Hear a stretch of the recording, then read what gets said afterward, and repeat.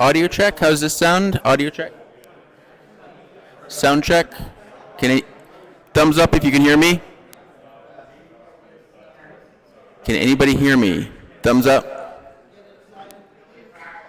Little crackle. Okay, hang on.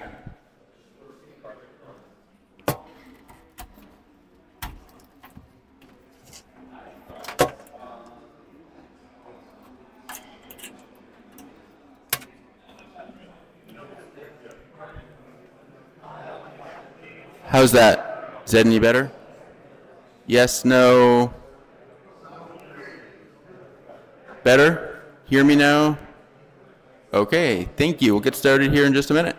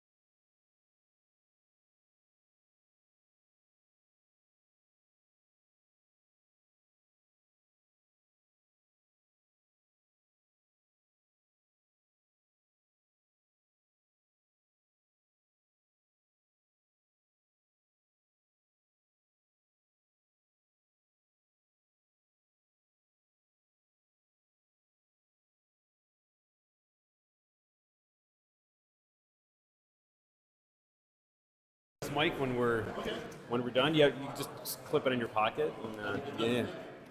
All right. Can everybody hear me? Okay. Even in the back. All right. So welcome everyone to Friday. It is Friday, correct? Woo! All right. And hope everybody had a good time last night playing games or just hanging out or whatever you did. Just a few quick announcements. So the garage giveaway, we're going to start packing that up fairly soon, probably today, maybe just to get things a little organized. So if there are any last minute purchases you'd like to make from the free table, definitely go over there. The more you take, the less that we have to pack up. So you're welcome to take anything over there. The tie contest and the door decoration contest are tonight at 7:15. I know we have some excellent entries, especially for the the door decoration contest. And so I'd urge you, if you have any ideas, and I was pointing out to someone that you don't have to have a real tie. You can actually just make the tie out of anything you want, including cables or I don't know what else, whatever you dream up. So that's tonight at 7:15. So Stephen Buggy wanted to remind everyone that the post office is open today, and it's also open tomorrow until 3 p.m. So if you have packages to mail, make sure to get that in before tomorrow afternoon. There's also a couple UPS stores in Springfield as well. And some people were asking about more creamer. There actually is half and half in the refrigerator that's available to everyone. So if you don't see any creamer over there, feel free to get some half and half. Any questions before we get started? Okay, so today we're starting off the morning with Tom Ghiacci, who is talking about his Apple II floppy emulator and imager. So take it away, Tom. Thank you. Can everybody hear me? Great. So my name is Tom Ghiacci. This is my second KFest. So it's been fun. I want to thank everybody for all the help. Last night I had a panic attack when the white smoke came out of the power supply on my 2E, and we had some nice folks really help out to get that repaired and going for today's demo. So everybody's been great. So I just want to say thank you for all that and all the welcomingness and friendliness of everybody here. It's a great group, and I'm glad to be back for my second year. So what I'm presenting today is an all-in-one floppy drive emulator for the Apple II, as well as a flux imager, so you can image your floppy disks, whether they're copy protected or not. I'm going to go through the slide deck pretty quickly. I want to do a demo and then leave it open for questions and or suggestions. So how does it work? Inside this box here, and on that motherboard, I have two Raspberry Pi Picos. One's a W, one's a regular one. And it scans the Apple II floppy drive at 16 megahertz, which is 64 times oversampling of the bits coming in. So that allows me to do things like protected copy protection, weak bits, detect all of that in hardware and a combination of software. So pretty much virtually any copy protected software can be copied. Inside the drive, I also are going to ship a little track sensor, and you put that in, and there's a little magnet that goes on the spindle for your the drive control of the motor, and it'll detect when a full circle has gone around. That's used for speed timing. It's used for being able to align tracks for copy protections that use synced tracks, and that comes with the unit as well. Let me get my, there, oops, hang on for a second. My mouse is not cooperating. There we go. Why an emulator? Well, simple. How many of you have lost disks that went bad? Right? And also, how many of you had floppy drives themselves that have gone bad? That's why you need the emulator and the flux copier. So what does the emulator and flux copier do? It's simple. It makes WAS images or A2R3 raw images from your floppies. It stores them on an SD card in the unit itself. Yep.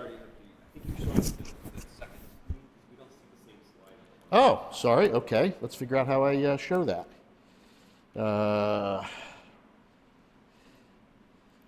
Sorry about that. Let's go display settings. And see if... Yeah, that's what I'm looking for. Extend, duplicate these displays.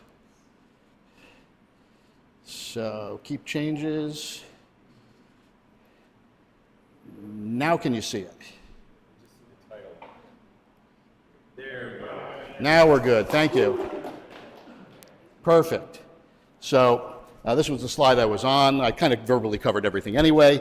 So this box actually has a little removable SD card in it, 64 gig, and you can store 250,000 Apple WAS images on there. I think that's probably enough for most people, but if it's not, the board can actually support a 2 terabyte SD card. So if you have 4 million images, you're still good. The other thing it does is you can see on one side there's floppy connections, on the back side there's floppy connections, so that way you can actually still have access to your floppy drives even though that's in line, so you can boot off the real floppies as well as the emulator. And that's just controlled by software. Why flux imaging? Well, again, you got to get your data off your diskette somehow, right? And you could use things like, I guess ADT Pro to kind of move the stuff around, but that's slow, it's time consuming, a little more prone to error. This will do it on average, a non-protected disk in under 15 seconds. And that's the slow version. I will have an optimized version that will do it in 11 in a few weeks. And it basically handles all copy protection except ProLock, because ProLock has little holes burned on the media, and there's just nothing I can do about that to emulate that. Burning holes in SD cards doesn't work. I've tried. So again, 15 seconds for unprotected, worst case scenario, 60 seconds for a protected disk. If you happen to know where the tracks are, it's going to be faster. That's assuming you're imaging literally every quarter track and letting the software figure it out. Pretty straightforward. It's simple. It supports 2 drives, comes with 2 track sensors, all the cables. You'll notice this one does not happen to have DB19s on them because I haven't been able to find a supply of DB19s. However, yesterday I managed to find a potential supply of DB19s. So the final version will have a DB19 to hook your Unidiscs to, as well as your Apple II DB19 floppy controller, and it'll also have a DB25, so you can hook up your cable from your Duo disk, and it'll act just like a Duo disk. So where was I last year? Well, for those of you who are here, you remember this. That's what it looked like. A little bit of, baling wire and white wires and breadboards and everything that you could possibly go. That literally 2 days before I got here last year, I was sitting there with a hot glue gunning the wires down so it wouldn't fall apart during travel. And I only had to fix 4 wires last year, so it wasn't too bad, but it was really in an early prototype state. And this is where I was 4 weeks ago. A little bit more compact, but not quite where I am today. So I'll say watch the demo. You'll see where I'm at. As you can see, that's what it's going to finally look like. The boards, production boards are in. This is one of the boards, fully populated. I don't know if you can see that or not. When I'm done, I'll pass it around if people want to look at it. First thing I'll do is demo the Apple II booting off of the emulator. Just let me know when you switch it over.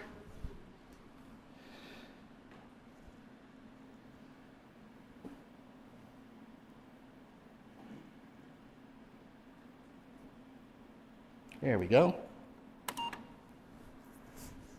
And just reboot the Apple II right off the emulator.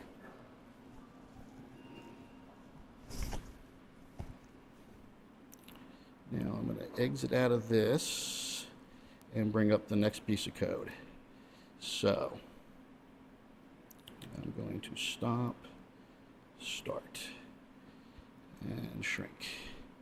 And stretch this down and stretch this up. Okay, so now we can switch back to HDMI, because now we're going to kind of go into the software. So the software is going to be available initially for Windows. Android will follow fairly shortly after that, then Mac OS, and then iOS. I'm doing that because I decided to use .NET MAUI for anybody who's done cross-platform stuff. It's a really cool .NET platform for cross-application development. Works really well. There are some idiosyncrasies, though, things like network access that are unique to each operating system that got a hand code, which is why they're not all at one going.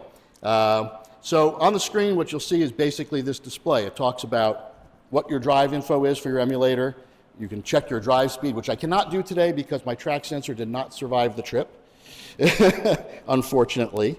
But on the SD card, right, that's some of the titles that are on the SD card, and then you can actually select just by typing what you want.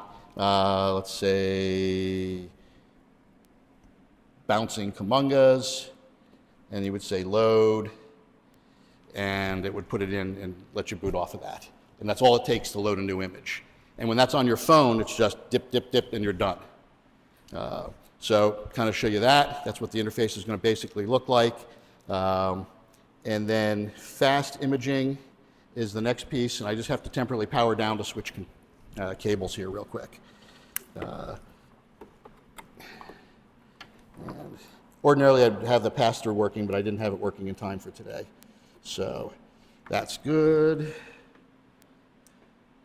That should be good. Give it a moment to connect the network. And again, for fast copying, that's all it takes is you put in a title, tell it which disk drive number you want, and as long as it's connected to the network, and we'll know momentarily, it did not connect to the network yet, of course. Just give me a moment, it'll reconnect. Just got to give it 20 seconds or so to find the Wi-Fi. These little Wi-Fi temporary ones for travel are okay, but they're a little finicky connecting. So just give that a moment for it to find it. It takes about 30 seconds. Now, ordinarily when you boot up, you boot whatever last image you had loaded, so it doesn't delay anything. You can just boot your Apple II. But it takes about 30 seconds to go out, find the network, and make all the wireless connections for you to use the software. So sometimes you have to wait a little bit, but once it's connected, you're good and stable. So let's just make sure this works here. Connected, that's a better sign. And shrink that down so you don't need that. And then we're going to scroll this up and enlarge it. There we go. And you can kind of see on the bottom, it's tracking, and the disk drive is, you can see it's counting up which track it's reading. And that number after it is actually how many flux transitions it's seen on the track. I'll explain a little bit about flux transitions so people understand what that is. On an Apple II floppy drive, bits are written as zeros are one value, whatever value you wrote last. It extends that, and as long as the voltage hasn't changed, the drive sees it as a 0. When you want to write a 1, you reverse the polarity, and that's what they call a flux transition. That becomes a 1. And as you're reading that through, that's how many flux transitions are on the track, and that can represent any particular number of bits. It's typically on most disks about 51,000 bits. And then it analyzes it, does the error checking, and produces the image. And that's all it takes to image a floppy. And you can see how fast that was.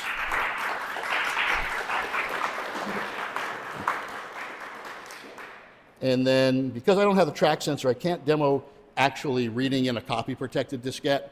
But basically, the screen is similar, except you can select the title, which disk side you're copying, to build the WAS name properly.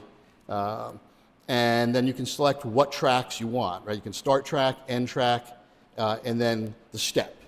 So let's say you wanted to copy every half track. You could start at 1.5, go to 34 by 1, and when you want to add it in, all you do is hit the plus sign, it adds it to the table, and then all you have to do is hit start, and it will image it.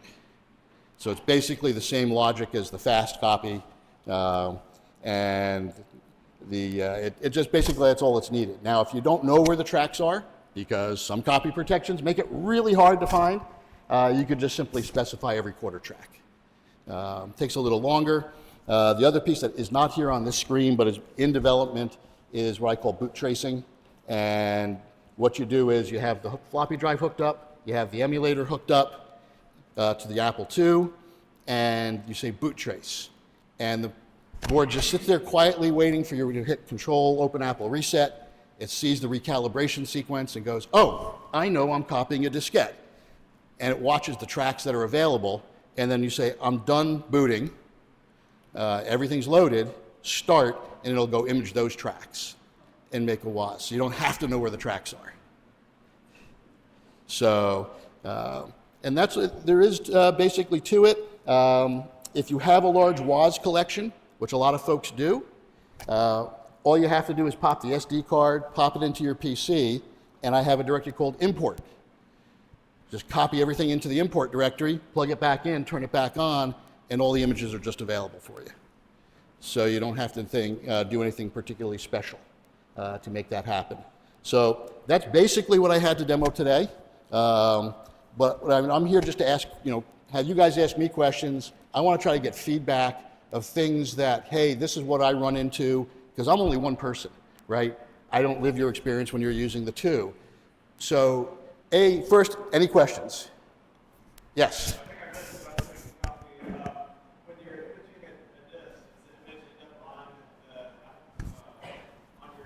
Yes. Yep. Goes right into the device and is available for emulation immediately. Yes.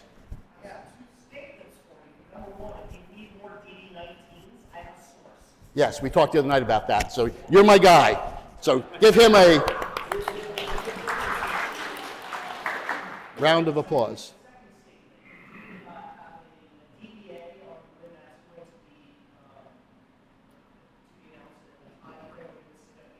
Yes. So the board you see here is the last non-production board. The production boards will have the DB25s and DB19s on them. I expect to run a production run in August and have them available in September back to me. And then whatever software tweaks I have to do, I'll ship production in October, and I'm taking requests for beta before then. I only want to keep it like 4 or 5 beta testers, keep it reasonable. And also, just so you know, I mentioned it at the vendor night, but if you want to sign up, I'll just take a picture of your badge. In October, when they become available, instead of being $199, I'll do it for $159 for KFest attendees. And it gets better, and then I'll let you have your next question. I have an emulator-only version of this available that'll also come out in October. So it's smaller, only about that big, and it takes away the imaging piece, because each and every one of you here I know has more than one Apple II. And that's going to be $99 retail, and if you say, hey, I want it, and you were at KFest, I'll do them for $79. So, yes, Jeremy?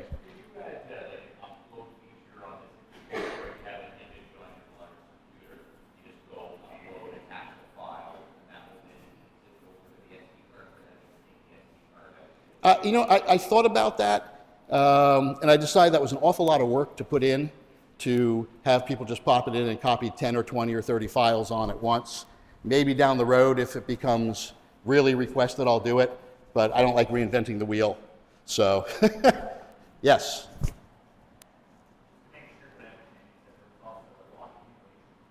Yes. So right now, 5 1/4. I will be supporting 3 1/2. I just haven't gotten there yet. The hardware supports it.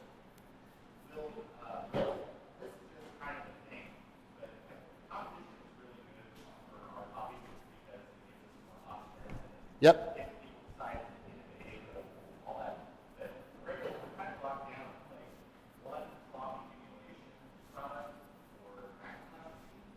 Okay.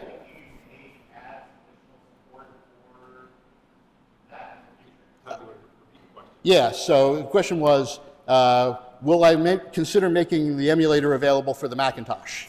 Possibly. I don't have any Macintoshes. Once this is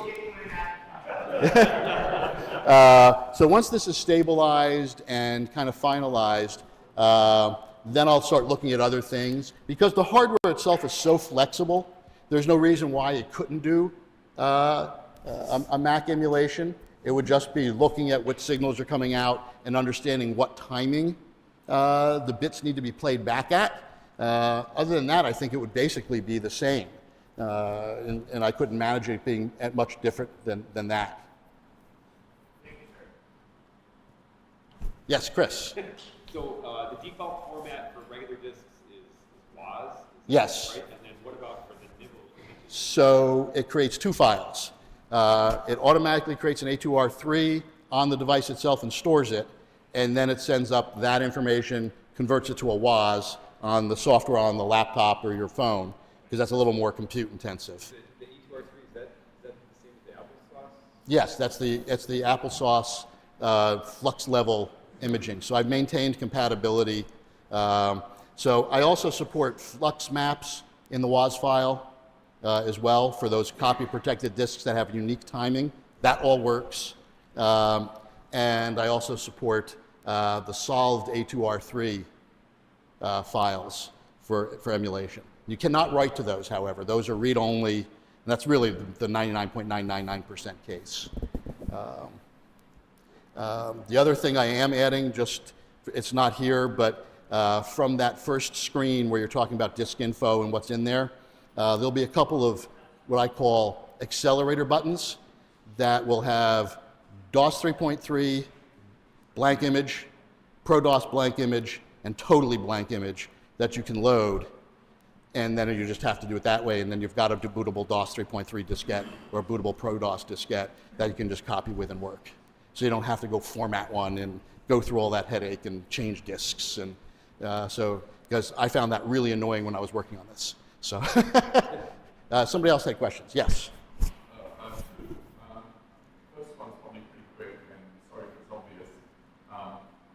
So can I download a WAS or A2R3 image from the net somewhere and reconstitute the physical media? So not at the moment, just because I haven't gotten around to writing all the software and testing it. But the hardware will support write-backs. So yes, you'll be able to recreate images. Yep. Probably version 1.2 based on my current timeline. And then the second one was like just as someone who's I'm not a floppy disk expert. I don't understand the use case for like telling it which tracks I want to copy. Figure out why someone would be wanting that. So this goes to so the question was, why do I need to know which tracks to copy, right? And there's two answers to that. When Woz created the disk 2, he put the track positioning, timing, how long you write bits at, completely under the control of the 6502 and the programmer. So intrepid programmers who wanted to protect their games mostly decided, well, if I put them out there in standard format, everybody can copy them. So what I'll do is I'll hide and put data on different tracks in different spots of the disk in different formats, and then good luck trying to figure out what that is. So a lot of the early copy programs like Copy2+ would have a parameter file that would describe which tracks to copy. That's there for the convenience of speed, now on my system, and storage. If it only has 6 tracks, why copy the whole floppy?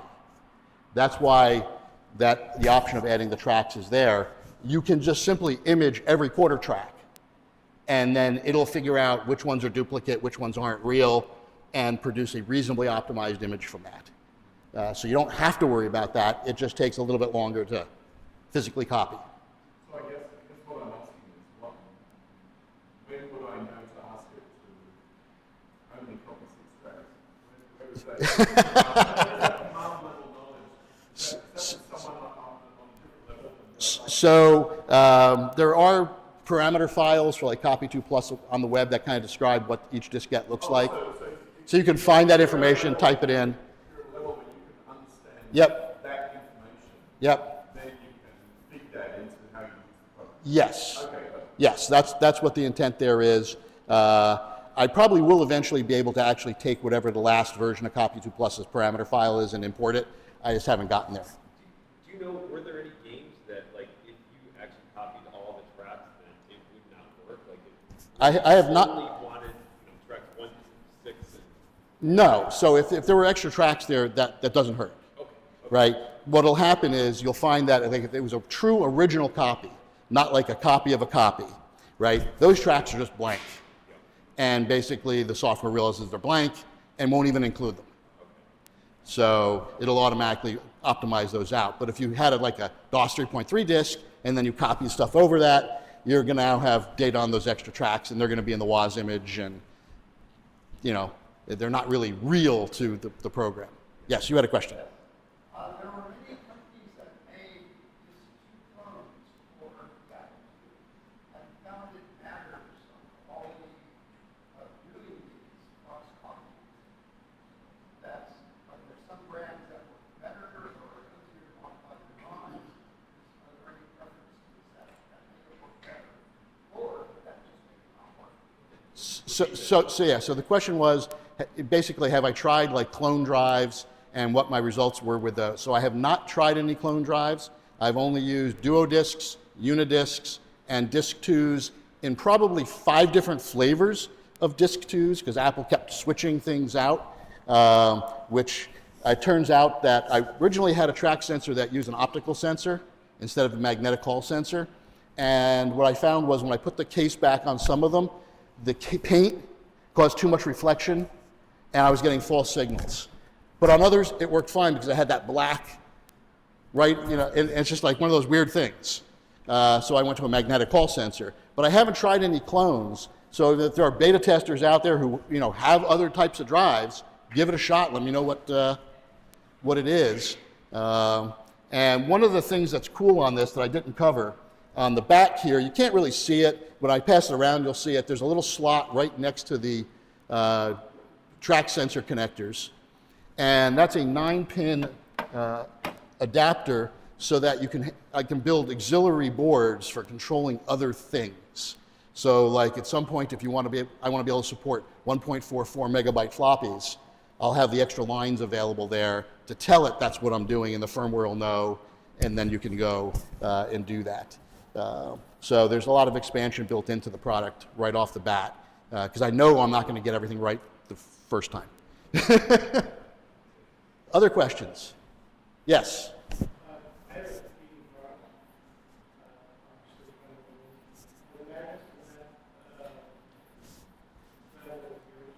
So I have not tried track sensors from applesauce. I have to see what his pinouts are, or whether they're the same as mine. It's basically still just a 3-wire connector. They are the 3.5 audio connectors. So as long as he's doing it the same pinout as mine, they should work. But I ship them with the unit anyway. You don't have to buy them separately. So each one will have 2.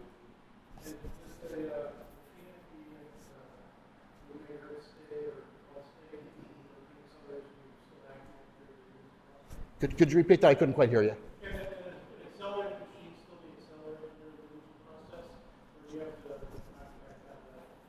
So the imaging is done completely independent of your Apple. The only thing it's done is in boot trace mode, just to find the tracks, but the actual imaging is actually done with the Picos. So it's completely independent of the machine. Other questions? Yes? If you require an extra outlet for the sale of the product, let me know. I would be happy to do that. We can talk afterwards. Anything else? Yes?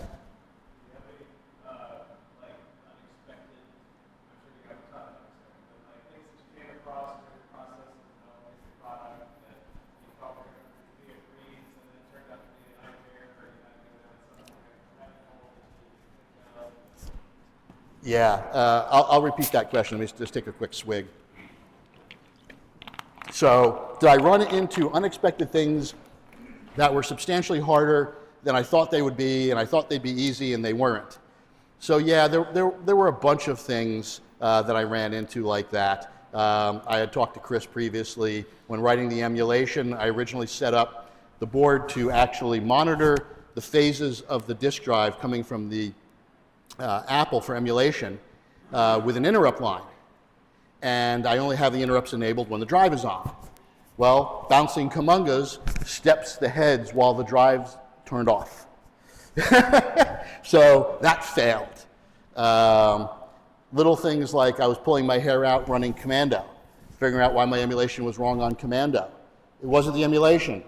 Just my 2E didn't have the 64K extra card in it, and Commando doesn't tell you that it needs 128K. So, I spent a day tracking that down. Those kind of things I ran into. Something else that I ran into, which was really weird, I thought I damaged the drive. I was running seek tests on it when I got the new boards back, and the heads are going bang, bang, bang, bang, bang, bang, bang. And I'm like, what the hell did I do wrong? I'm checking all my connections, making sure I have all the pins right, and I do. And I'm like, this makes no sense. Did my drive just go bad? So put a diskette in it, put it on the Apple II, quiet, boots up. Right? I'm like, okay. So I just take the connector off, plug it back on, try it again, and it's quiet. Like, that's odd. So, take the diskette out again and put it on the side. So I just want to do the seeks without it.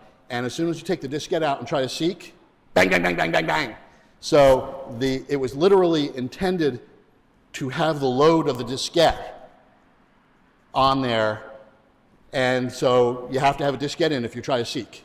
And it doesn't do it on all the drives, just certain revs of the Shugart mechanisms. And I spent, a little while figuring that one out. So it's just a learning process on everything as you go through it. And I'm sure there'll still be things I find that I run into and beta testers run into that I didn't expect. Any other questions? That's it. Well, thank you for listening. I appreciate it.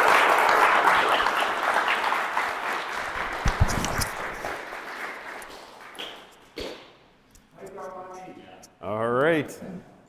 Thank you, Tom.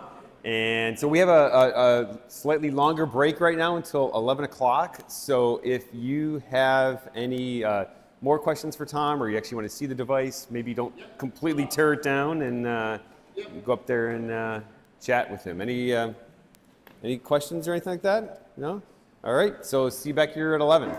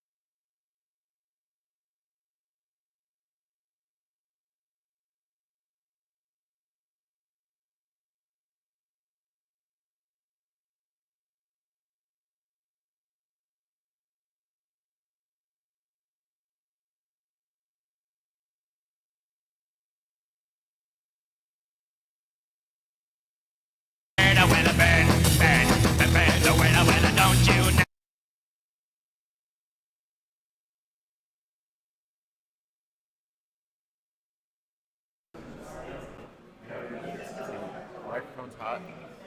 Yeah, what it maybe it's fairly low down. I don't know how to. I mean, okay. Like here.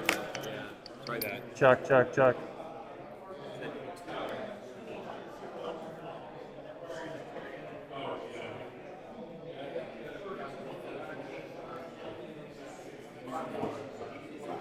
Check, check, check.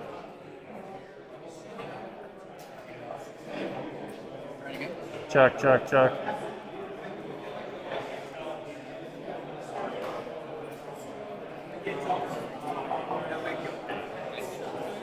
Check, check, check. Check. Okay. So we think we're good on the. Oh, that's echoing.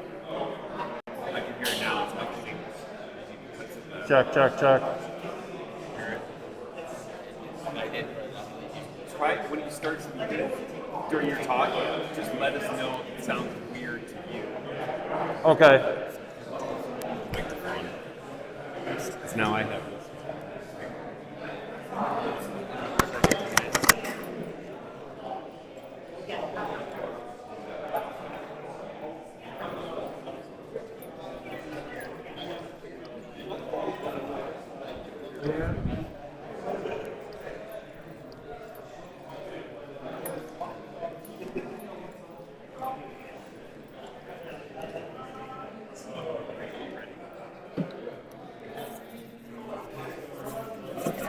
This is that package that he did mail with KansasFest on it. Is that thing great for a regular meeting on Monday?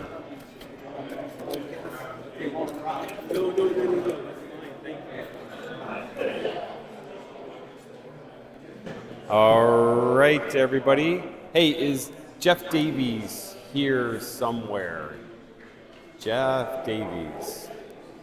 He has a package. If somebody sees Jeff Davies or knows him, just let him know he was expecting a package and it has now arrived. I'll post in the Discord as well. So let's get started. So our next talk is by Mark Lemmert of 6502 Workshop, and he will be talking about the Knox World Builder Apple II RPG content creation. So take it away, Mark.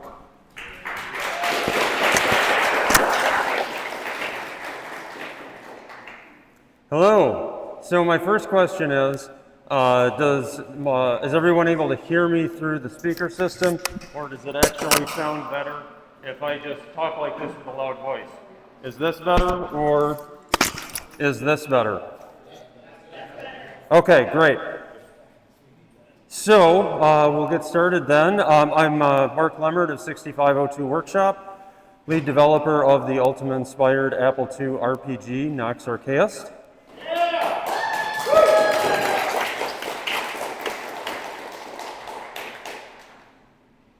Thank you, thank you. So today I'm going to share history of the evolution of RPG content tool design on the Apple II. And we're going to start with the methods used for the early Ultima games, then take a look at the spreadsheet-based tools I created for the original Knox Archaeist game and the Lord of Storms expansion. We'll also take a look at the Outlaw editor, the tool developed by our friends at the Lawless Legends team.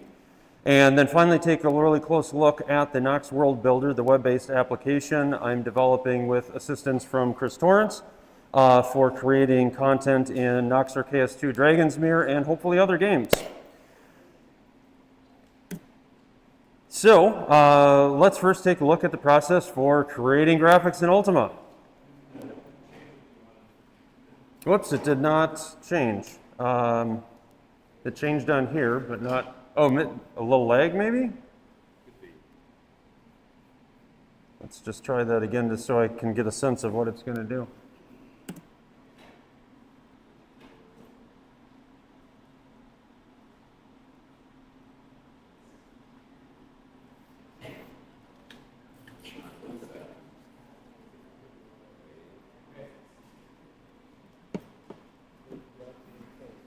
Yeah, it's changed here and it's not changed there, right? That's something we did before with the voice.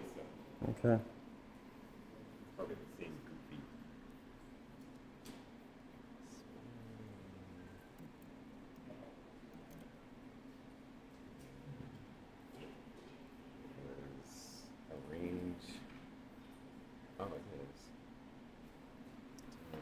And now it's changed. I don't know.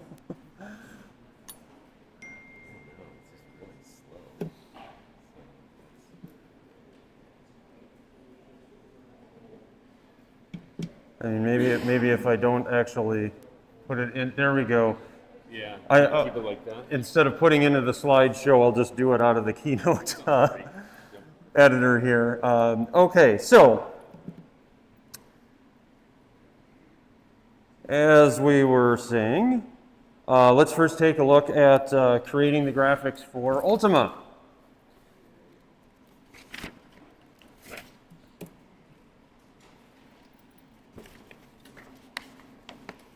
Richard Garriott was kind enough to send me copies of some of his original design documents.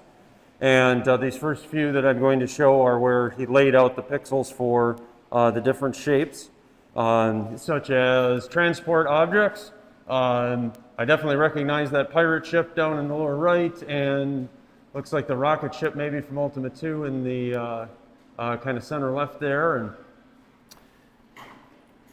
on this one, I have to remember now, usually space bar advances the slide in the other mode, but in here I've got to actually click on the next slide, so I'm probably going to fumble with that a little bit. But this next one here is mountains.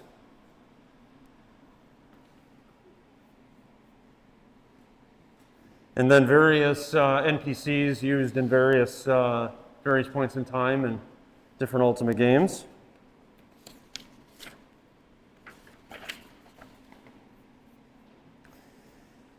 And then this document shows taking a shape layout like we saw in the previous screens and doing the Apple II graphics conversion. This is really the meat of the tool.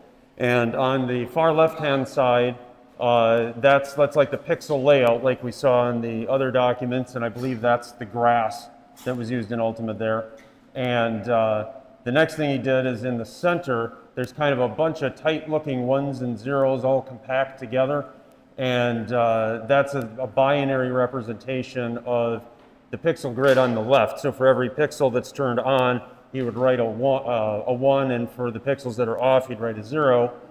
And then the 8th bit of each byte is the color bit. It controls the color palette that's available. And so he'd either write a 1 or a 0 for that, depending on which he wanted. But the 8th bit is actually on the left. So, you know, a little bit of tricks that the one needs to remember when doing this. And then after doing, writing out the binary, then in the next columns over, he converted the binary to hex. And then one step that's not shown here is the nibbles need to get flipped around when finalizing the actual hex numbers to type into video memory. And the nibbles need to be flipped because of some way that the wiring works between like the raster interface to the video memory. And I don't remember exactly why it was that was necessary, but I'm pretty sure it had something to do with WAS saving chips. And as the programmers, you know, we got to do all the acrobatics to go through it all. Now, before we move on to another generation of tools, let's take a minute to imagine how tedious this was. When testing one of these graphics, you know, after going through all this, typing it in, you know, he's then running a build of the game, seeing it on screen, and all of a sudden, oops, something doesn't look right. And now that might be an artistic, now it's programmer art, but you know, nonetheless, it might be not quite, you know, the way the desired outcome was from an art standpoint, or just something really wacky that wasn't expected because of a mistake. Okay, so where's the mistake? Was it in step 1, step 2, step 3, or even ultimately just a typo keying in the final hex numbers into video memory? And imagine that process times however many tile graphics there were in the game.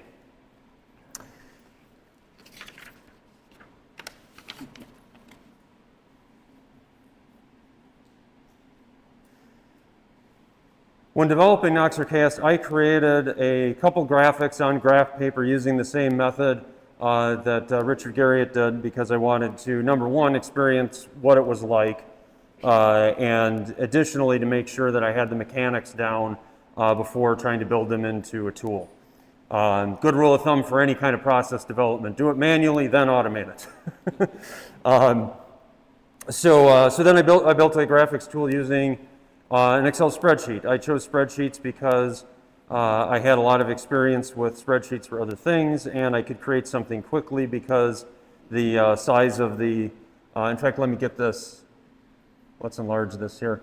I knew I could create something quickly, and I knew I could resize the cells to be about the size of a pixel. Like you can see the grid on the left, you know, there's rectangle sized cells, and over here, these are more like standard spreadsheet sized cells. So I kind of pictured how I could do that, and then basically use formulas in Excel to do all the calculations that I was doing by hand on the graph paper, just like Richard Garriott had done by hand on the graph paper. I didn't want to invest more time into creating more robust tools initially because I wasn't sure what was going to be needed later in development. And as it turned out, we ended up creating all of the graphics in Knox 1 using these spreadsheet tools, because by the time I felt sure of what we needed, it was far enough into the project, I thought it was just faster to power through to the end and get you guys the game as quickly as we could and kick the can down the road on the issue of making better tools. So then all of these calculations in basically this section right there below where the archer is, this middle section, that's where all the calculations are happening. It all gets rolled up into this hex table that is circled in red there at the bottom. And that hex table, I would copy and paste that hex table into the source code because I was using a cross assembler. I only did keyed-in assembly on the Apple II kind of in my learning phase of the project, but when I really got into developing the project in earnest, I was using a cross assembler on a modern computer, which had copy and paste. So from that standpoint, this is like light years beyond the graph paper method. As clunky as it sounds, you know, Excel spreadsheet tools in this day and age, or well, it was 2016 or 15 at the time, enormously more efficient than the graph paper method, just letting the spreadsheet do the calculations, no risk of human error mistake, copy and pasting the source code, eliminating that keying in time. I was feeling pretty good about the efficiency gain at the time relative to, you know, the previous way that, that it had been done.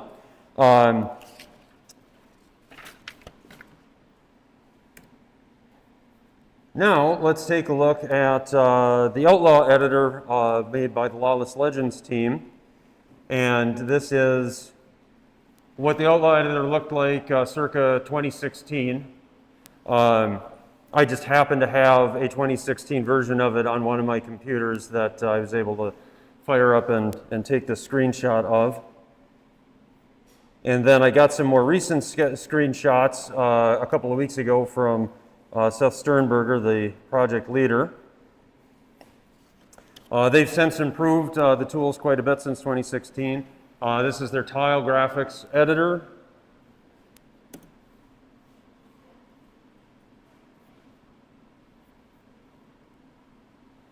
And this is their map editor.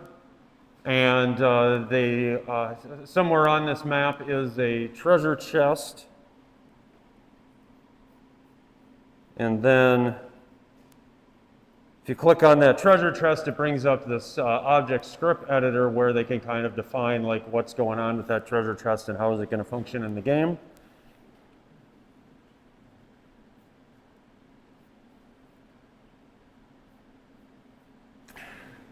And there's various information in the game that they can edit directly through the editor as well.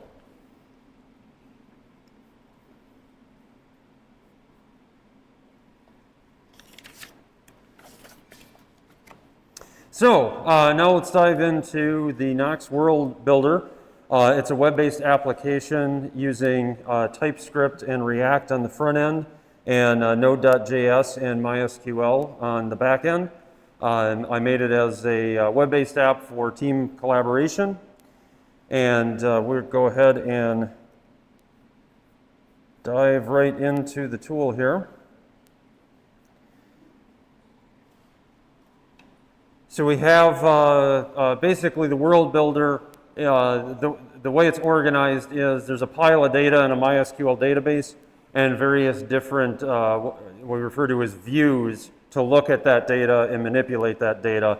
In the upper right, there's buttons for pixel view, map view, tile set view, game data view, NPC view. Some of these are complete, some of them are not yet complete, but that's the overall vision for creating the content of the game is going to be done through these different views, all sharing off of a common database and working together. So let's take a look at pixel view. And we'll go ahead and create a new shape.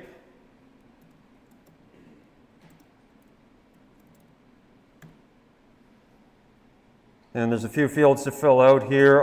There's a lot of names on this list, but I want to give credit where it's due. Bill Geege created the vast majority of the tiles in the original Nox Arceus game. There's over 1,000 unique tiles in the original Nox, and Bill is a professional artist as his day job in graphics animation for TVs and movies, and he just happens to also love the Apple II, and so really helped us out a great deal on the graphics side. And we've got other type options here for what kind of tile do we want to create. Do we want it to be a static tile or an animated tile? Or MTT mob animated means a really big, like a boss tile, like we had a 4-tile dragon in the original Nox game. That's what that would be, and we will go ahead and create the new shape. And now we can actually draw pixels on the grid on the left. So for example, I'll just randomly plot a couple pixels here.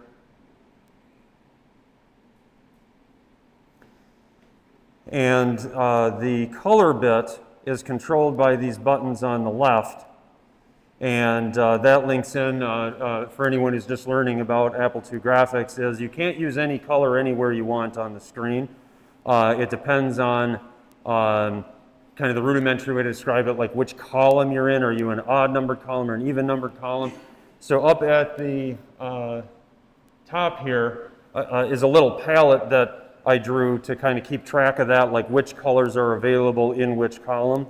And right now, notice we're getting the colors from the bottom row in the palette. And we can switch to use the colors in the top row of the palette by flipping the color bit. Like, let's click that right here. And we now have the blue and the orange from the top row of the palette appearing, but only on the left side, because tiles in Nox Arceus are 14 pixels wide by 16 lines. 14 pixels, not 16, because the 8th bit is used to control the color palette.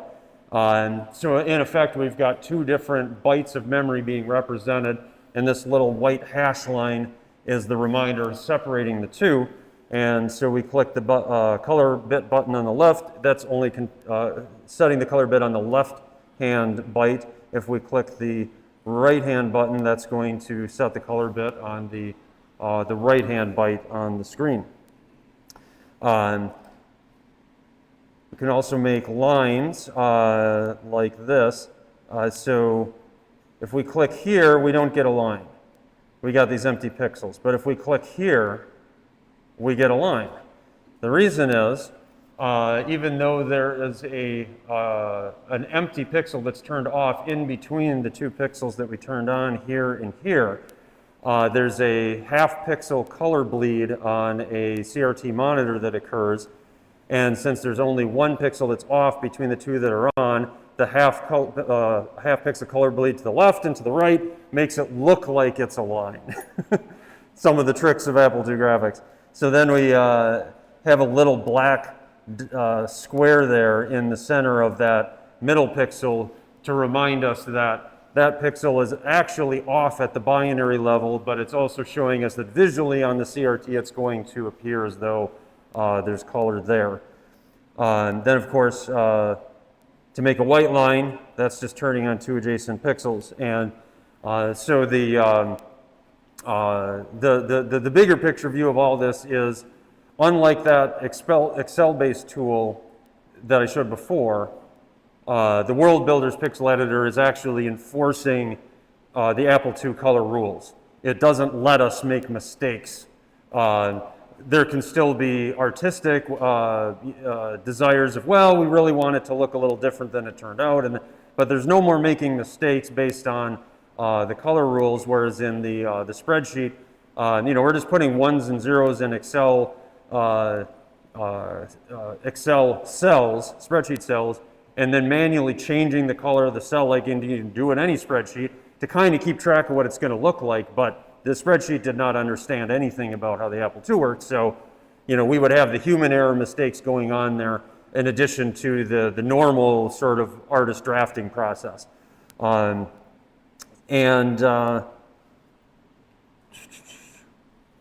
Let's show copy and paste, another really definitely time-saving sort of thing. Whoops.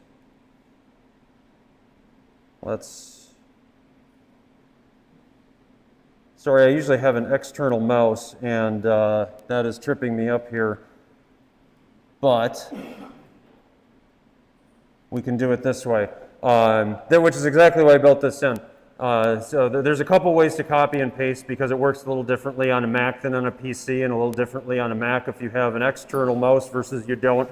So when all else fails, you can click this button here to toggle between selection mode and drawing mode, and we can select these pixels here, go up to edit and select copy, and then go down here and select paste.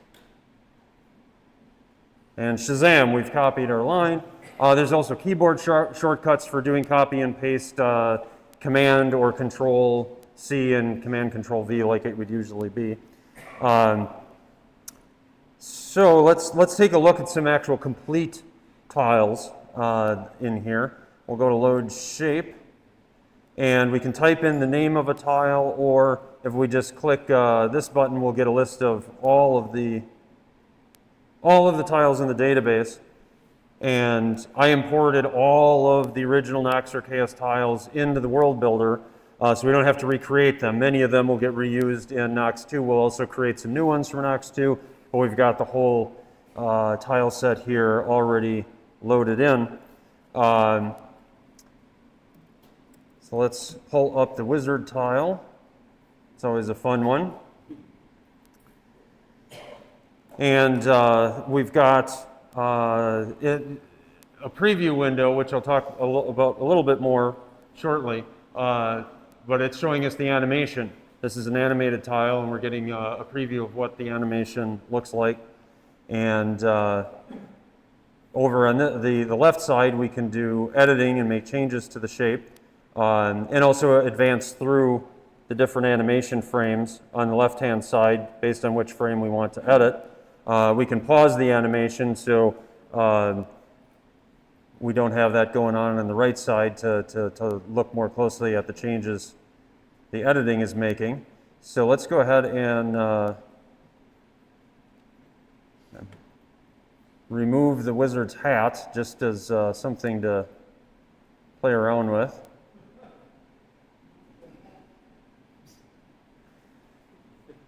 And now if we restart the animation, we get the flickering effect because we've only removed it from one of the animation frames. If we really wanted to make a headless wizard horseman, we would have to advance the animation frame, remove it from each frame in the pixel editor.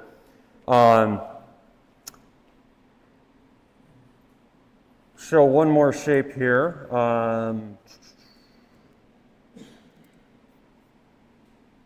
This is the 4-tile dragon from the original Knox game, and we can fit up to 4 different tiles in the editor at a time, specifically to support this. And everything otherwise basically just looks like what we went through before, just expanding the grid out to being 4 tiles in size. Now the window on the right we call the preview window, and that is one of the sort of like key pieces of the vision that I had from the beginning of what I was trying to accomplish was to work with Chris, who, as he showed yesterday, has written an Apple II emulator in TypeScript.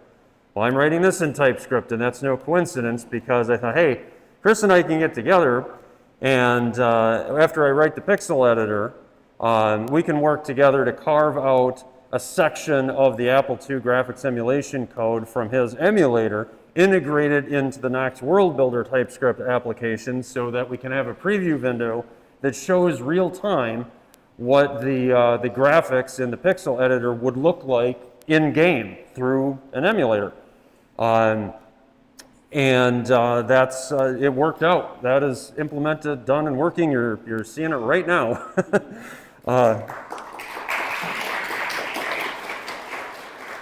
Thank you. Thank you very much.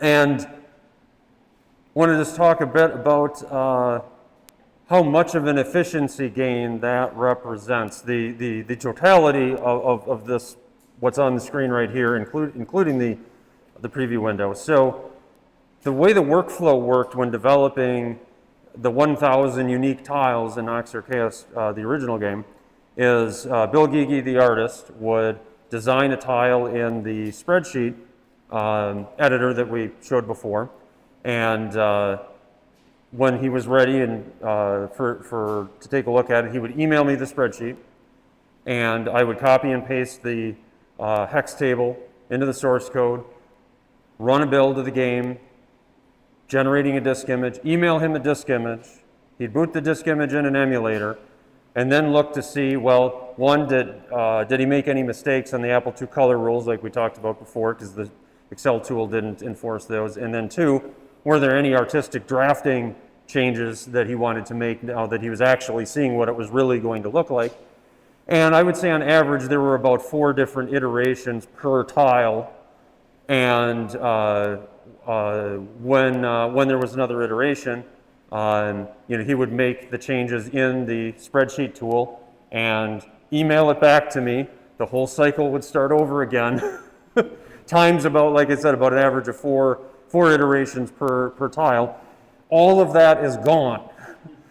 Bill can now just use the pixel editor, WYSIWYG it on the preview window, and there's no need for him to ever, or hardly ever, actually get a build of the game to be taking a look at anything, because he can see how it looks right there. And the map editor, which we'll show shortly, will enable him to see the changes on an actual in-game map to see, like, well, is there artifacting between the tile that he drew and the tiles that appear on screen next to it, because those pixels can interact when they're close together like that. So there's a way to do that here in the World Builder as well. And we're, of course, in hindsight, wishing, like, wow, why didn't we do this the first time? But that's all a sunk cost, and there were reasons, like we talked about before. It was the right decision at that time, but now we're circling back.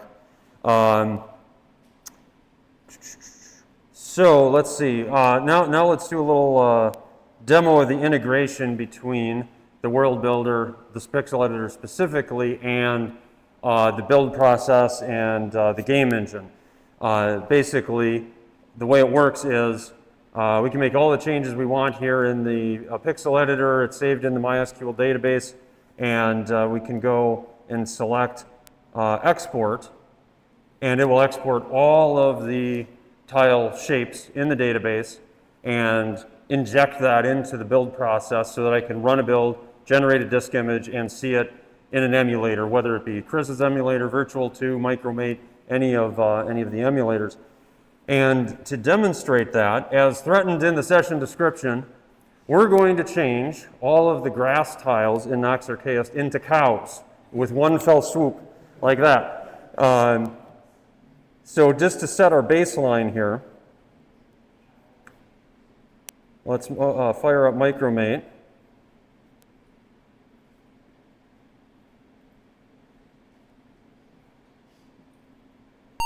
Micromate's the awesome Apple II emulator made by Melody and April that is cross-platform, Windows, Mac, and Linux.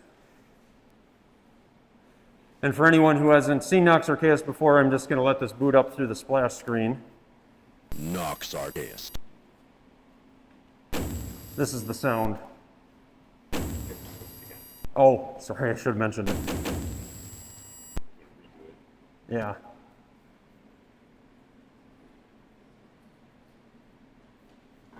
Okay.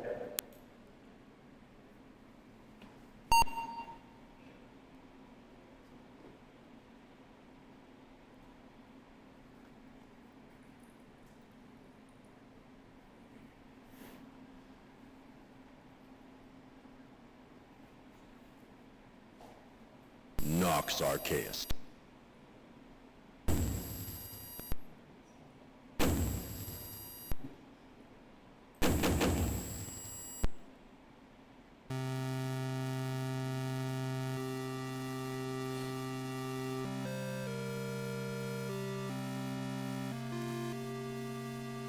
There's more to the... We can turn the sound off, though. That's why Yeah, yeah, good call. There's more to that, the introductory Mockingbird music there, but we just expedited ahead here. So we'll go ahead and jump into the game. Normally, if you're starting a game, you create a new character and the usual stuff, but we're just going to jump right in. And this is the overworld map, and we have lots of grass, no cows, lots of grass.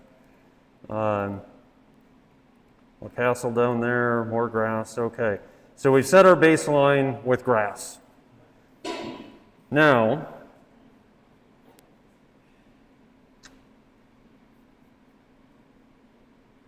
we're going to load up the grass tile.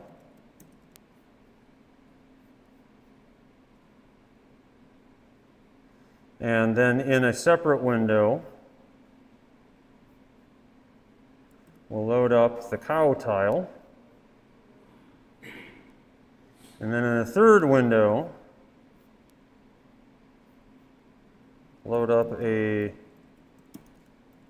not gas, we want grass, there we go. A backup of the grass tile so we don't lose it forever. Then we'll do a copy. We showed copy and paste before with like pixels and lines on the grid, but we can also just click a button to copy an entire tile at once, or it's labeled quadrant because with like the big dragon that was 4 tiles in size, we want to be able to copy any of those 4 quadrants. And when the dragon was on screen, we had copy buttons for quadrant 0, 1, 2, 3, 4. Now we just have quad 0 because this is a single tile. But we'll go ahead and do a copy and paste, and there we go. We've got cows in the grass. Save it, and do our export. Then go over to VS Code and run the build process. The build process is make file, and so we'll do a make clean to get any artifacts out of there from the last build. We'll run a fresh build, and this was actually another significant piece of work that's been done on Nox 2 is basically redoing the build process, changing the cross assembler from SBASM to 64 tasks. That credit actually goes to the Nox Archaeus Commodore 64 port team. Marcus Brenner in particular did the heavy lifting on all of that in order to do a more efficient port to the Commodore, basically giving us an alley-oop on the Nox 2 team to take those efficiency gains into the process. And I mean, that took like 15 seconds to run the build, and it was like 2 minutes using SBASM once Nox was at its full size of around 600,000 lines of code and data. It was about 2 minutes because it was running interpreted Python. And that's just obviously not as fast as a compiled language. So we got some nice speed gains there, and the build is done. So this disk image now that was created should have the cows on it, and we'll go ahead and boot it up.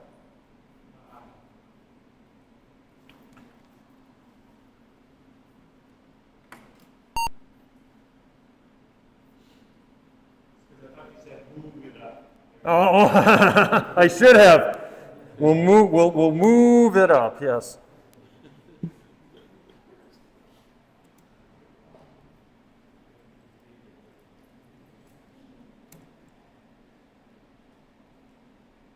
Holy cow, look at that.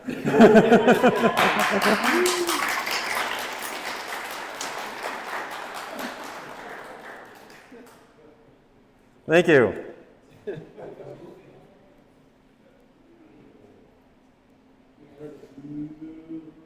Yeah, we'll just move around a little bit to so as to not miss the opportunity to do so.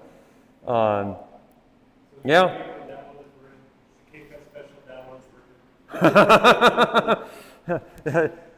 Yeah, with the it's like a cow XOR build.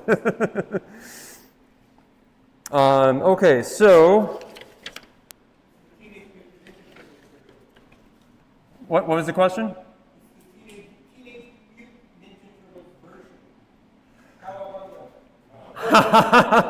Yeah, yes, it was not so much asked as commented that this is the Teenage Mutant Ninja Turtles version with a lot of cowabunga, and I think that very much describes it, absolutely. So before we move on to talk about the map editor, let's copy our backup grass tile into the proper grass tile so that we don't end up with lots of cows and all over the place where the grass should be in Nox 2, because that could just get really silly. All right. So now let's take a look at the way that maps were created in Nox 1 before we show the map editor in the World Builder.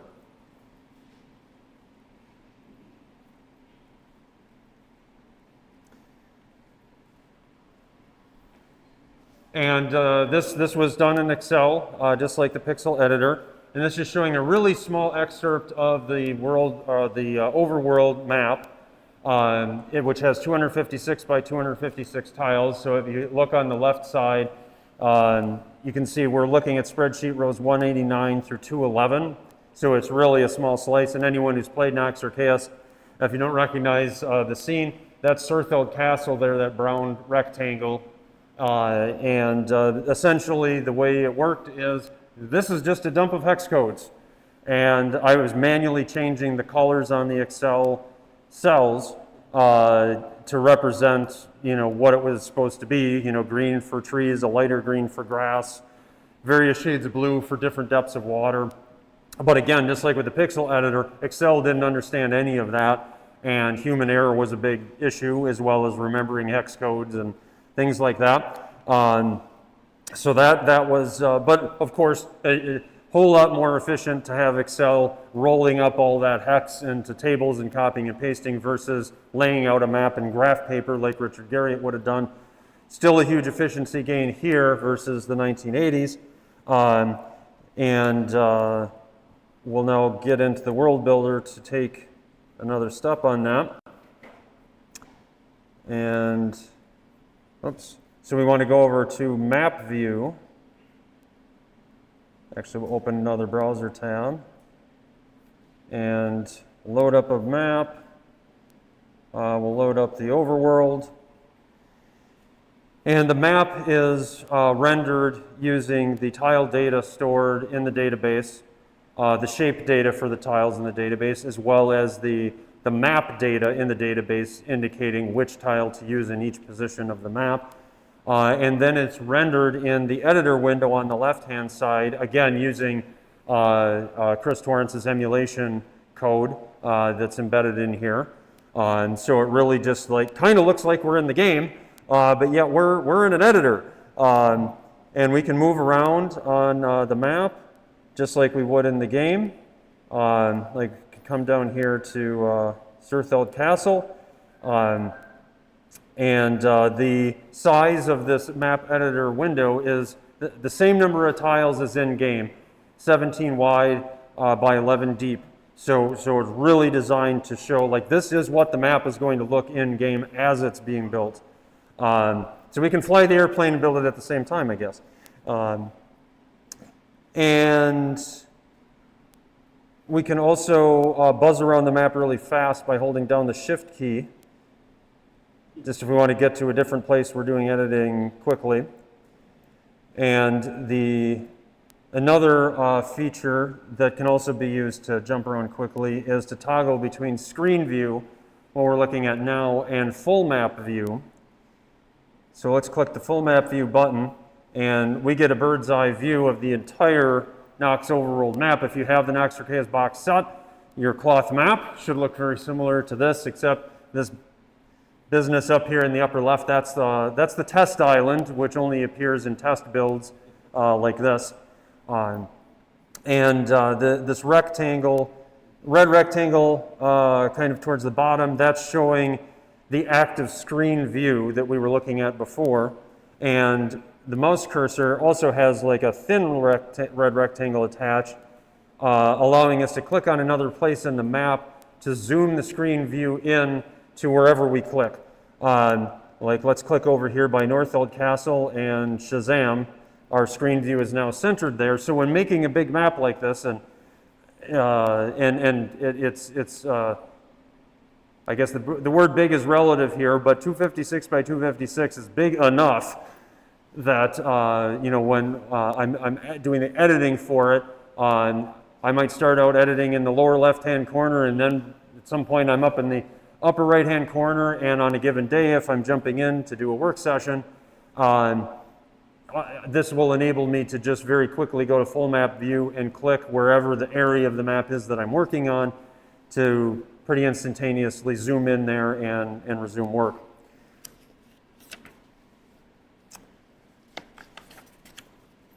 So let's actually play with cows one more time.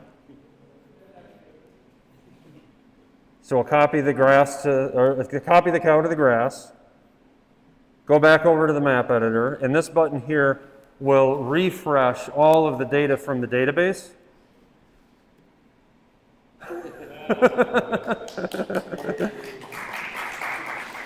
Thank you. And just to illustrate how integrated everything is, which will be a big time saver. And again, I'm going to copy this back quick.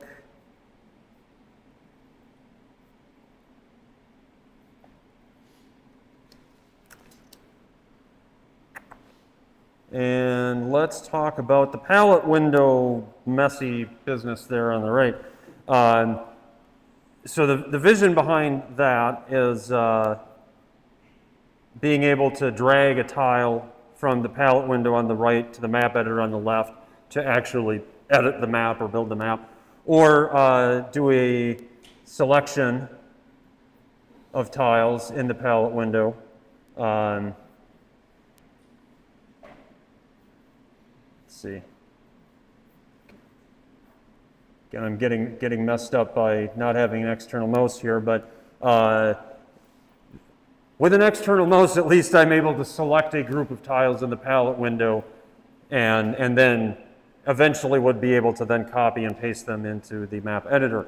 But the reason it looks like such a mess is this is just a dump of the tile set. The active tile set. There are 7 different tile sets of the game. That's how we broke up the 1,000 unique tiles. We have broken up into 7 different tile sets for Overworld, Keep, Town, Castle, Ruins, Underworld. I might have missed 1 or 2 in there. And the tile set that's being shown here is actually not even the Overworld tile set. It's the Keep tile set. Because this is highly highly work in process here in the palette window.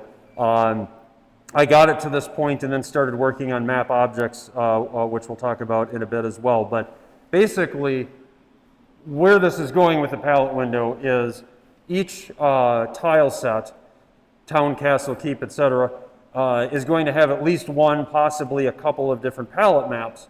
And the palette map is 24 by 24 tiles, which is like 576, I want to say, double the number of tiles actually in the tile set. So I think that's enough space that I can take the tiles in the tile set and actually draw a mini map, which would show how the tiles actually fit together and are intended to be used. Like, for example, the castle here, this is 8 different tiles. And the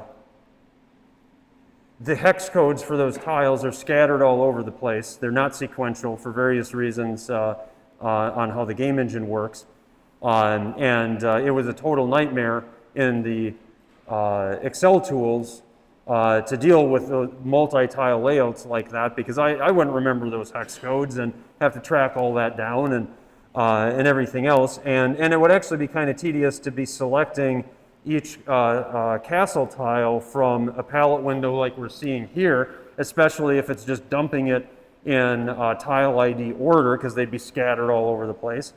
But by making a mini map to be the palette for each tile set, I can actually assemble that castle in the palette map for the overworld tile set. And then as I'm making the overworld map, I want to place a castle somewhere. It's just literally then select the castle from the palette window, do a copy, and then paste it in onto the overworld map. And there's like easily 1 or 2 dozen multi-tile layouts in the game, not even counting the 4-tile mobs. So this really did get to be a significant issue and time sink, just dealing with all those jigsaw puzzles. And my vision for the palette window will just streamline all of that. I wanted to show here, again, on the theme of the multi-tile layouts and the jigsaw puzzle, the tediousness of the Knox 1 method of doing it. I had a literal 3-ring binder with printouts of how the jigsaw puzzles would fit together, or at least the ones more commonly used, and it's probably too far away to see, so I won't comment on each one. But this is things like railroad tracks and lava flows, river tiles. I guess I am commenting on each one. Shoreline, dungeon tunnels, various different things. And for Knox 2, I can throw that out the window. Of course, I won't really, because I'm a pack rat and keep all this stuff. But will not need the 3-ring binder for Knox 2.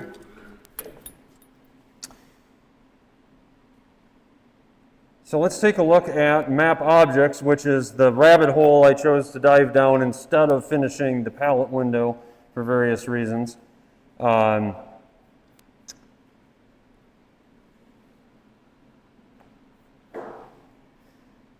So in the original game, for the original Knox Arceus game, creating a map object was done in an Excel spreadsheet, and it's probably even more rudimentary than the pixel editor.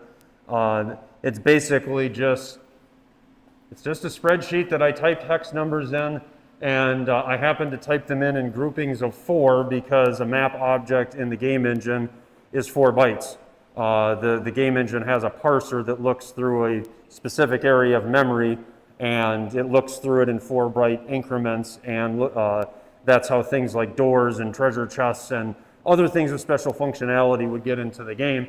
And so again, it became a game of what are the hex codes I need for to make this, and tracking them down and everything else. So let's show actually creating a couple of map objects. We'll go into a town map for this. Map objects exist in a layer, and terrain tiles exist in a layer.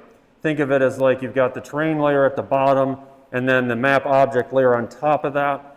And that is to reflect the way the game engine prioritizes. If it sees that there's a floor tile in the terrain layer and a door tile in the object layer, as long as the closed bit is set on the door, it'll draw the door tile and not the floor tile. So it's kind of stacked in that fashion. So let's actually add a door. And so I select the door from the palette on the right window, and then click on the map where I want the door to appear. Click the plus sign. And here's where we select different types of objects. All these exist in the same map object layer, because really none of them can exist on top of each other. You wouldn't have a mob standing on an NPC, for example. And then selecting object type. There are 2 dozen, 3 dozen-ish different types of objects that the game engine is configured to support. I only put 4 in so far because I was fleshing out all of the data structures, sort of make sure that everything is going to work and be scalable before going in and adding all the different object types. So let's do a gold-only chest.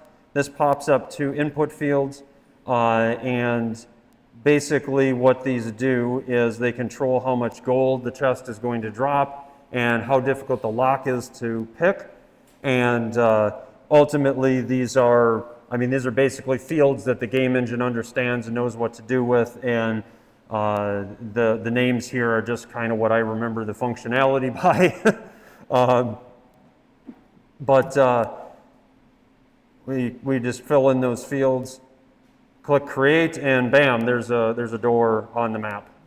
Now if we want to create, we can create a treasure chest, or we did. What did I just do? I think you created a treasure door. I created a treasure door. Yes. So, what that kind of illustrates is there aren't a whole lot of rules. Well, actually, there's no rules between the map object functionality in the game engine and the tile that you give to it. And just imagine the kind of sneaky game design stuff that I can do with that. So it was both by necessity of limitations of, we're not going to spend memory in the Apple II saying, no, you can't have a door on this kind of object, but also leaving it open like that was a game design tool. Anyway, so yes, we created a treasure door. Well, why not? A little panel in the secret panel in the door, and you pull the treasure out. We might do that next too. You never know. Well, let's create a different kind of treasure object, one for a specific item. And when we select a specific item for the treasure object, we get this list of state flags. And we need to select a state flag because if the chest is going to just drop a specific item as opposed to, it's going to give you some gold and maybe 5 to 8 random loot items, which some chests do. That's a different type of object. But if it's going to drop a specific item, it's going to be something cool and important that we only want the player to be able to get once. We don't want him to be able to just farm a chest and get 3 dozen crossbows of Puzwham. I know Kate would be doing that immediately had we not protected that chest with a state flag. And the state flags are just 1 bit. It's a bit flag. And if it's set, that means that the player's looted the chest. If it's not set, then the item is given to the player. And in the database, all these state flags are tracked so that one state flag is not used more than once. And all that will get exported into the source code to manage everything. And after we select the state flag, then we select actually the item that we want the chest to produce. We've got weapons, armor, miscellaneous. Right now I just have a couple of test items in there, but we can select whatever we want. Then the interface tells us there's nothing left to configure. We click create object and the chest appears.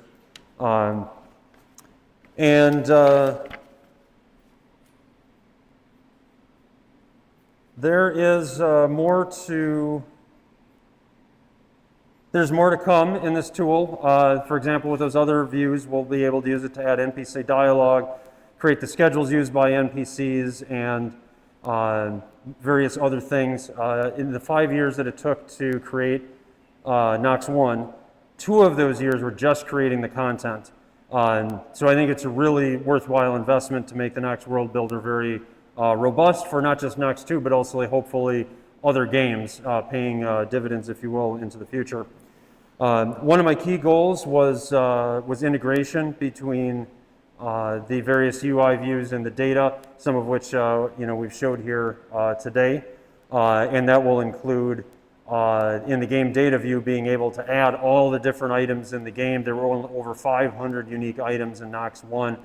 We'll be able to add all those in through this UI, and then when placing those items in the game, just like shown, adding a treasure object, it will give us a list of the items that are available rather than tracking down hex codes for all that stuff. Will be a big time saver. The other key goal of the World Builder project was and is to make it usable by multiple team members without having to pass data files around, making it a nightmare to keep everything in sync.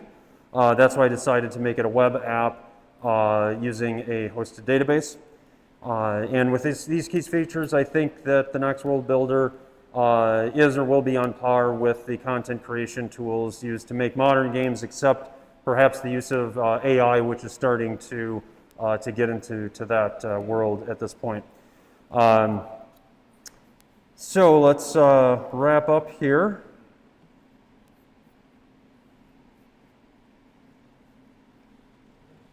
Do you want to hear about the Nox Arceus 2 release date? There isn't one. Because I learned a lot of lessons from developing Nox 1, and one thing I learned is that every date that I ever gave was wrong. I can say that there are multiple years ahead of us, but beyond that, I would just be guessing, and it wouldn't be probably a particularly accurate guess at that. However, be assured that we are committed to seeing this project through, just like the original game, just like the Lord of Storms expansion and the making of Nox book and the Book of Hints. Our motto at 6502 Workshop is, we get things done. So, thank you. Thank you, thank you. If you haven't checked out the Nox Arceus expansion, Lord of Storms, I encourage you to do so. It has a new quest line with various new items, mobs, and puzzle mechanics not seen in the original game. There's also some new features like the ability to rename characters in your party, both the main characters and joinable ones you pick up along the way. For example, you could give them all Lord of the Rings names or Dragonlance names or really whatever you want. And the expansion is available both on our web store at 6502workshop.com and also on Steam and Good Old Games.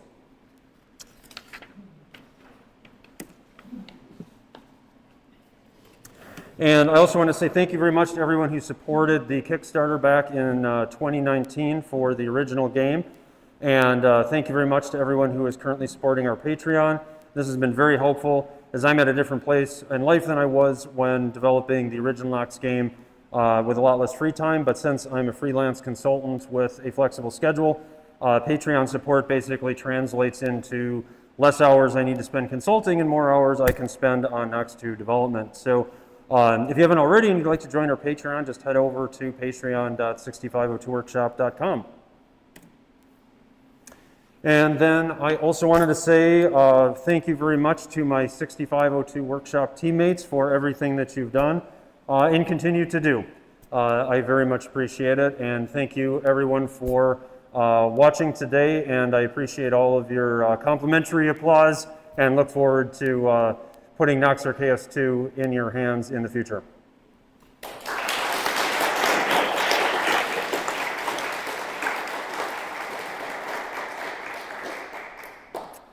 Thank you very much. Are there any questions? Joe? Hey, do you plan on releasing the map maker and tile maker tools to the public to help develop their own applications? The question is, do I plan on releasing the Nox World Builder to the public to help people to make their own Apple II games? The answer is, I'm very open to doing that. I think that's a definite possibility. The first mission is just get it created for Nox 2. and then we'll have to take a look at what would it take to make that a usable tool more broadly in scope. But definitely that's something that down the road we'll be taking a look at. Kat. So when will you release the Oops All Cows edition of Knox The question is, when will we be releasing the Oops All Cows edition of Nox Archaeist? I don't know, but I'm definitely getting the impression there could be some interest for that. So I will think on that. That's my answer. That you have a point. It doesn't exactly take all that long to run a build. Challenge. I won't say challenge accepted, but challenge being considered. Other questions? Yes. Yes, so the original Apple II, we had our rectangular pixels and the artifact that made, as you're pointing out, pixels look like lines, line pixels. Now people have HD cards, flat panel screens. So how much of a challenge has that been for you? You still get the look and feel that you want in your game, but it's for so many different visual options. So the question is, in the modern world of Apple II computing, with all the different video adapters and devices, how much of a challenge has it been to get the pixels to look the way that we want, taking into consideration artifacting and other things that are just part of Apple II graphics? And I would say I could probably talk a long time about this, but my summary answer would be it definitely has been a challenge. We definitely did some optimizing of like, okay, well this looks good on this and this, but oops, not on that, so let's make it a change here and there. There was definitely a non-trivial amount of that went on in the original Nox project. Additionally, we also we did leverage some of the artifacting. We've got, I don't remember if they were shown in any of the graphics on screen, but we've got dark blues, we've got yellows, where we're leveraging the NTSC artifacts to create colors beyond what was originally like documented, supported.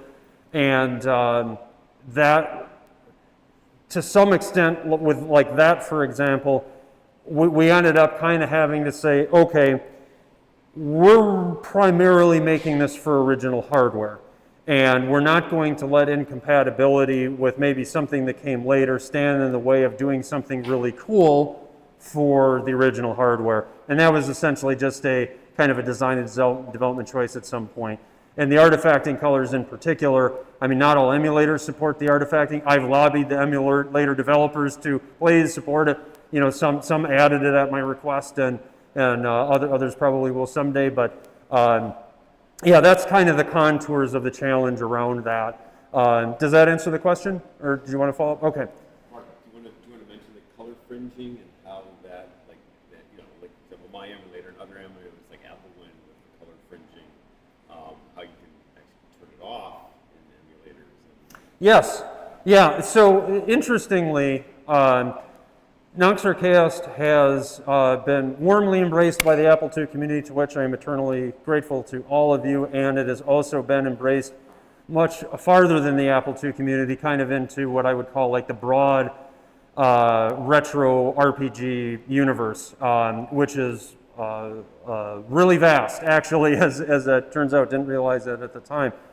One of the most common critiques I get on the game from people who never used an Apple II, or even if they did, it was forever ago, they don't really kind of think of themselves as an Apple II user, is they look at the screen and they say, your graphics make my eyes hurt because of the bleeding, the color bleeding, or I can't read the text.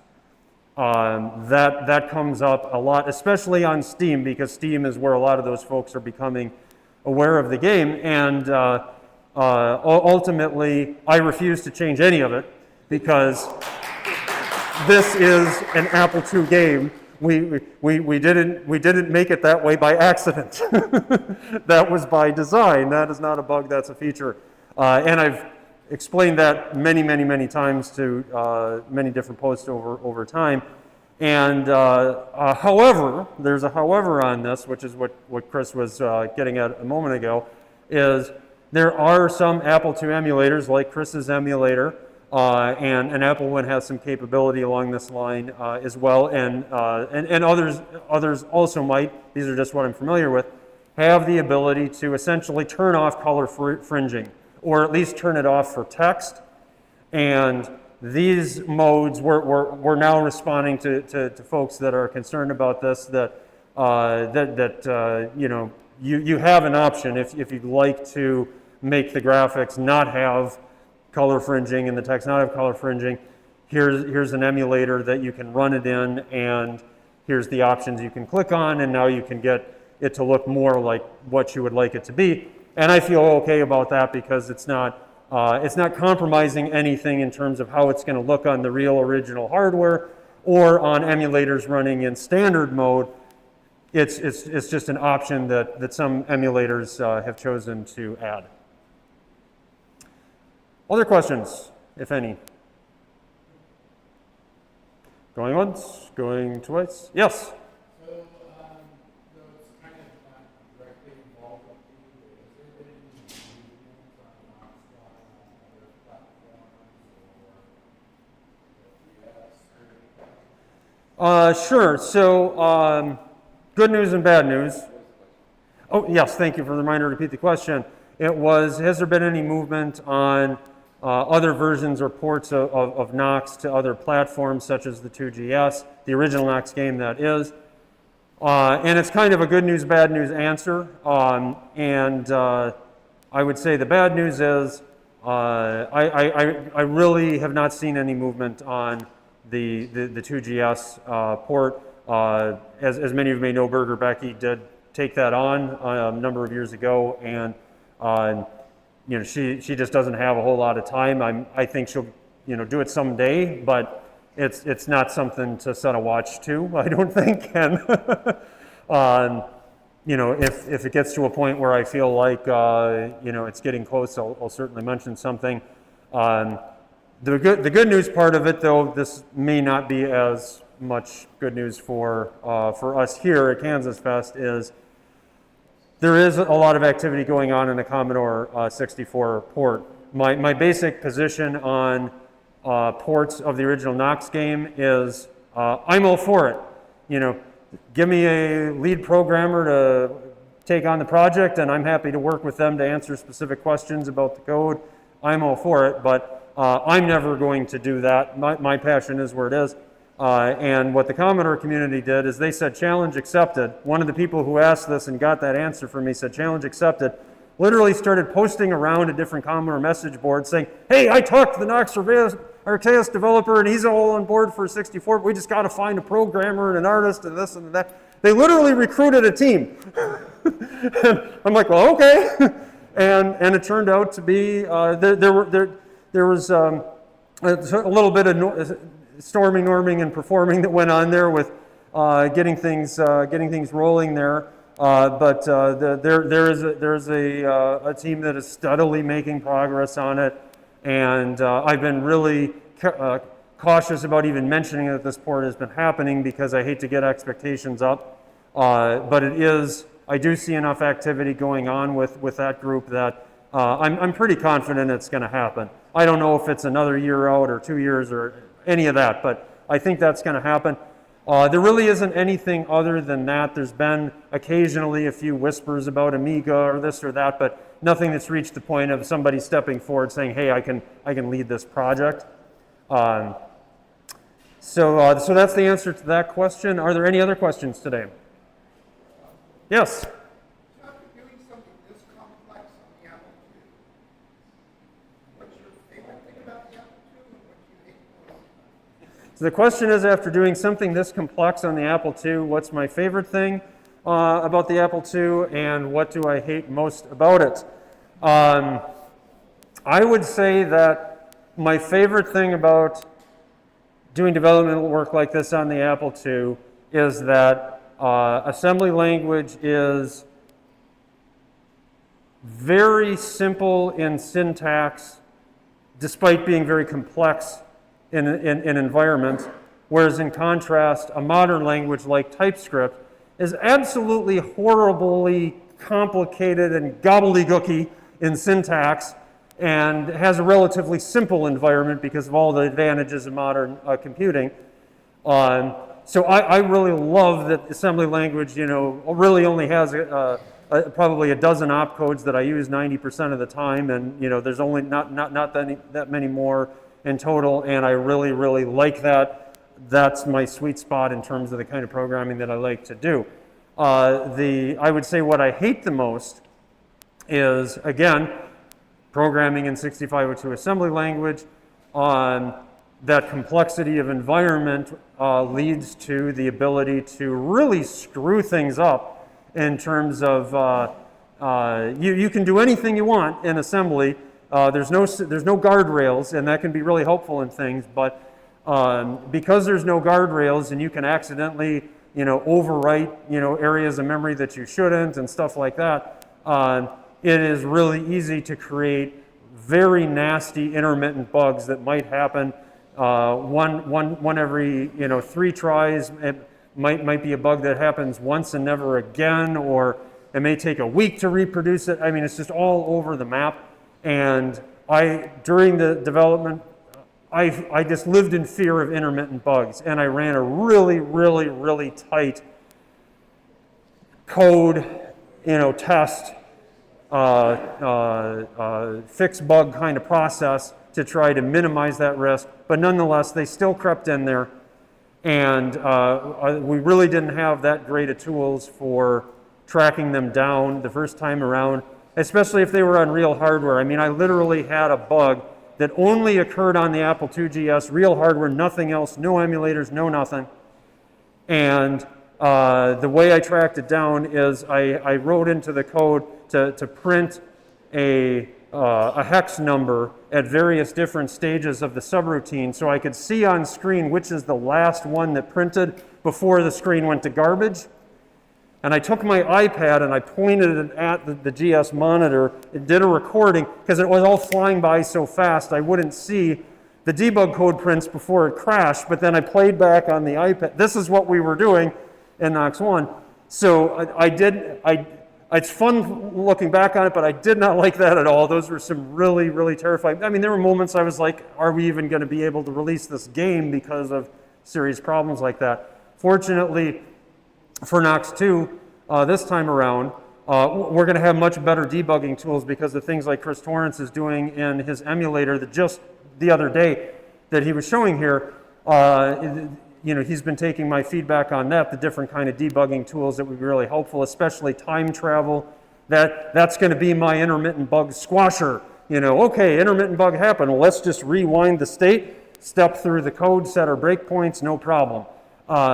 So we'll have that, and then John Flanagan and his partner Rickles, they're working on a hardware-based project, the Apple Teeny, which John's presenting tomorrow, which is really about adding a bunch of enhanced capabilities to the Apple II, but they're like going down to the bus level, monitoring what's going on. And at one point I said to him, like, well, hey, is there a way that you could basically add on a debugger to what you're doing there, so that even if there's a bug on real hardware, I've got a way to be able to track down an intermittent bug without getting into some of the crazy stuff like in Knox 1. So yeah, that's favorite, least favorite. Any other questions? Yes? So the movie to this whole process of yours, that is not my second case, but are you writing all the game logic itself basically unique for each game in 6502, or is it like kind of putting a game engine that then use to speed up development? No, just to clarify, are you asking about like the game itself or the world builder creation tool? So you have a world builder, right, which creates your maps and your Yeah. file, but like when somebody's walking through that world, is that all handcrafted assembler to do that? And you have, if I encounter this game, then I can do that kind of action, or is that like also in the world builder? So the question is, in the actual Nox Archaist game, if everything is like raw assembly code for managing the player walking around the map and encountering objects, or if some of that logic is embedded in the world builder and injected into the game engine. And the answer to that is, I would say mostly, I would say entirely, the actual operation code, the executable code for the Nox Archaist game is pure custom assembly. There is data that feeds into that, like map objects, like we were taking a look at there, where the game engine has a map object parser, where it's going to parse a page of memory in 4-byte chunks to identify objects, and based on the hex values it sees there, it'll know, okay, there's a treasure chest here, here's the coordinates on the map, and things like that. So really what the world builder is doing is it's creating game data, and that data then is interpreted by the actual operational code of the engine itself. I don't anticipate that the world builder is actually going to write any true executable assembly code to then inject into the engine. I wouldn't rule it out if I saw a compelling use case for it, but right now my vision is more just around it's creating data. But the Nox engine, I built it in a very modular, scalable way where there's an awful lot of stuff that gets done that's data driven to begin with. So I think we can go a long way just working on the data side. So I know we're running late here and it's time for lunch, so I'm happy to answer any other questions at lunch or later. Just hit me up, and thanks again for checking out my session today, and see you around.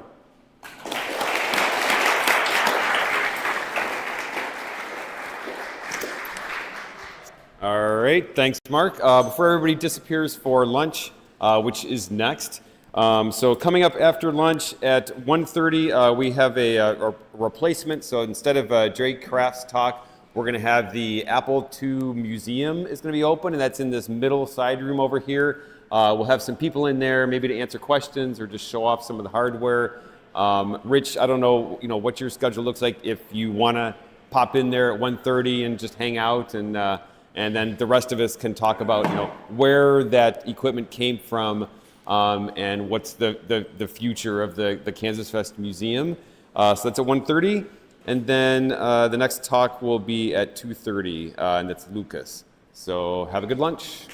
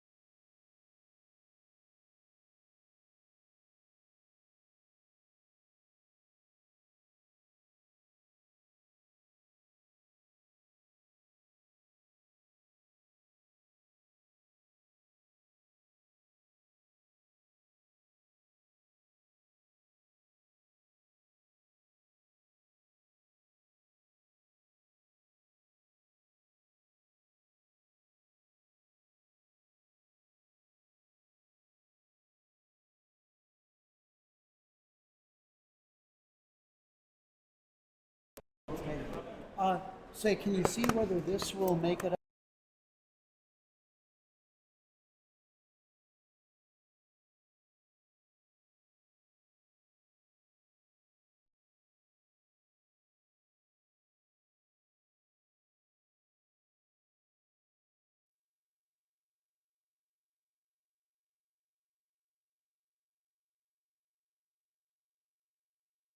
in the sequence at the very beginning so that once that's done, then One more test. Good.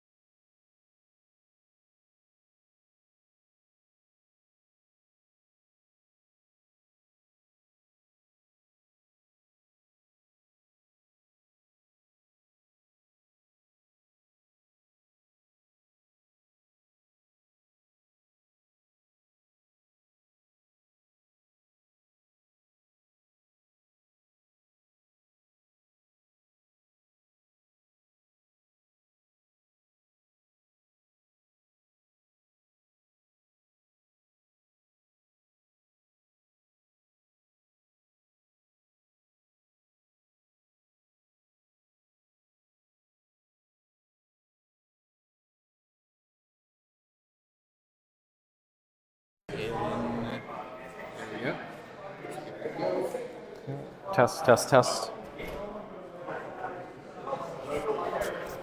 I'll bring the level up. Hang on.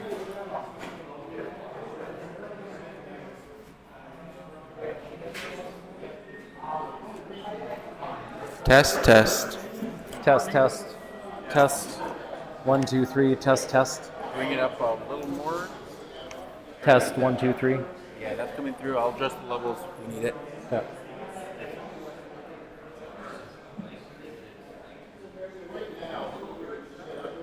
Welcome back. Welcome back. Hope everyone had a good lunch. We're ready to start our afternoon sessions.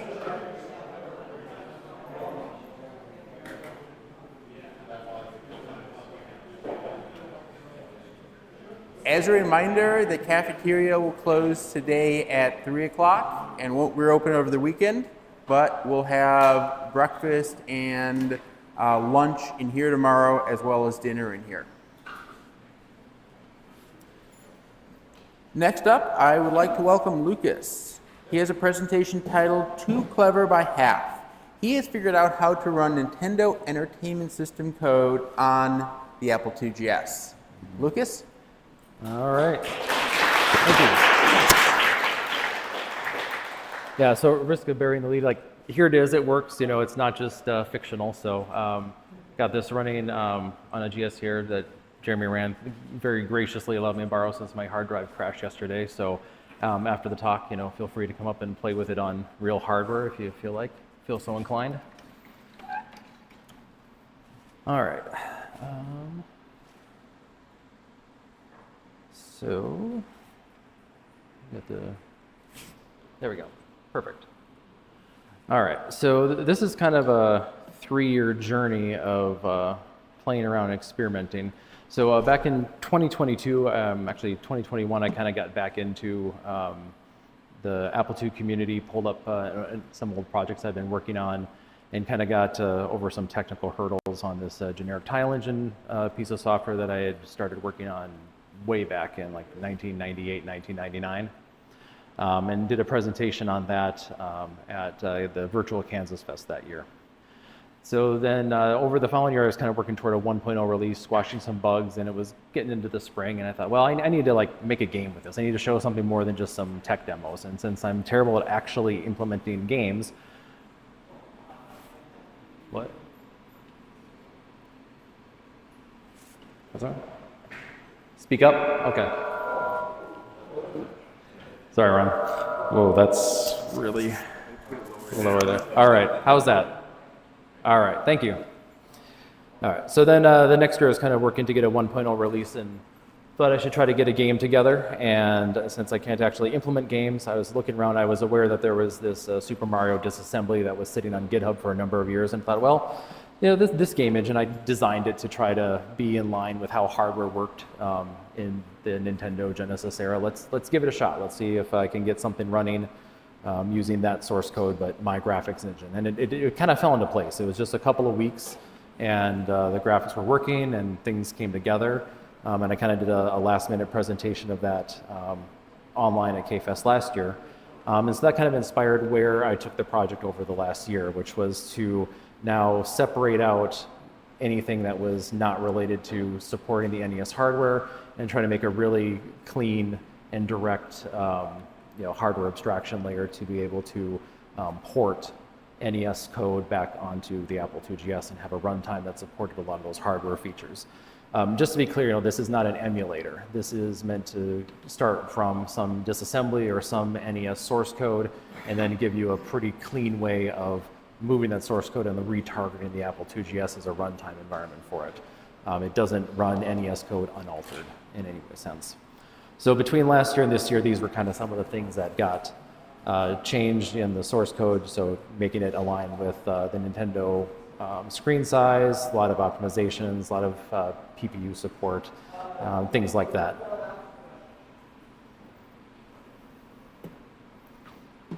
So taking a step back, this is kind of what the overall goal was, is to make a software version of this. So here's kind of a schematic of the Nintendo hardware. There's kind of the 3 major components. You've got the CPU, you've got the picture processing unit, And then you've got the audio processing unit, which is integrated into the CPU on the NES, and then a small amount of RAM, both dedicated video RAM for the PPU as well as some working RAM that the CPU can directly access. And so here just kind of broken into the block diagram. Now these lockout chips, they're just for hardware. They made sure that, Nintendo seal of approval, you only get official games. We don't have to worry about emulating those. And what's interesting about this here is that you can see the green, the picture processing unit, all the graphics side of the Nintendo. It only talks to the CPU over this one very, very narrow bus. Everything on the NES, similar to on the Apple, is memory mapped I/O. So there's actually a very small number of memory mapped I/O registers for talking to the PPU and also for the APU, only about 16 or so on each. So you're not talking about a particularly large surface area to implement. Overall, when sort of planning this out, the goals were, well, we needed to run the code natively. There was no way to run any sort of emulation or simulation. That just wouldn't work. The GS is faster than the NES. NES runs at 1.79 megahertz. GS is a little faster, but we're doing all the graphics and software. We need all the cycles we can spare to do that. The Ensoniq, of course, is much more capable than what the APU is on the Nintendo, so the hope was, okay, find some way to translate what the sound should be and just have the Ensoniq emulate that and basically get our audio for very low or zero cost. And then the assumptions, the hopes, fingers crossed, is, I kind of understood that NES games did most of their work in vertical blank. So it was sort of the hope of maybe they did all their work in vertical blank, and I would have most of each VBL cycle that I could dedicate to doing the graphics rendering and get something that was actually usable. And then opportunities to cheat. Are there things that the NES is doing that we don't have to do? NES supports 64 sprites. There's not always 64 sprites on screen. So were there going to be fast ways to ignore most of what was happening there so we could try to optimize the software rendering? So this is kind of the major components that actually got implemented. So you can see those same block diagrams from the previous slide, broken down our cartridge, our CPU, and then the PPU. And then these are the different memory mapped I/O locations that are used to command them. So you can see there's not very many of them, like I said. The main things to keep in mind here is basically how all of this stuff is driven. Everything is pretty much interrupt driven on console games. They're running at the locked 50 or 60 hertz. There's other systems that are being clocked at a constant rate. So for the Nintendo, there's the VBL interrupts that drive all of the primary screen updates. So those are happening every 60th of a second. And then on the audio side, it's getting clocked at 240 hertz. That's basically the internal state machine of the audio processing engine. You set up your audio parameters, things like fades and sweeps and things like that. And then they'll be updated based on every 4 milliseconds or so when these counters fire. So at a minimum, needed to have interrupt sources to be able to drive these pieces of code, and then also be able to figure out how to intercept and then emulate the effects of the writes for all of the different memory mapped I/O registers. So as a starting point, we had those pieces of the Nintendo hardware. Well, where are we going to fit them into the Apple II GS? Where are these different components going to live in Apple II GS memory space? Well, first of all, the work RAM, the 8K of work RAM that the NES had, that gets split up. So we have some work RAM and some bank in memory where we're going to load our Nintendo code. And then the zero page and the direct page, they get shoved into bank 0. We don't have to actually use zero page and page 1 for the stack. We can use the stack pointer and the direct page register to put them somewhere else, but they're not going to live at the same addresses that they would live in in native code. And then the actual program ROM that lives on the top half of some allocated bank.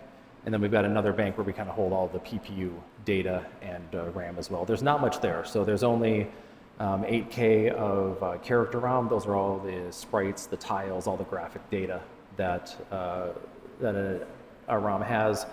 And then there's the name tables, which they take up 2K of of RAM, but they actually only, no, they take up 4K RAM, but there's only 2K of RAM backing them. So they're mirrored in different directions, which is actually configurable in the hardware. The one thing you'll notice here is I have kind of these grayed out areas in between the areas that are allocated to the NES space.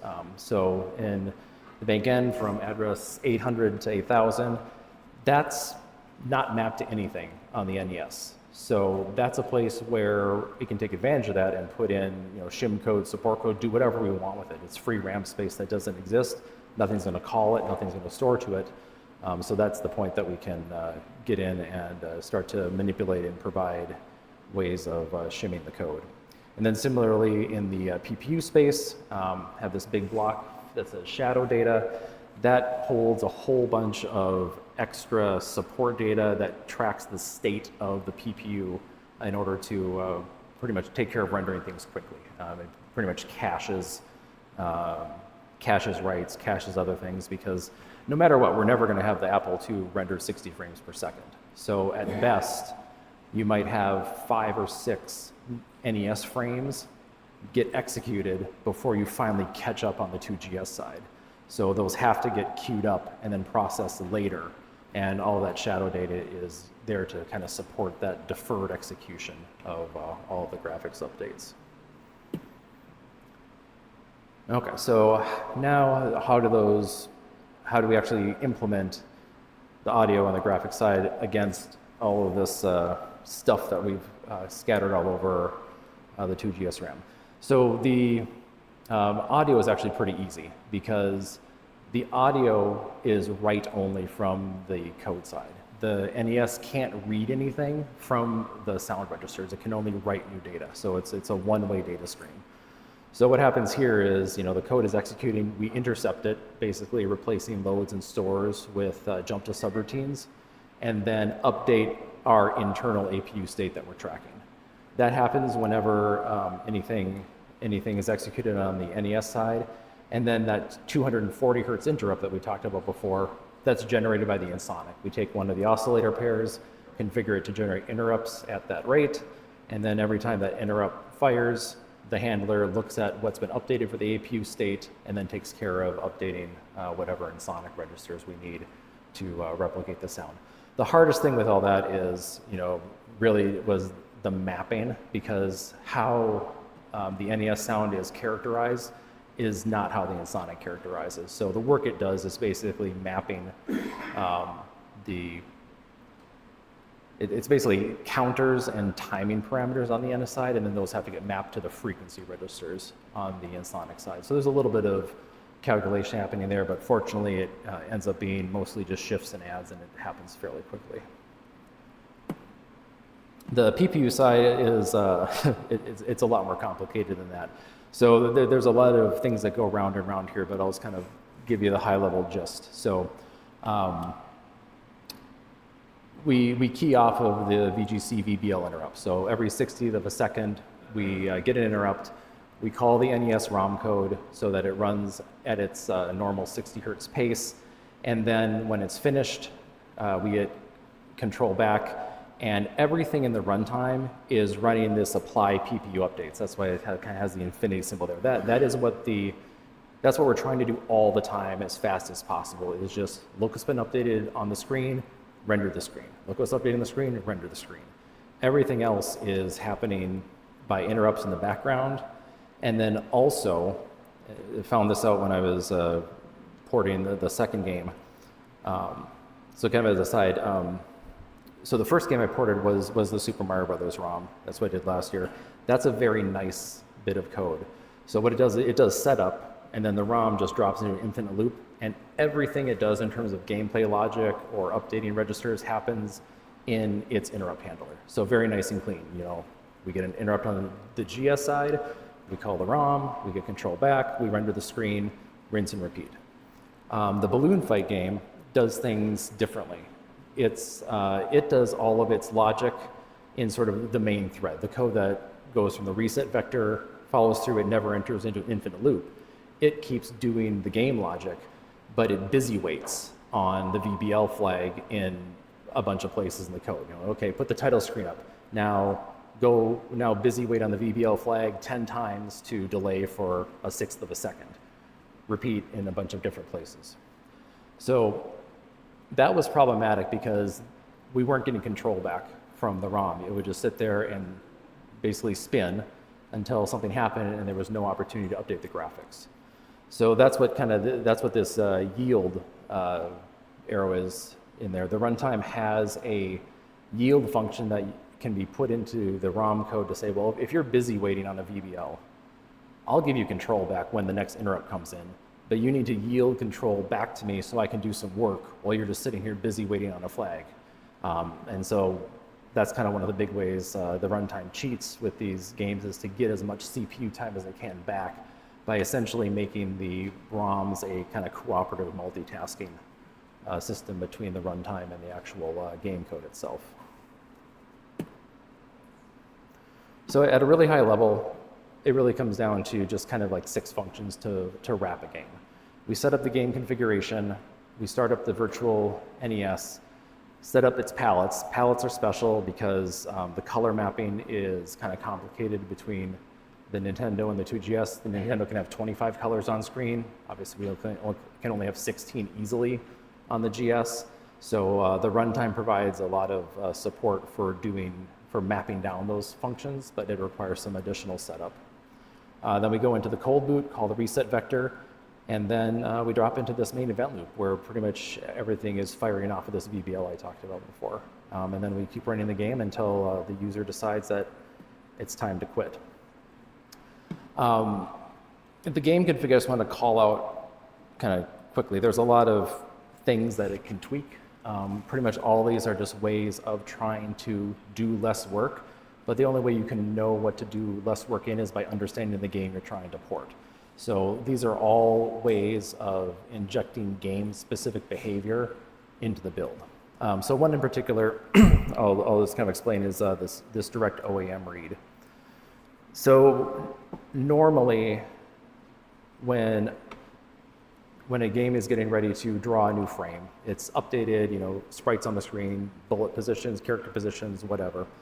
They build that up into an array of memory, usually 256 bytes long, and then they execute. There's a register called PPU DMA write, and when you write to that register, what it does is it does a DMA from the Nintendo memory into the OAM memory in the PPU. So it's fairly quick because it's DMA on hardware. But if we had to do that simulation in software, we're copying 256 bytes, which isn't terrible, but even if you do that fast, you're talking 7-8 cycles per copy, times 128 if you're doing 16-bit copies, something on the order of about 1,000 cycles to copy that data. And because this is something that's instantiated from that VBL interrupt, you're doing that 60 times every second. So it adds up to a fair number of cycles in terms of a total 2.5 million cycles or so to work with.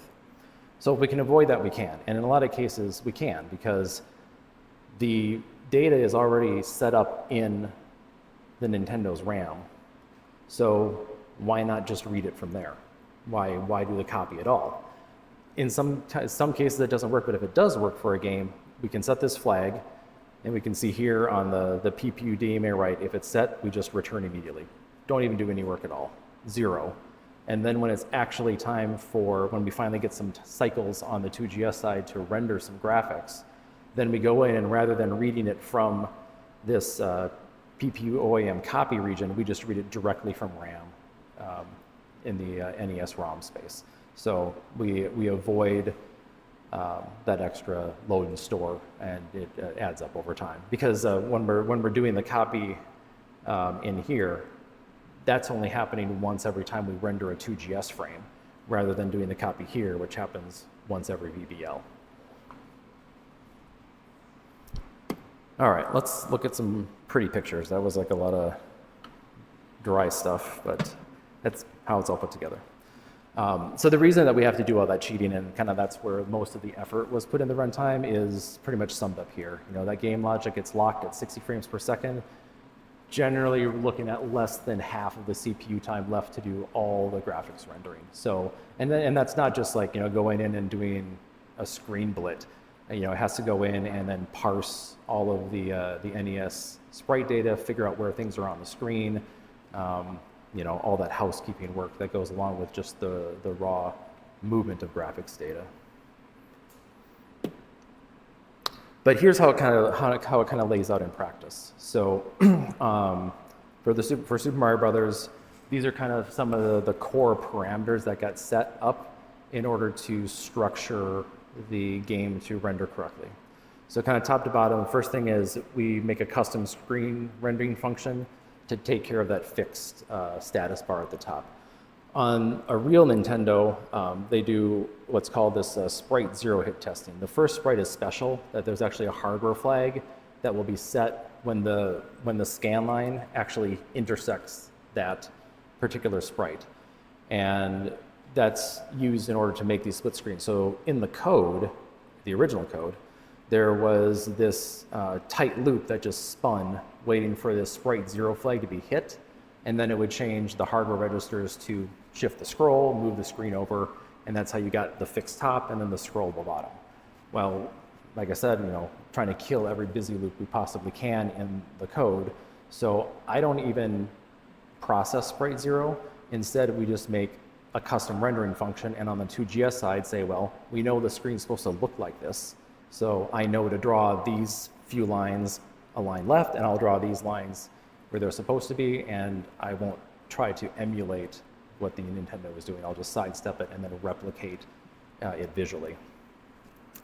And since I'm skipping sprite zero, then I'm only going to look at 63 of the 64 sprites, because I know I'm never considering that. Not a big win, but every little bit helps.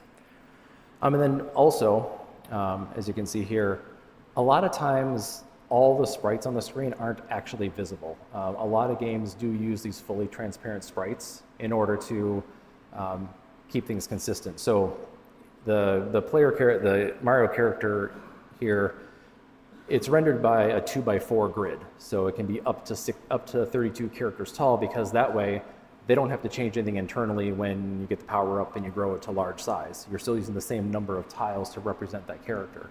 Same thing with the enemies. The Goombas are only 16 by 16. If you get a Koopa, well, it's bigger, but everything is 2x3 tiles. So if we're rendering things that are blank, just skip them. It's like we know, we're looking at all this from the per game perspective, so we know that that's a blank tile, so we're not going to draw it. Other games might have different blank tiles. We'll put in different tests to look for those special tiles. And then also things that are off screen, we'll skip.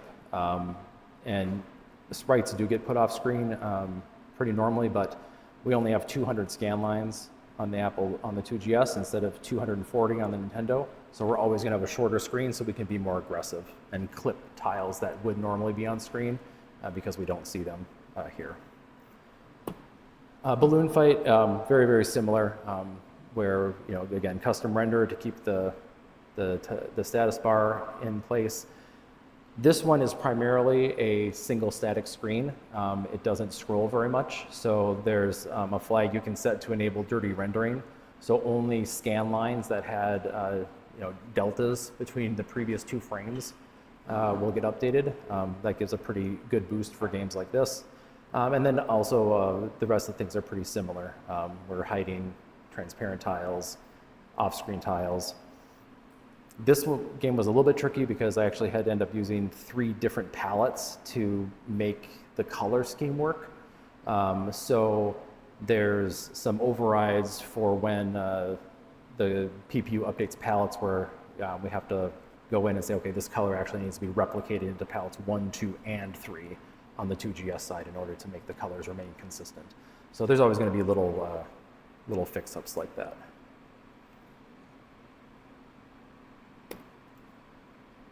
Okay. So at this point, I'm just going to show kind of how these look live, and then in 5 minutes, we're going to go through how you port a game from source and make a live version of it run.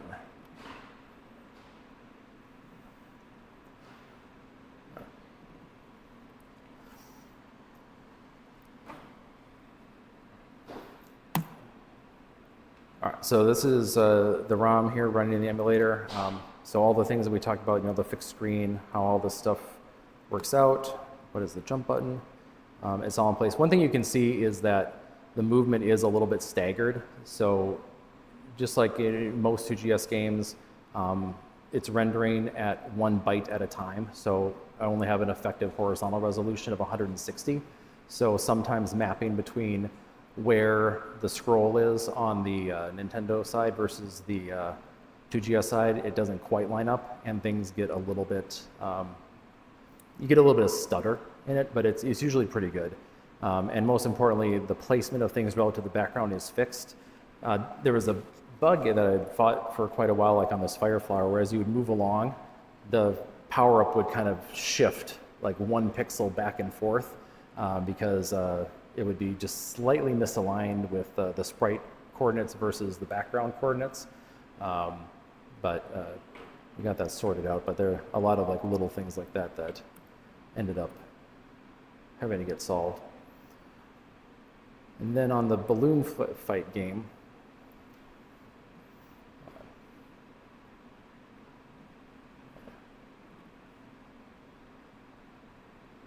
so this is one that uses dirty rendering, so you get kind of better performance on that. And plus, I don't know if people who have played Balloon Fight might notice, but one trick I use here is that I actually disable the background star twinkle field in order to get less updates per frame. But if that's something that you like, they all have built-in configs, so we can go back and re-enable things like that if you're willing to take the performance hit. So in addition to the sort of static things that we do to set up the animations, you can also have per game hacks and enhancements that you can toggle on and off within the framework.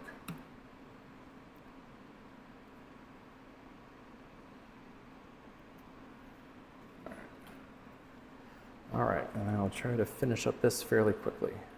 So kind of as an example, there's this homebrew game out there, Lights Out, that was programmed by, I've got the name on the slides, I'm forgetting at the moment. But it's a very, very simple game. It's only 2 kilobytes of code.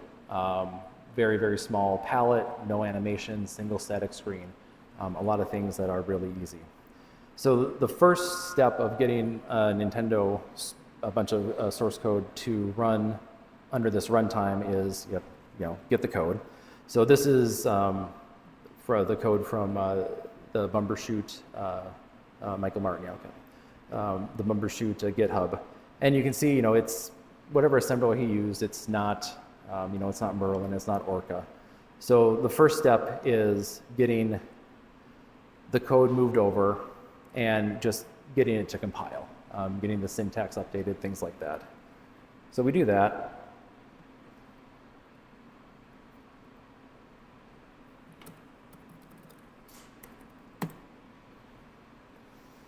So we have something that builds. It's wrapped with those functions I talked about. Do the startup, do the setup palettes, do the cold loop, drop into the event loop, wait until the user says quit, and then we do the shutdown. And if we run this, nothing happens, can't quit, because it's all the original code. The first thing it did was disable interrupts and go into a busy wait loop, waiting for a VBL to happen that never happens. So the next step in porting it over is to take code like this, which is hitting these registers directly. We comment the ones out that don't matter, and then we'll replace code like this with jumps to the HAL layer. So we'll be able to replace these functions as is, and then once that happens,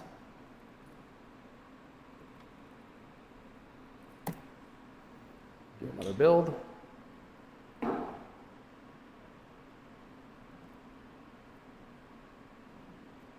Nothing on screen, but we can quit.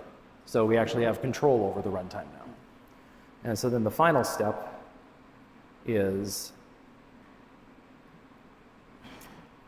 going in and doing things like setting up the palettes, linking in updates to the palette register rights. This can be pretty straightforward for games like Lights Out, because if you look at Lights Out, what it's actually doing for like its palette, it only has 4 colors total. So super easy direct map to the 2GS. We don't have any palette issues. We can just take one palette, use it for everything, hook that into the runtime, and then end up with a result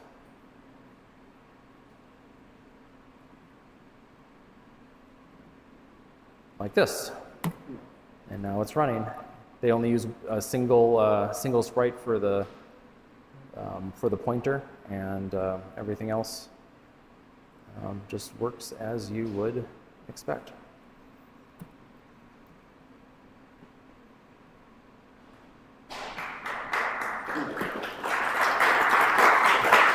Yeah, all right. For the people who are awake, it was cool.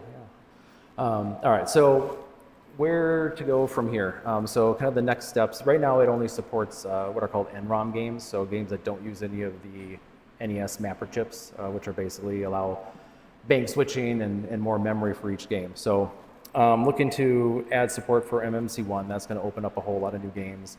I only support vertical mirroring right now, so got to try at least one game with horizontal and a few other things. So there's definitely improvements to work on over the next year, but hopefully going to continue to release more ports in fairly short order. And the more support it gets, then the quicker the next set of games come. So thank you for all sitting through this talk with me. Appreciate it.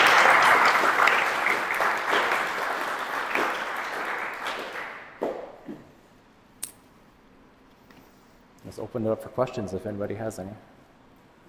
Ken. Why balloon fight? Why balloon fight?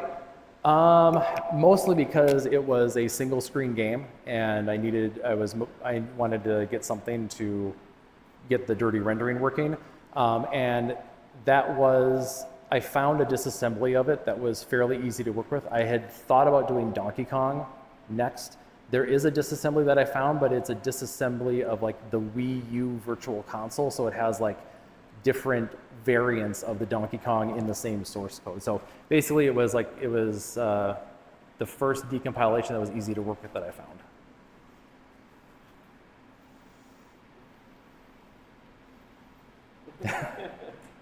How about two-player games?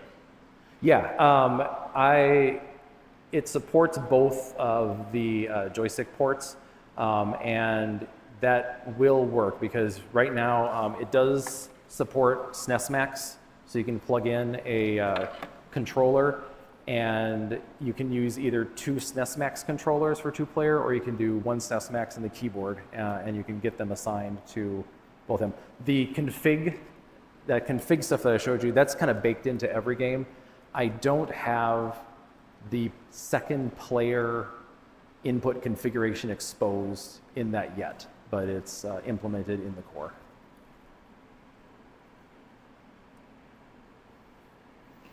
Oh, yes. I'm interested in the NES runs a modified variant of the 6502 digital microcontroller. And then in the distant future, you're doing great stuff already. Is it possible that the SNES runs a modified version of the 6x816? Is that something that's possible, or there's too many other else? So that was a 2-part question. One about whether I knew about that the NES was a modified 6502. Yes, and I was actually worried that there would be some subtle differences that just running the code as is on the GS would cause a problem. Haven't found an incompatibility yet. Not to say that that's not going to happen at some point. And then the second part was about whether this could be extended to do SNES games. I don't think so. The SNES just has so much more going for it, especially like with multi-layer support and things like that. Not to say that maybe you couldn't do something that would run it, but I don't think you could eke out the performance to even make it anything desirable. But I'd love to see someone try.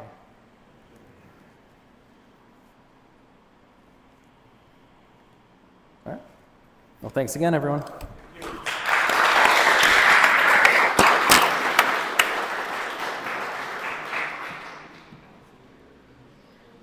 We've got 2 coming up, right? 3:30 in. All right, thank you, Lucas. Let's see, so we have a break now until 3:30, and then we have 2 quick talks then. We have Rob Kim talking about the A2C Tangy Pack, and then Ron McAdams talking about the Pico Micro Mac. So come back at 3:30.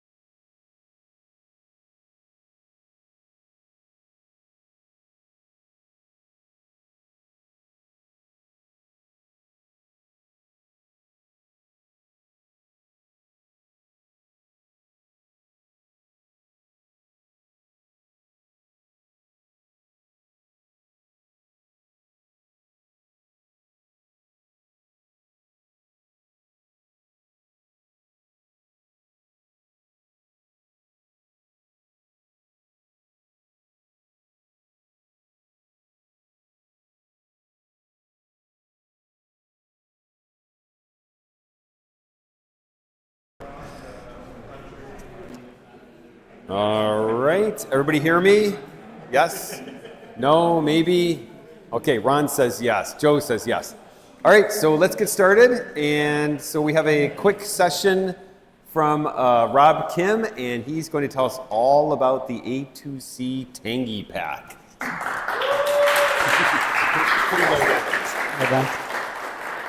Can you hear me? Is this okay? Yeah? Okay. Hi. Hi, everyone. This is my second in-person KansasFest, and I'm having a blast, so thank you very much. So just wanted to introduce the A2C Tangy Pack. I think a lot of you have already seen it before, but here it is. What it is. So it is an interface module that plugs into the back of the Apple IIc video expansion port. It scan doubles that image and makes it something close to 64 by 480. And it will send that signal out to, was that me or, okay. That will send it out to a VGA port and an HDMI port. So the HDMI port has an asterisk on it because it's, once again, something close to HDMI. It's actually a DVI signal going on an HDMI port. And it's not even standard signaling, but it's close enough where it will be, most monitor has been able to, sync and lock and display. It pretty much supports all standard 2C resolution, including double high resolution. And, it will do like different modes where it can go from color and monochrome. And I try to make the controls as simple as possible, so there's no on-screen display or anything. You just push buttons to select and rotate through. So I presented something similar last year. So this is what I had. It was essentially my development board. So lots of different things. And the name comes from the fact that this uses a Tang Nano 9K FPGA module that has the HDMI output. And the inspiration for this form factor was that Apple used to have this RF modulator that used to just snap in the back. So I'm like, oh, that looks really cool. I should try to make it something like that. So that's where this came from. So when I left last year, I had sort of a list of stuff that I wanted to do for the next step. And so the status is, well, yeah, I did improve the level shifter situation, so it should be a little more robust, but I did not stress test this because I didn't want to damage anything. So there is a big warning, do not hot swap this thing in and out with the Apple IIc powered on. So it's still the case, it should be better, but I don't want to test it and, let's see. And then the second thing is, if you remember, this was rather busy with all sorts of different ports. I pretty much pulled out everything that was available on that port. I simplified it quite a bit, and essentially I just have the VGA and the HDMI coming out. I really wanted to keep the VGA. There was a lot of discussion between, okay, why do you need a VGA? But then in our community, a lot of people still have VGA monitors, including me. So I left it out. It's definitely, the image is a little bit less than HDMI, but it is what it is. There was a noise problem last time with VGA. I was driving the VGA signal directly from the Tang Nano's 3.3 volt, and it's a switched regulator. So it was rather noisy. So I ended up putting a LDO and a interface chip basically to improve that. There was a few things I wanted to improve with the color image on it. I didn't really get to that part, so I still might get to that. The other thing was, I think there was an option where I can actually plug this into an Apple IIe, but I completely abandoned that mainly because there's a lot of different options for slotted Apple IIs. So I'm like, well, there's other people doing much better job. I don't need to do this. So this is mainly specific for the 2C and the 2C Plus. For me, 2C was great because it's just low hassle. It's just easy to set up. So I just wanted to try to make something that was easy to just plug it in and you go. So, but I do have a few more things in mind about it, improving the firmware, but I'm not quite there yet. One of the main thing I want to do too was, there's a few different options that you can do. I want to see if I can save that option as a default. That way you don't have to reset to your favorite setting every time you power on, but it's on my to-do list. Let's see how far I get to it. So yeah, basically, as I said, most of the work has been basically the new form factor. This is what the inside looks like. The case was designed to be 3D printed. So I've been 3D printing this in ABS plastic because I didn't want it melting if you left it in a hot car. And I did use heat inserts for the screws terminal so that I could take it apart and put it back together, which was very useful because I flashed this multiple times, as you guys know. The buttons, there's 3 buttons. Button A does scan line effect on and off. Button B is the first option is basically the default option when you power on. So button B, you would change from color to monochrome green, to monochrome amber, to monochrome white, and then back to color. And then button C is, by default, it doesn't have any borders that's shown. But as we were testing, we even saw this on some of the people's monitors. Sometimes the monitor doesn't recognize the fact that it is a video signal because the image is much smaller than the normal 64x480. So by pressing that button, it turns on a border that's white, blue, or green, or no button, basically, right? I just set up the GitHub page with help of Chris. Thank you. Thank you very much, Chris. I'm sorry, Jeremy. So I'm trying to put all the documentation and information onto the GitHub page. So far, we've tested every 2C and 2C Plus has worked okay as long as it wasn't an accelerated 2C Plus.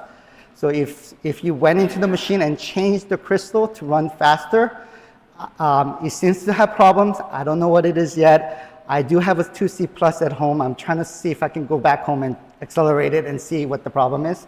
So I may be able to support that, but I'm not sure about that yet. I think I mentioned a few monitors had problems taking the videos without the border. So what you would do is turn on the border, let it sync, and then you can turn it off, if you don't want it. Okay. So I made a small batch of 10 units before I came here, and I actually sold them all that was available. Thank you. So with lots of encouragement from Chris and Sean and other people, because I was sort of like, this is my hobby, I don't want it to turn into a job, but with lots of encouragement from them and others, I'm like, okay, maybe I can make a few more batches. So if you're interested, let me know. I want to put it, so I'm doing it very old style. I'm just putting an Excel spreadsheet with emails and contact information right now. And Ken has told me there's much better ways to do it, so I'm trying to set that up, but I'm not there yet. But anyway, for that, let me know. I want to put it in the list. The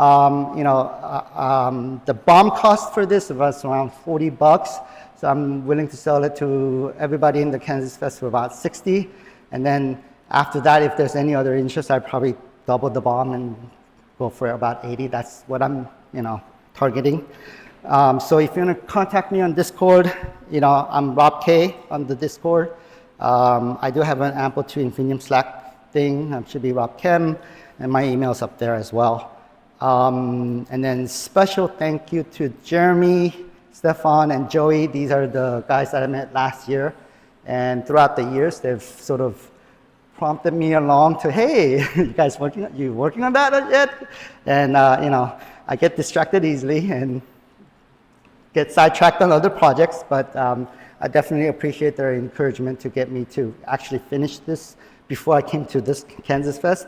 And definitely I appreciate all the other people who has encouraged and cheered me on. Thank you, Chris, my biggest cheerleader. So yeah, let's see. So with that, let me just go to a quick. So hopefully this. Oh, wait a minute. Yes. Well, so HDMI is hot swappable. It's not. It's the connecting and disconnecting from the Apple that will have problem. And I think, I think it's the display. So once again, without the border, it doesn't recognize the fact that it's a signal. But now that the border is on, I can just turn it off. So, you know, this capture card is having problems too, I think. Someone mentioned that capture card has problem with that, so it might be this.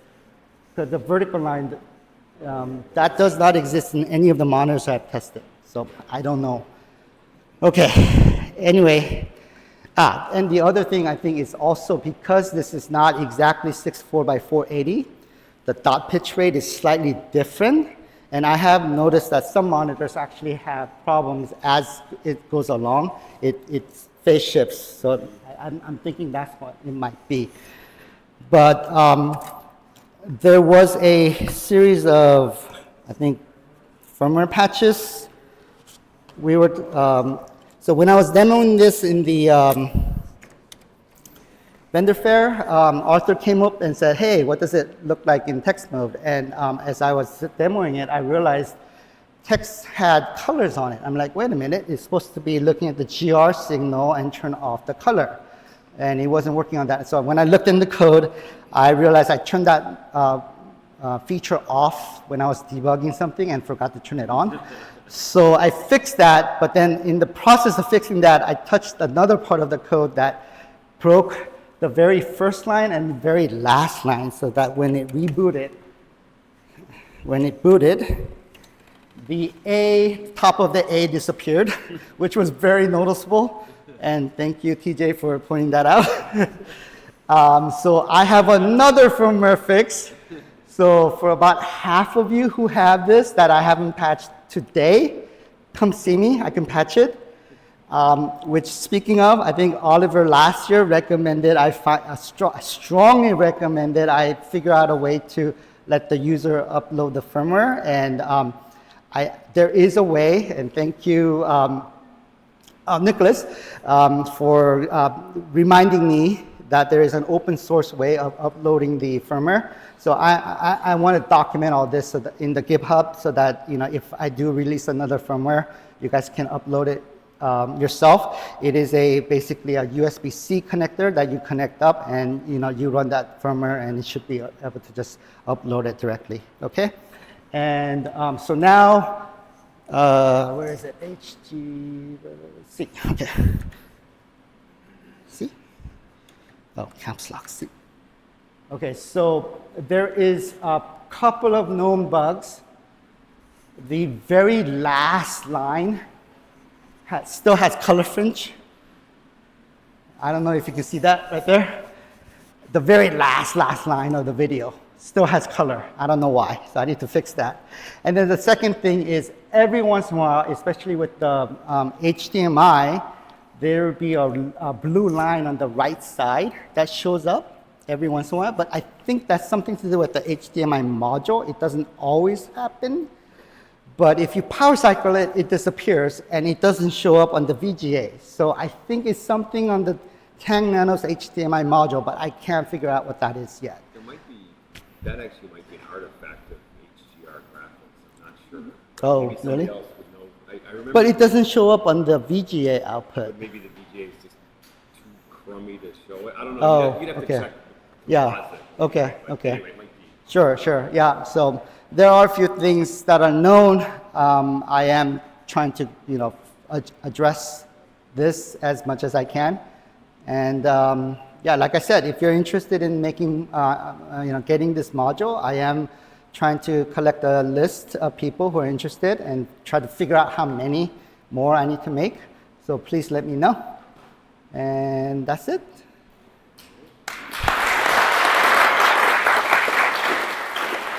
Okay. Any questions? Questions?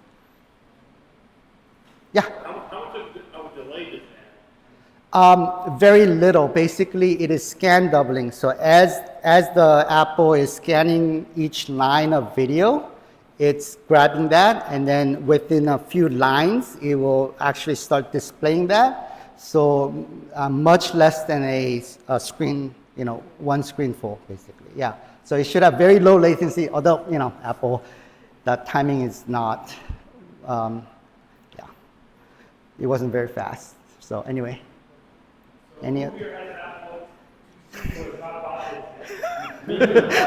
so yes, yes. Thank you once again.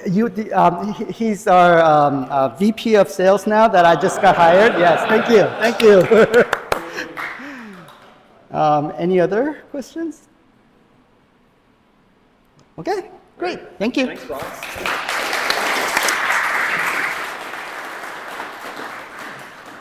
All right, and Ron McAdams is making his way to the front. He is going to be demoing the Pico Micro Mac. Why does that name just roll off the Pico Micro Mac? Pico Micro Mac.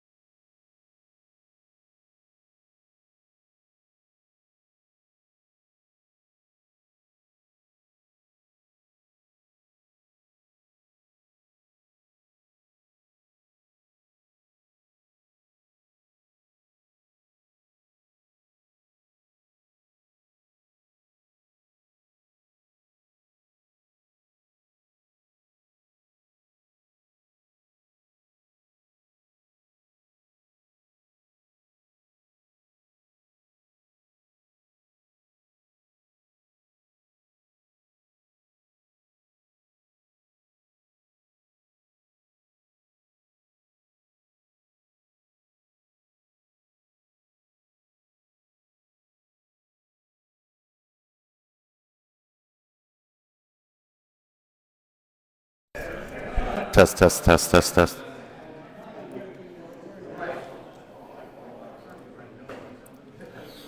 Hey everybody, can you hear me okay?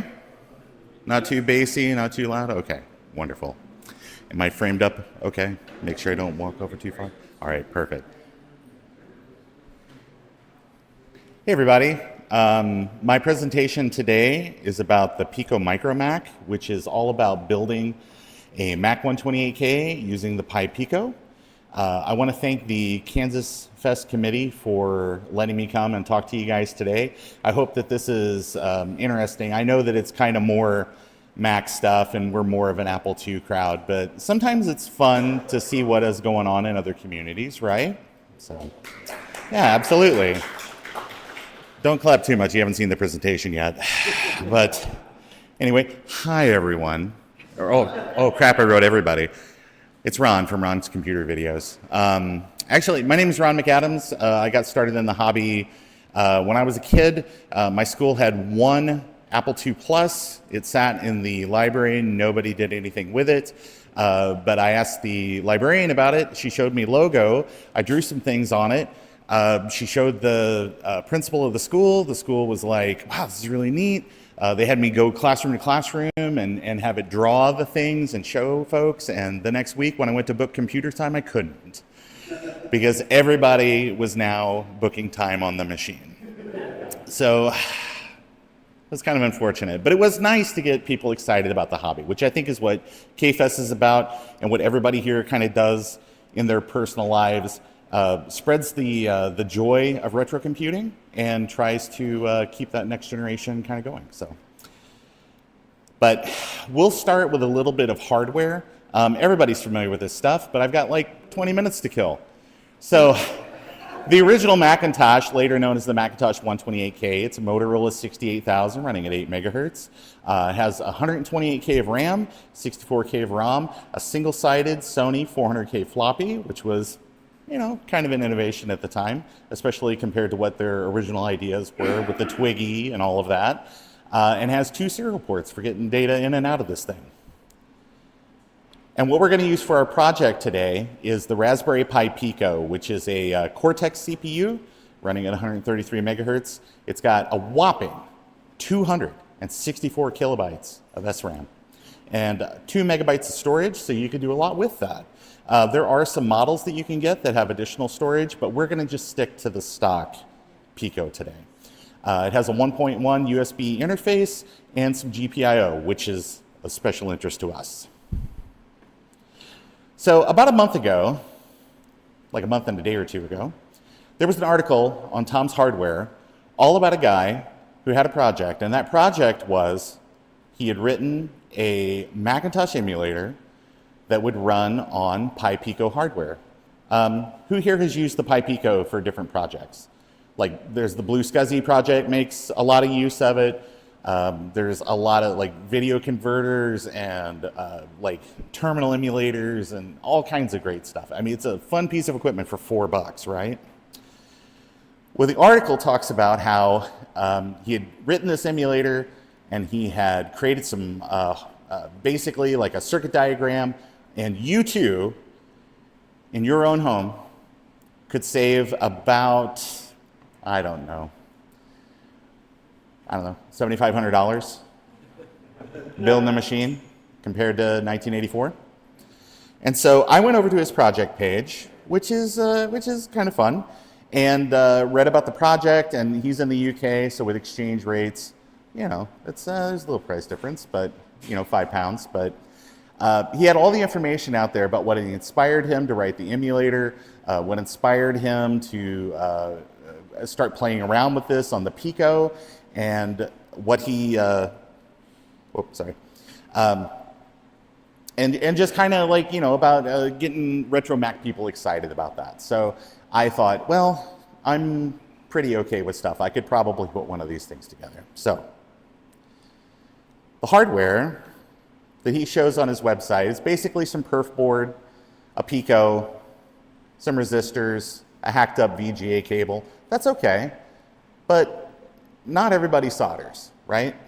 Not everybody has, even if it's not like specifically like a skills issue, it's a time issue. I'm one of those people that I've got like 8 hours a week to do the hobby. I don't want 7.5 hours of that or setting up to do the hobby. So I thought there's got to be other people like me. So I went ahead, got out there on Easy EDA, which is a free website for doing design that JLC PCB makes available to users. And I made a board.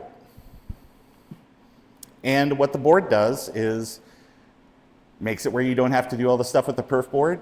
You just take your Pi Pico, you solder it on there, and away you go. Huh?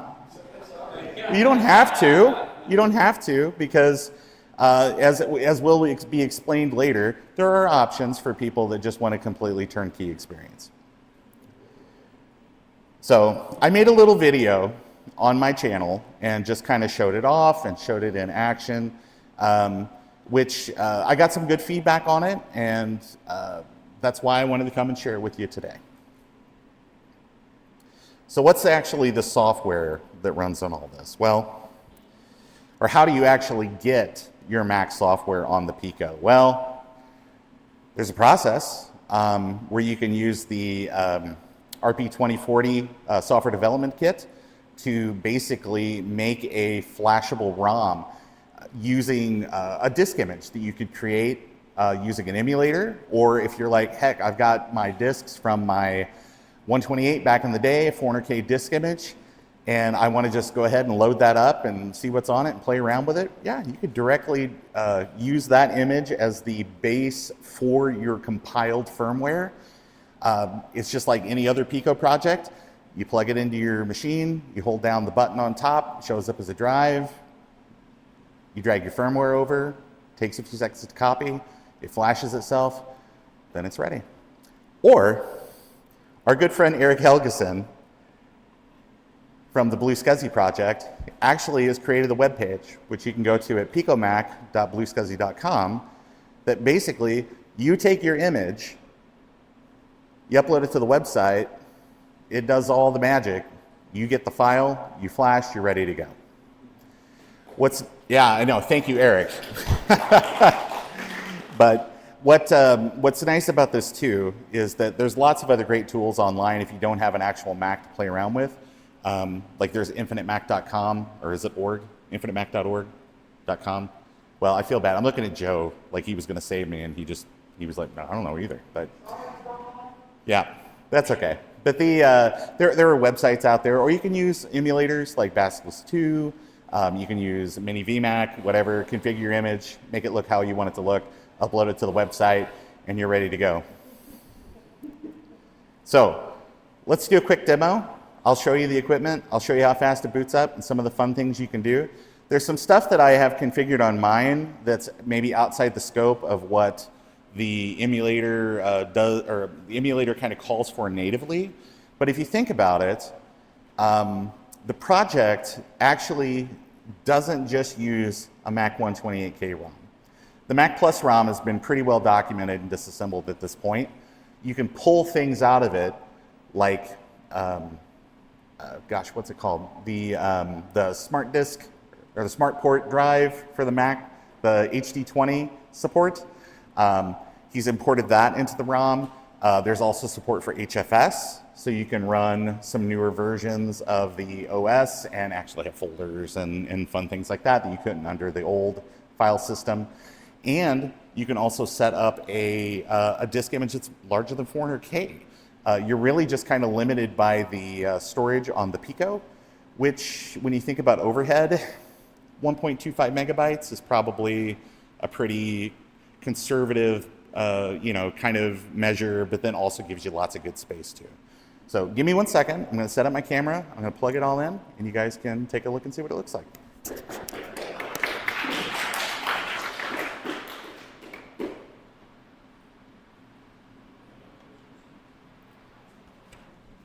All right, and you guys will have to tell me if I start going out of frame or anything here, but I'm going to try to stay in frame.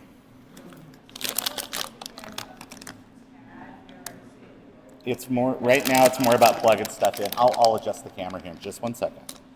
But Here's one that's unsoldered. You guys see how that okay? Here's my little sample one. Again, it's got information about the project page, all that good stuff on it. But connect our VGA.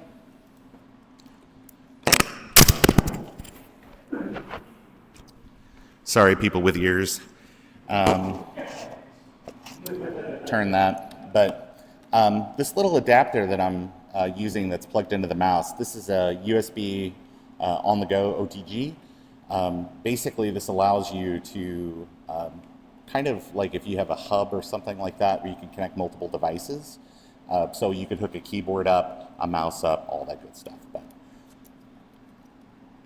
plugs into the Pico.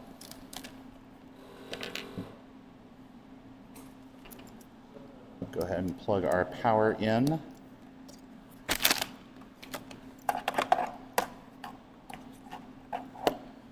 And contact. If I figure out how USB works. And you can only get around 50% of the time. That's it.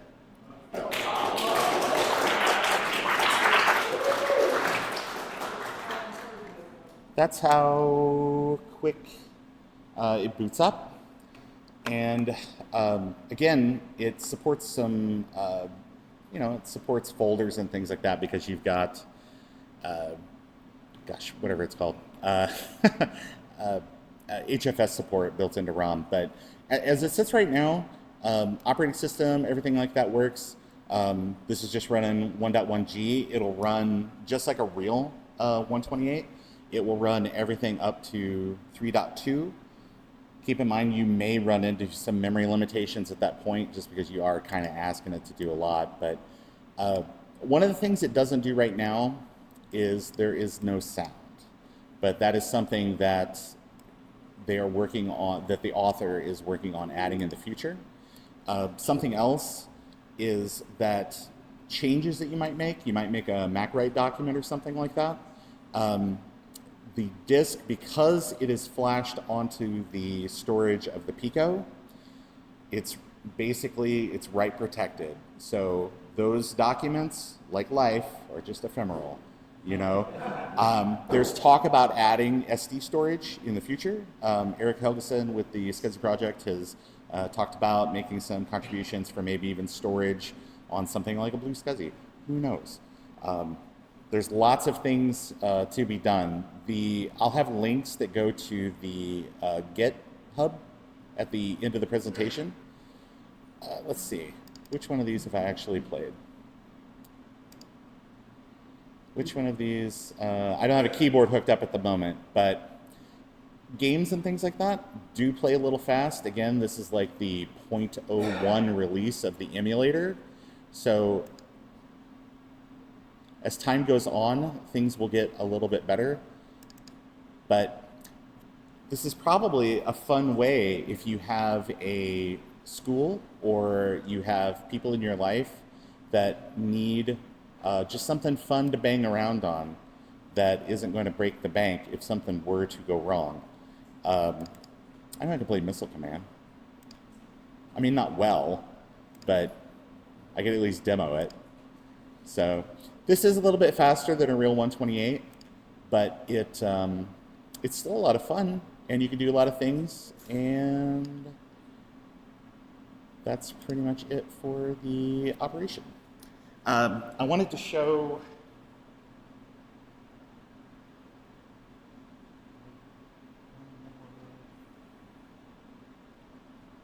I was going to say I'd hit the button eventually, but I wanted to say one other thing. There were a couple of people that saw this online and were like, hey, I'd really like to buy one of those, but I only made 30 of them because I had no idea that anybody even be interested in this. So what I did is, I'm sure this weekend you have seen some of these floating around, okay? It says caution live bees. If you have one of these discs, if you picked one up, come talk to me. The first 6 people, I'll give them one. If you're number 7, I have some other nice prizes for you as well. hopefully things you'll like just as well. But that's basically the big stuff. If you're interested in building your own, you can pick up a Pi pretty inexpensively out on Mauser or on DigiKey. That's the bigger sites. It's you can typically get them for about $4 for the version that's non-Wi-Fi, $6 for the Wi-Fi version. If you are going to build your own, my advice would be to get the Wi-Fi version. You never know what's coming down the road. It's only $2 difference and saves you some time and trouble later. I do have copies of the adapter. If you just want the base adapter, it's out on Joe's website. And the instructions for building your own are available through the GitHub page, and we'll make sure to get links out to everybody that shows all that. But I definitely wanted to make sure that everybody goes out. You can read Matt Evans, that's the author of the emulator and the creator of the PicoMac project. You can go out to his website, read more about that. You can also go to his GitHub page, read more about the UMax emulator and about the Pico Micro Mac project.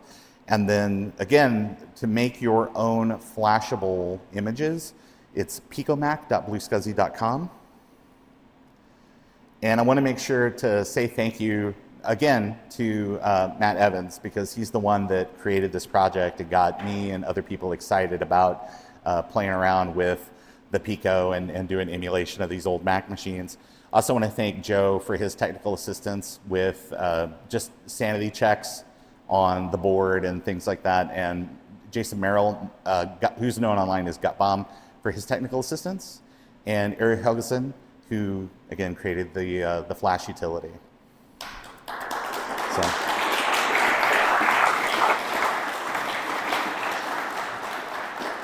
So if anybody has one of those, what I'll do is I'll sit somewhere out of the way, and if you want to come and talk to me, I'm more than happy to give you one. And if you need a Pico or something like that, I'm happy to give you one of those as well. So, all right. Thank you, everyone.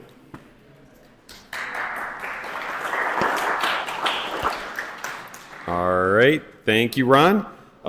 So I think that brings us to the end of the talks for the day. However, we have a lot of exciting stuff coming up tonight. So at 5:30, we're going to have the pizza dinner sponsored by Juice DS, and I think we'll hear from Ken perhaps at that time, if he wants to say anything later. And yes, there's a Juice GS update. And then we're also, after that, we're going to have the Apple II Forever Awards around 7 p.m.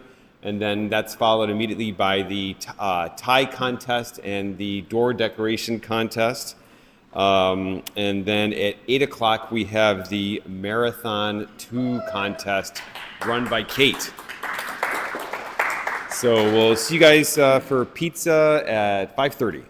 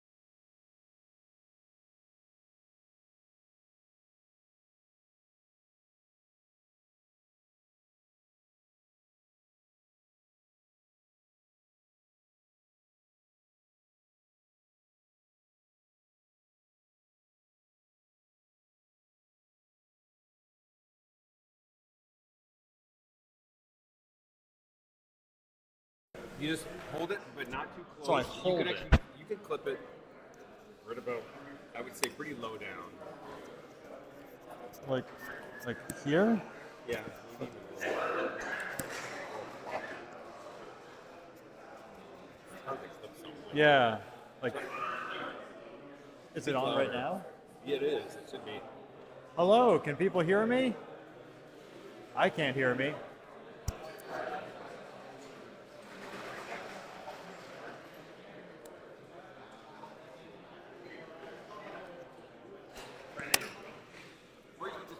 Yeah. Hello and welcome to KansasFest 2024. Is that working? Great. Hello. I have a few words to share with you, but before we get started, can I get a show of hands? Awesome. Thank you. You all have wonderful hands. You should be hand models. Thank you. I know. Thank you. So I hope you're all enjoying the pizza. I thank you all for coming to this KansasFest. This is like the 37th annual KansasFest, I think? Yours? No, it's only my 27th. Come on, I'm not that old. Come on. As Chris mentioned, the pizza tonight was brought to you by Juice GS, which is the quarterly Apple II magazine. And this was really the only way I could get onto the schedule was by buying my way onto it. They rejected all of my proposals. So I have a few words to share with you tonight. The theme for this evening is pizzas, pratfalls, prices, and prognostication, or also known as food, flubs, fees, and futures. So let's talk about what you're all enjoying. The reason you are here tonight is the pizza. So, okay, cool, Juice GS bought you pizza. However, that's not just a thing that happens.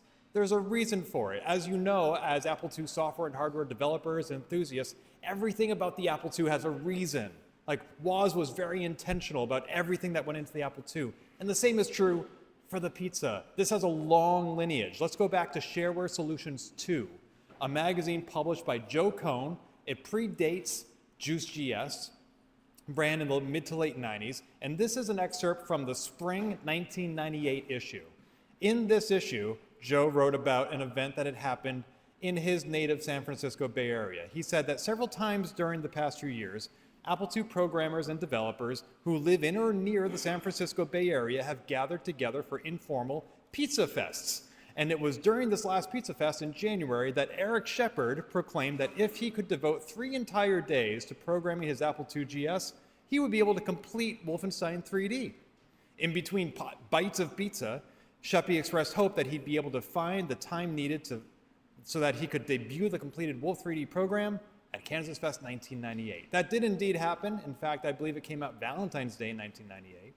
But here we have the precedent of Apple II users enjoying pizza. It was a pizza fest featuring Eric Shepard. Now, Sheppy is a name known to many of you. Not all of you have had the opportunity to meet him. He is alive and well, hasn't been at K-Fest in a few years. But to borrow a slide from my last talk last year, there was this company known as Syndicom. Many of you may know Syndicom as most recently having been owned by Tony Diaz.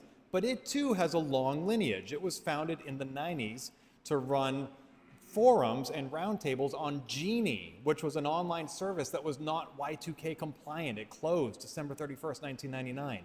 But the Apple II forum was run by Syndicom, which was founded by Tom Weishar, who then sold it to Gary Utter and to Dean Esme, who then sold it to Eric Shepard in 2000, and who then, as the head of Syndicom, used it to acquire Juice GS. So here we have this evolution of a tradition. We have Sheppy buys pizza, not that great. But then we have Sheppy buys Syndicom. Syndicom buys Juice GS. Juice GS buys pizza.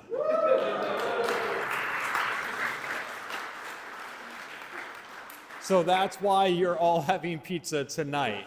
It goes back to a bunch of developers in the Bay Area getting pizza, and lo and behold, an empire was born. So that's why we're all enjoying pizza tonight. So the next theme for this evening is, as I mentioned, flubs. Mistakes were made. So who knows what this is? The inverted Jenny, right. This is a stamp that was printed on May 10th, 1918. Only one sheet of it was made, only 100 such stamps were printed, and the plane is upside down. This was a mistake. These are still highly sought after collectibles, and the most recent auction of an inverted Jenny went for $1.7 million just a few years ago. So these are highly sought after. Forrest? 4 sheets. Okay. So Forrest knows something that Wikipedia doesn't. Thank you, Forrest. So I've been using the same print shop for Juice GS for over a decade. They do fantastic work. It is their name is Sir Speedy in Framingham, Massachusetts. I am a big fan of the service and prices that they offer, but every now and then, nobody is perfect. Mistakes are made. And so there was one issue of Juice GS. This was December 2013. I don't know if my sound is going to come through, but I can narrate if not. It's infinite Juice GS. So.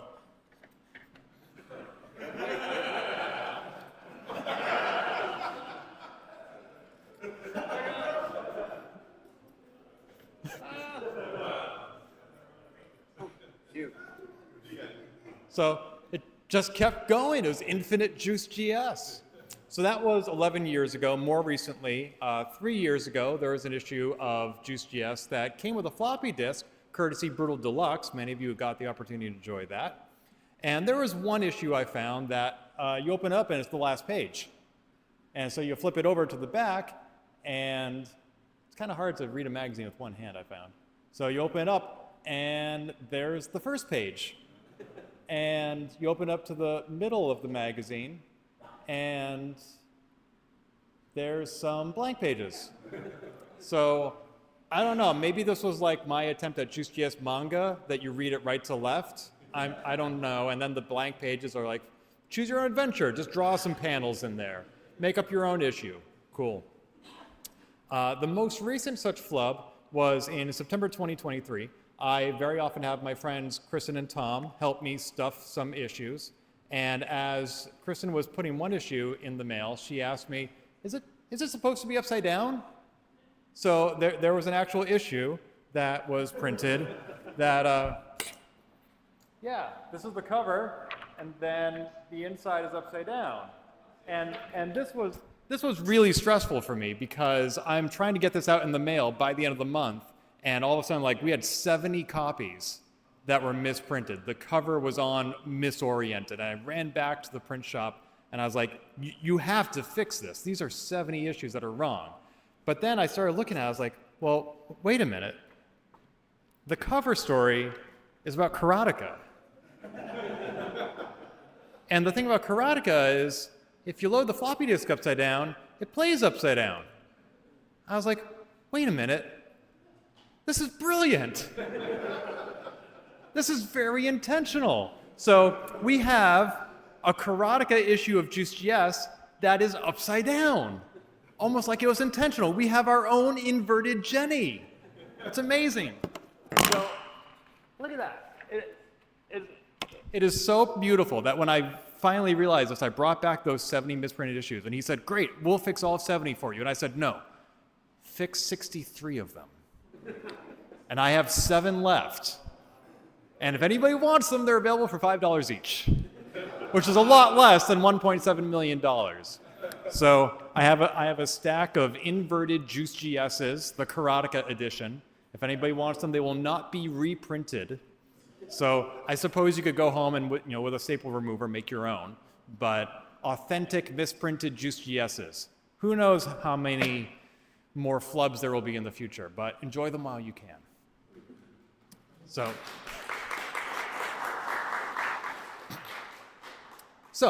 let's talk numbers.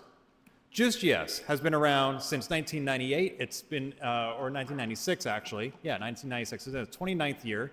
And ever since around 2007, our subscriber base has been consistently going up, up, up, up, and up. And that's no exception this year, 2024. Just a week or two ago, we continued this trend of having more subscribers than last year. Since 2006, we have 11 times more subscribers than we had in 2006. Just in the last 8 years, we've doubled our subscriber base.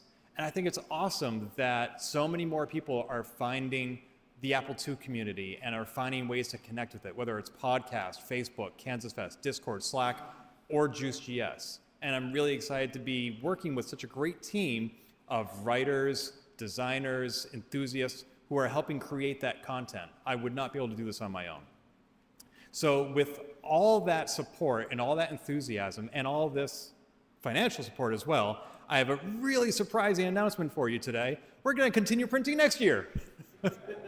This is where you clap. So next year will be our 30th year in publication, 30 consecutive years of Juice.js. I'm sure we're going to have some amazing articles out there. I only try to plan like one issue in advance because who knows what the future might hold, who knows what new hardware and software is going to be debuted and need to be put on our cover. But we are going to be here, we're going to be covering it, and I'm looking forward to mailing those issues to you in the mail every 3 months. So a few more things I want, oh, by the way, so if you've already subscribed to Juice.js, you're going to automatically renew, no action needed. If you want to subscribe, you can do that online or see me. So I have a few more things I want to share. And a brief interlude. I love telling stories, as you may have guessed, whether it's about pizza or Apple II or whatever. And I've read books about how to tell stories. And this is one of my favorite books about how to tell a story. It's called Storyworthy. Whether you are a storyteller or you're giving a presentation at work, in any capacity, if you are responsible for a narrative, this is a great book. Storyworthy by Matthew Dix. And one of my favorite lessons from this book is it's better to make people laugh before they cry. It hurts more that way. So let's talk about money. The last time, the current prices for Juice.js that were established in 2019. At that time, we decided on the price of $20 for US subscriptions, $25 for Canada, and $28 for international. Well, I really should say intercontinental, because Canada is international. So in the 5 years since then, in the United States, inflation has been 22.9% cumulative over 5 years. So those exact same prices, if they were translated into 2024 dollars, would be about $25 for US, 31 for Canadian, and 34 international, which is a lot of money. Whew. So I just want to let you know, things have gone up, including postage. So in 2019, postage was $1.30 in the US, $2.91 for Canada, $5.10 for international. Prices have gone up. So nowadays, USA is $2.04. It's gone up 57%, almost more than twice the price of inflation. Canada's gone up to $3.86, 33%, and international has gone up to $5.78, 13%. So with that in mind, we hate raising prices, but unfortunately, sometimes we do need to. And the good news is that we don't need to increase it as much as these numbers suggest we should, because we have other ways of supporting the magazine, including the other things we sell in our store. We have relationships with publishers and software developers like the ByteWorks. We have the APDA, APTA books or software in our store, and every time you buy those, that helps subsidize Juice.js. So for 2025, prices in the USA are going up $1 from 20 to 21. Canada prices are going up $1 from 25 to 26. And international is going up $2, $28 to 30. That's it. That's the increase. It's like 5%, so well below inflation. If this is a concern for you, you do have the opportunity to change your subscription so that it will only run this year. But if you are still opted into automatic renewal, January 1st, these are the prices that will show up on your credit card bill or your PayPal statement. So if anybody has any questions about that, let me know. Good. I don't like questions. All right. So that's what's next for Juice.js. Let's talk about what's next for KansasFest. I'm not on the committee, but I do have some thoughts about KansasFest, including the short term and the long term. The short term is tomorrow morning. We are doing a Krispy Kreme Ryan Suinaga Memorial Breakfast. We do Krispy Kreme every year. I'll talk more about that tomorrow morning, but I know that breakfast is very often the most skipped meal of KansasFest. So I just wanted to put this out there now that tomorrow morning at 9 a.m., we will be having donuts, a nutritionally complete breakfast. And you'll have the opportunity to donate to Ryan's scholarship. And if you miss breakfast, there will be opportunities throughout the day to just drop a bill in a box or log online and make a credit card donation. Again, I'll speak more about that tomorrow morning. Now, in the long term of KansasFest, I'm sure you're all wondering, well, we've had this wonderful experience at this new venue this year. What does this mean for next year? Like what's going to happen with KansasFest 2025? I mean, if you've been watching the suggestion box in Discord, there have been some ideas. If you've been talking to the committee, I'm sure you've heard some ideas. And you know, usually this is when we announce the dates. What are the dates for next year? This is very often the opportunity to end one year and start looking forward to the next. But now we're thinking not only about the dates, but also the location. Like, where is KansasFest going to be next year? So the committee has given me the opportunity to exclusively share some news with you, even though I'm not on the committee. They said, since I have the mic, I can share this with you. KansasFest 2025 will happen. Oh, you know what? Punctuation is really important. I meant to say Kansas 2025 will happen.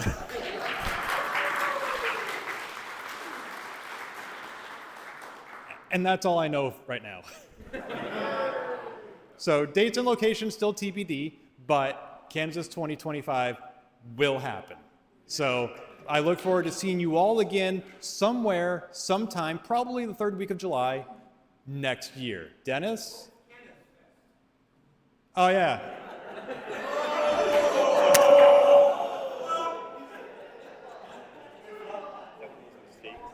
Boom.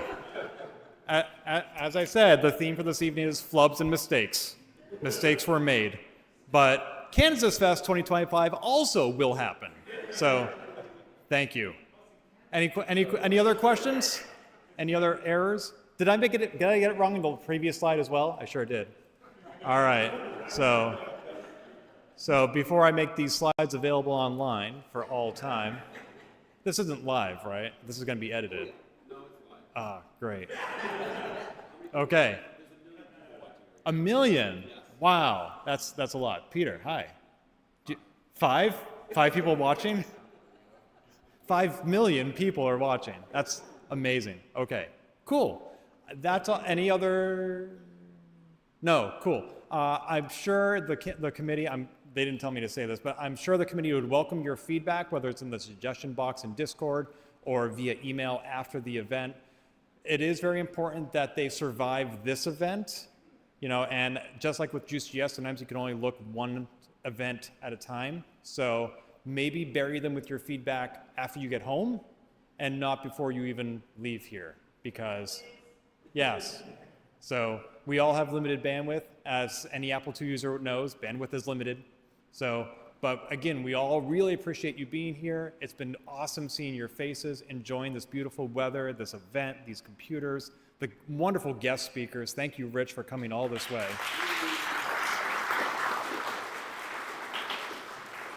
And to all the other speakers, many of you whom were speaking for the first time, many of whom I had no idea you were nervous because you nailed it. So thank you again for everybody who contributed to this event, whether it's by speaking, donating, or just showing up. So thank you very much.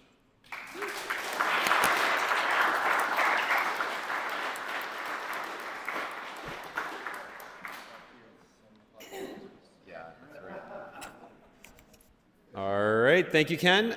So the next thing up is the awards at 7 p.m. So stay tuned and come back then. We give everybody some time to like finish eating and stuff. Yeah.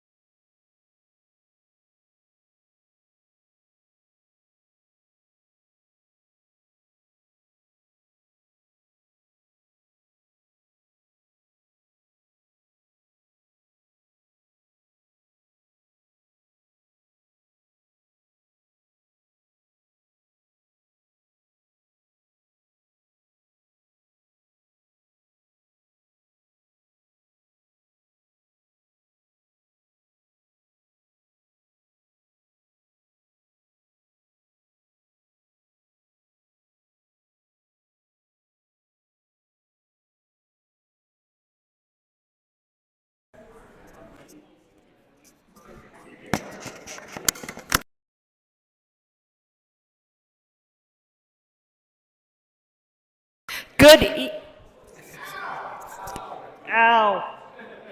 Good evening, KansasFest. We're just about to get ready to do our awards ceremonies and contests. So while we're waiting to make sure we've got all our ducks in a row up here, I just do want to make a quick announcement. After the awards, we will be doing the marathon. And I just want to, so the following people, after the awards, make sure you come down early, bring your rig so that you can get it set up. Reminder, you need a computer, a disk drive, a monitor, and a joystick.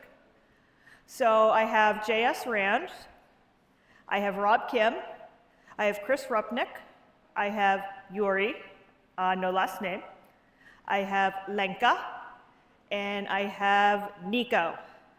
So those are the people, those are the 6. I only have 6 sets of discs, guys, sorry. So, or if you've changed your mind, I do have a couple of alternates. If you have changed your mind, please let me know right away so that I can find those people. Are we?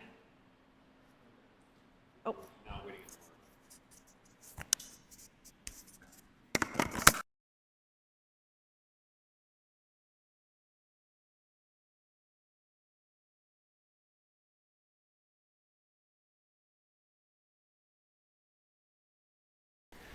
Check, check, check. Just wanted to mention that Hackfest is about to wrap up. It ends officially tomorrow at 9 a.m. If you have not started Hackfest yet, technically you still could, but the project work would need to stop at 9 a.m. tomorrow. We are meeting in this conference room right over there at 9:30 tomorrow morning to do the presentation of the entries and the judging. The judges will be myself, Rich Williams, and Forrest Lowe, and we look forward to seeing your entries. And if you have any questions, of course, just see one of us judges in the meantime, and we'll get you helped out.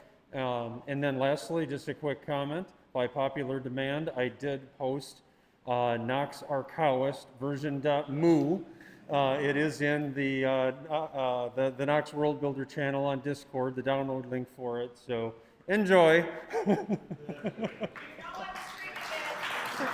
Totally. Please, I look. I will stream it. I don't even know when my next stream is, but I will stream it. I look forward to watching it on your Retro Metal Twitch channel. That sounds absolutely fabulous. Oops.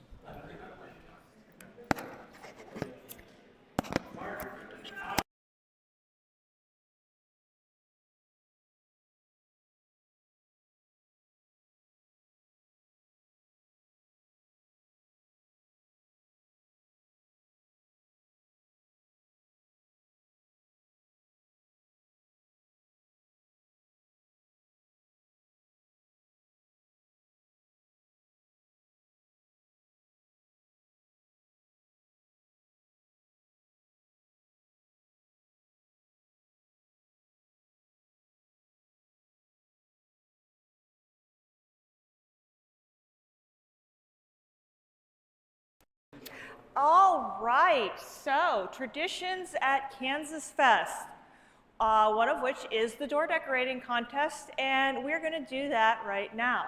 I walked around, or we as a committee walked around, and we took pictures of everybody's door that decorated. Everybody who did decorate your door, thank you for keeping this tradition alive. So I'm going to go through the doors. And I'm going to give the people who did the door a chance to describe it if they so wish, if some of them I know speak for themselves. And then I will go back through them, and I have this handy dandy decibel meter on my phone to measure the applause with. Yay. All right, so I believe, I believe this is Melissa and Dan. Do you have anything you wanted to say about it? It's Melissa's art. It is a two-part, they did a two-part door. It was very cool. I believe this is Dr. Buggy. Yeah, is it anything you wanted to describe? Those colored pictures, that was Okay. Yeah. It was a sequel to 2001: Space Oddity. It was filmed in 1984. So they were, that date is actually supposed to be in the future. It's 2010, the year we make contact. Yeah, cool. Yeah, that's, I've definitely, there's a scene in this movie where Roy Scheider is sitting on a beach with his Apple IIc. It's very cool. Paul Weaver.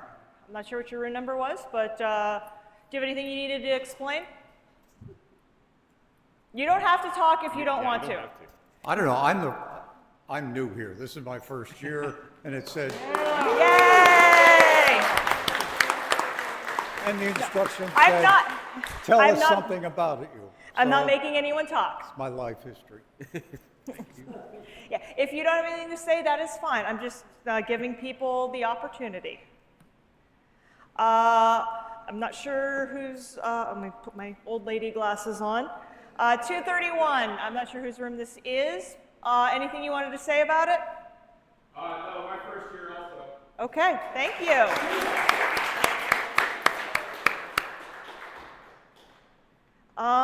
Two, 204, I feel like this is Ron. It's from my blue period. He says it's from his blue period. And the Cubist influence, excellent. 211, I believe this is Jeremy Rand. So JSR are my initials, and I'm in room 211. And I believe JSR is a assembly command? Yep. Yeah, I don't speak assembly, so, all right. What? It's the call to home, very cool. I thought it was cool. So he's calling home at room 211, excellent. This is 218. I believe there was a story associated with this. Here, wait. Can you hear me now? Yes. In 2019, I was fortunate to go to South America and Antarctica, and knowing that a member of our group was not able to do things like this, in honor of Ryan Suinaga, I wore his loud shorts when I jumped in the Antarctic Ocean. It was -2 degrees. Ooh.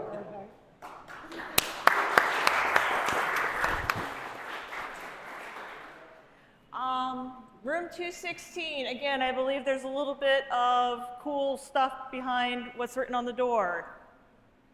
I don't know if the person, are you here? That works.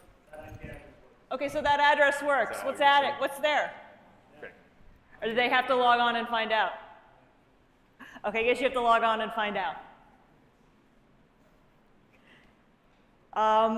This is 200. I believe this is Lenka. Do you have anything? Okay, and that's fine, honey. You don't have to. So, a very lovely celestial and flower theme.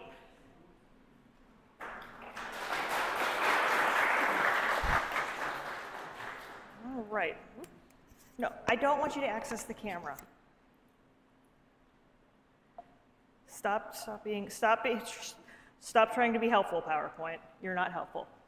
All right, so the way this is traditionally done is I'm going to point the decibel meter at the crowd, and you are going to applaud, and whoever gets the loudest applause wins. Do we have a pen? Does anybody have a pen? Because I have no head for numbers.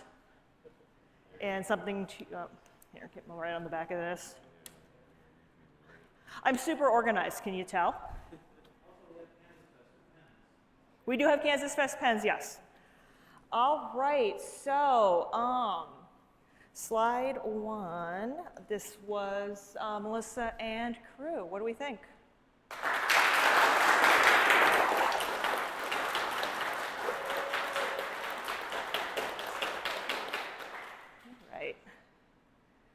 All right. Dr. Buggy.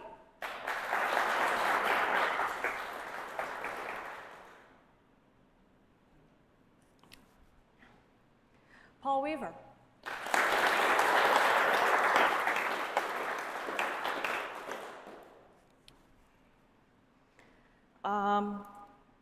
Carnival. I don't remember. I don't remember. I am terrible with names. I'm sorry. So what do we think of the? Whose was this? Yeah. Yeah. What do we think of this?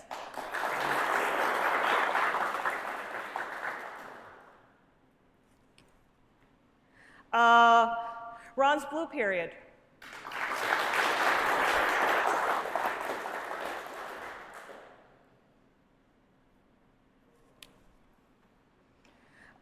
Jump to home.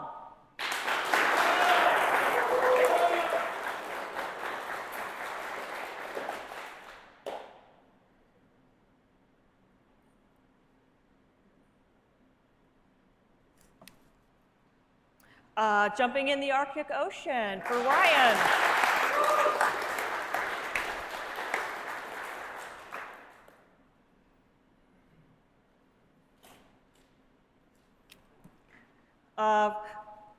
Mystery address.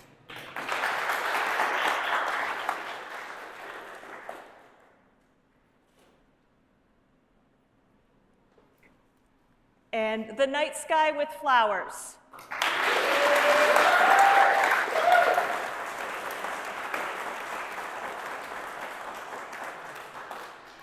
All right, according to my handy dandy decibel-o-meter, you're all up in the 90s, but with 96 decibels, our winner is Night Sky with Flowers.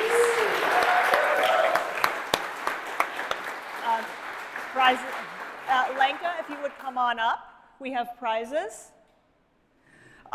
We have $25 at Melissa's store, so to buy some of her prints. We have Sophistication and Simplicity, which is the book about the history of the Apple II.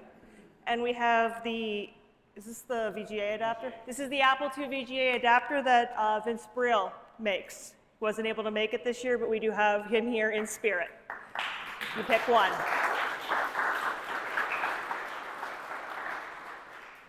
Do you want, this is for your computer, this is something to read, and then this is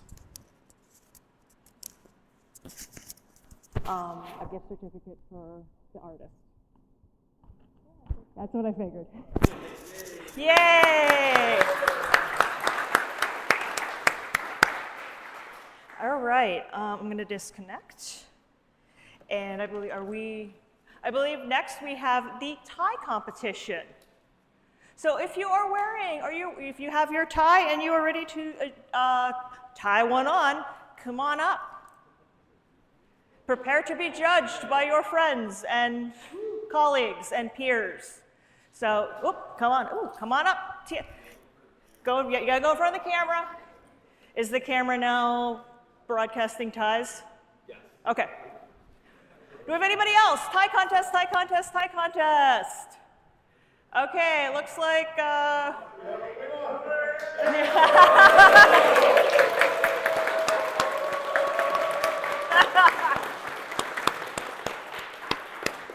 we have no more ties? Anybody?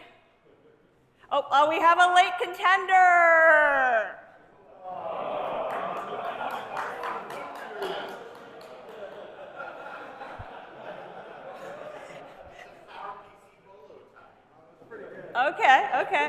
Okay. So let's see here. Let me grab my handy dandy meter. Ran away. Are you running away in defeat? Yes. Okay. Congratulations. You may pick from what is left. Thank you so much. You're welcome. Thank you. Also, first KansasFest. Woo!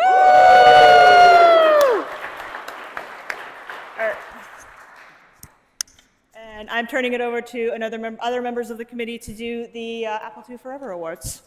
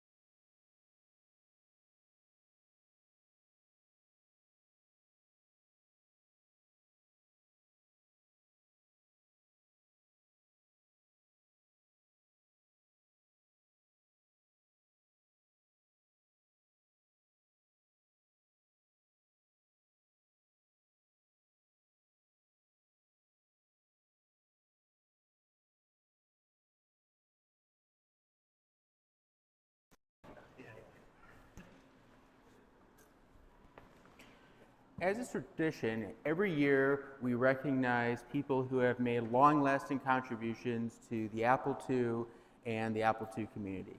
Some of these people have made modern contributions, some have made historic contributions, but all these people, all these contributions are coming together to bring us here today. They're foundations of so much of what we do.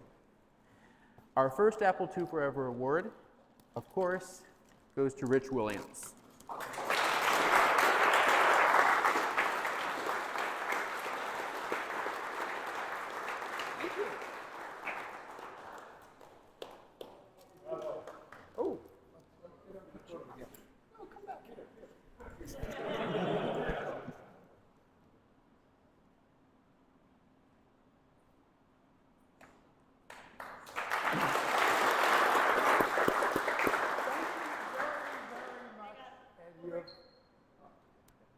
I was just going to shout.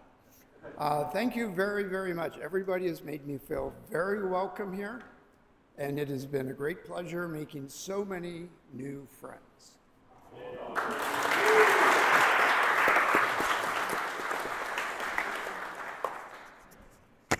I really appreciate how Rich has dug through his memories, dug through his archives, and brought some of those stories back to us, brought some of those pictures, some of those aspects of people that are part of our history that often get overlooked. I also really appreciate the shirts that he's worn every week, or every day. Every day he has worn an original historic shirt. If you haven't seen it, you have at least today and tomorrow. I also appreciate how Rich has spent the week with us and become part of the community and listened to our stories, added commentary to many of the Apple IIc pieces that are in the museum room today. The museum pieces are still over there. Check them out. Still have questions? Rich is still here. Thanks again, Rich.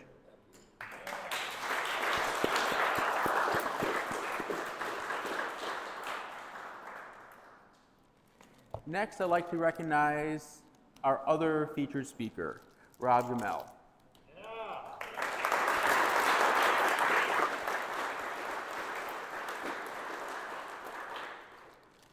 I've also appreciated the stories that he's brought, the unique perspective that he brought from the designer's side.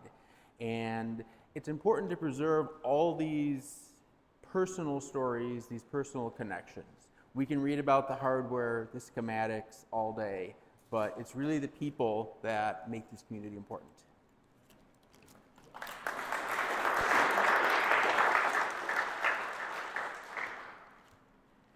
Next, turning to modern times, I would like to recognize Oliver Schmidt.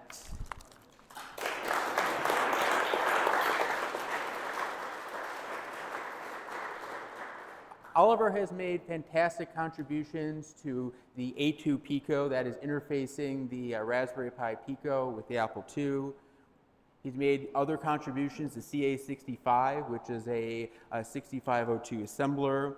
He's done fantastic work, which you may recall at a past KansasFest with A2 Stream, streaming audio and video over the network. He's been consistently at the edge, pushing innovations and sharing freely.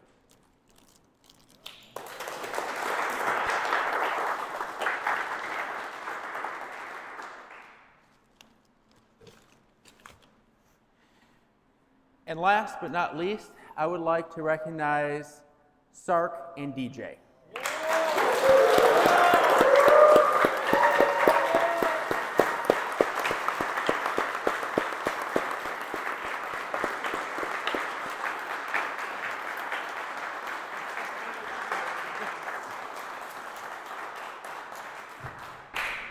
Sark and DJ have been, over the last many years, a cornerstone of KansasFest, bringing their incredible hardware expertise, their repair knowledge, their willingness to help people to the community and reinvigorating many of our own systems.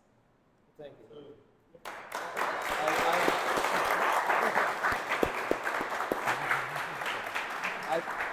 I literally don't know what to say, but thank you. I appreciate it. I really do. It means a lot.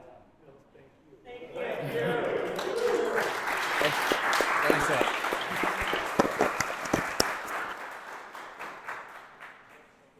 It's important to have people like Sark and DJ here to welcome newcomers, welcome old timers as well, and be a critical part of the community. Unfortunately, we did not get their plaques in time, but I will mail them to you.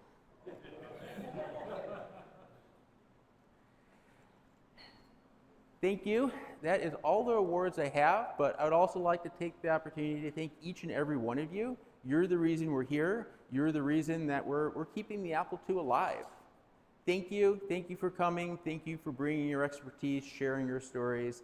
I'm always amazed by how much I can learn walking the hallways, talking to each of you, and discovering things that I didn't know were possible with the Apple II, and new creative ways to keep the Apple II and the spirit of the Apple II alive. Thank you.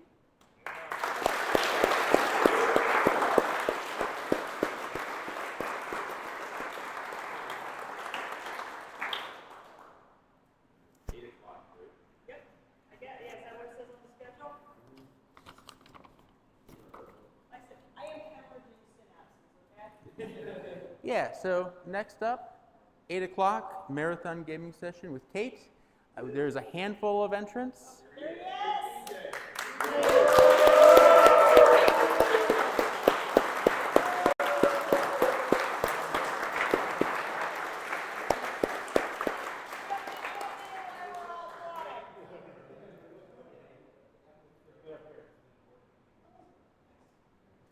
So let's recap.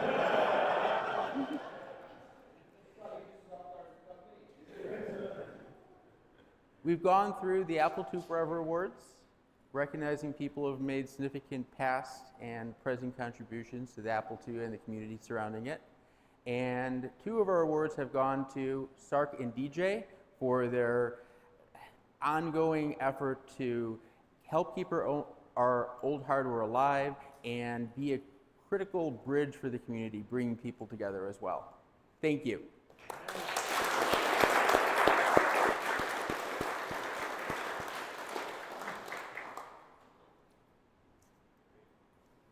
We also thank the committee members for continuing to support us.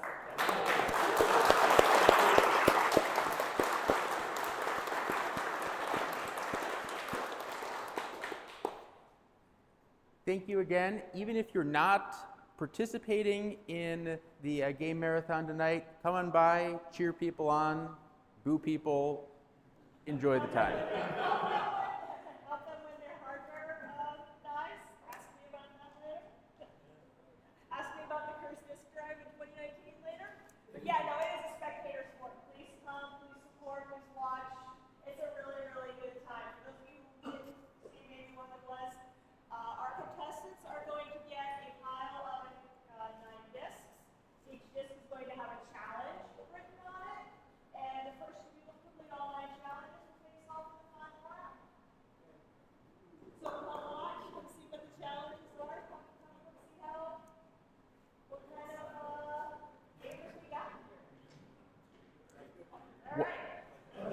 One more boring note, the cafeteria is closed tomorrow. We will have breakfast in this room. We have Krispy Kreme donuts coming at, I think it's 8:30 or 8:45, as well as other snacks and fruit.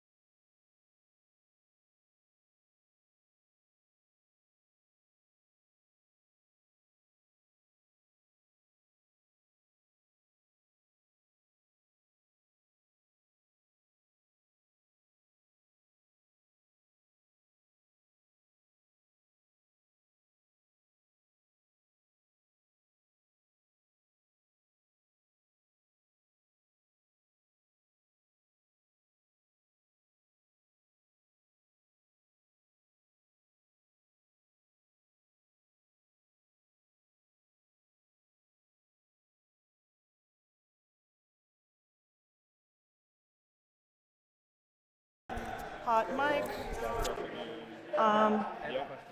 Would it stress you out too much if I increase the font size? No, not at all. I trust you. Yeah.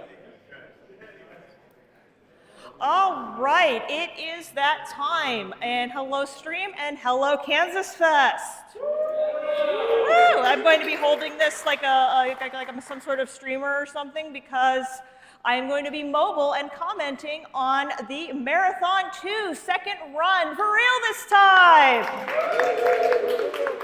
All right, first off, let's meet our contestants. We have Ron McAdams.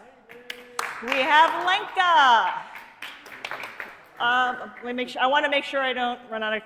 Canada corner here. What? Canada corner. Canada corner. Yeah, Chris. We got Chris, and we got Jeremy, and we got Rob. Not from Canada.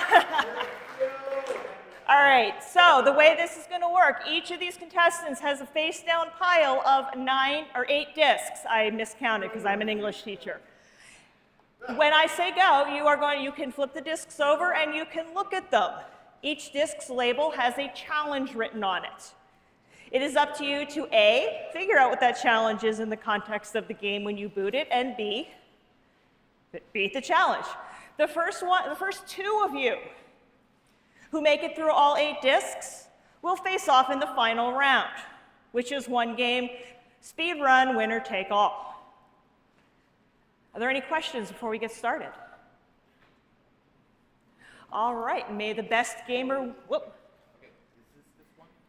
It doesn't matter. It does not matter in what order you do them. Yeah, no. If you get stuck and you want to do something new and come back, that is also acceptable. If your machine goes kablooey in the middle of the thing, stop, pit, see what you can do. Audience, cheer, boo, heckle, help. I will say my machine had some issues in 2019, and many in the audience were gracious enough to help me get running it again. So you could be that person. Excellent question. Anybody else? All right, in the words of a famous man, all right, let's see what we got. Contestants, in 3, 2, 1, turn over your discs and start your apples. And if you can't read my handwriting, ask. I did my best.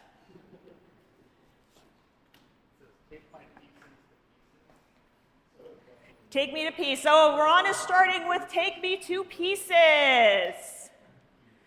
Looks like we have someone starting out with the flapple. We have flapple bird. Is the disc not working? Which one is it? Well, that doesn't help me, everybody. Okay, let me see if I can get you another copy. Oh.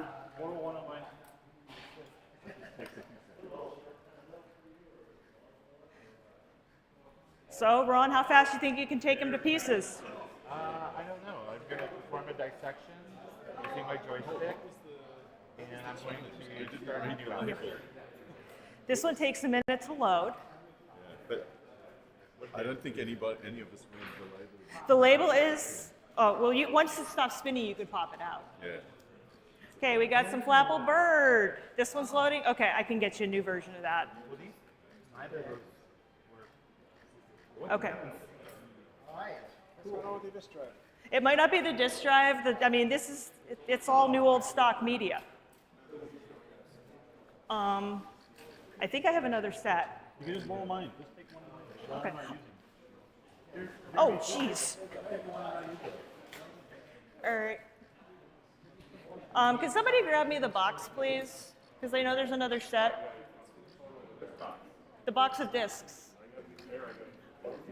I'm tethered, remember? Over there. So you gotta get 5 gems. So right here, Jules 1, you gotta get 5 more, or 4 more, math. Here. I think there's only 5 people here. 100 flaps. We have 100 flaps. We have Escape the Bob system. We have Go on a Date. We have Get 5 Gems. And we have Take Me to Pieces. Surgeon Simulator. Oh, wait. It's Op Frog. It's Op Frog. Okay, Lily, have extra. All right, so you had problems with.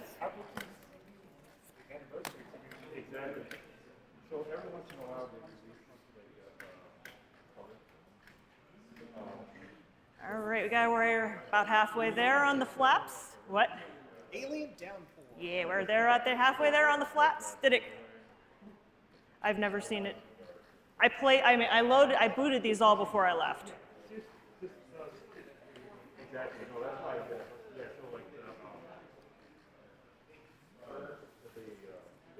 If it keeps giving you problems, I've got another. I do have an extra set. You almost got it, Chris. Come on, Chris. Chris is 3/4 of the way. Wow. How do you feel about totally just jinxing him? Jeremy Rand asked me to do that. So Okay. So we got a little sabotage going here. You probably have to turn it off, turn it back on again. If you get frustrated, try something different. Would you be quiet?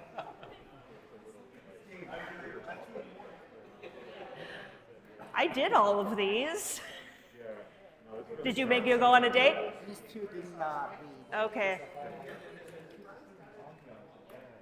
You have to pass a certain level and the problem is it's all new old stock.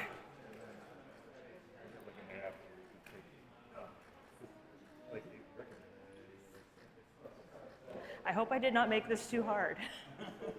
That's why it's a 2-hour limit. At the end of an hour 15, or probably an hour 40, whoever has the most, if not everybody, Joe, if not everybody gets all the way through them at 140, whoever is the two people who are the farthest will face off.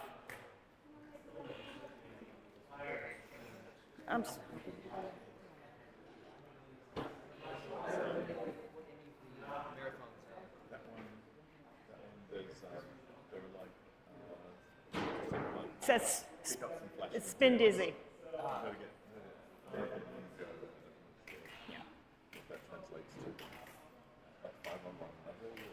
No, just 5 gems without dying. 5 gems without go, within one go is 5 gems without dying. If you're one guy. 100 flaps. 100 flaps. Flapple Bird is 100 flaps. Miss Pac-Man is Go on a Date. Spin Dizzy is Get 5 Gems. Operation Frog is Take Me to Pieces. Whoa, wait, is that it? No, you got one more. Well, it's loading the next thing. It's loading the next level, yeah. This was Op Frog was a very early game, and it does take some time. There you go. There's your next layer. I'll know all of these will be full. Yeah. Isn't nature wonderful? Yes. The frog loads in stages. What are we, what's going?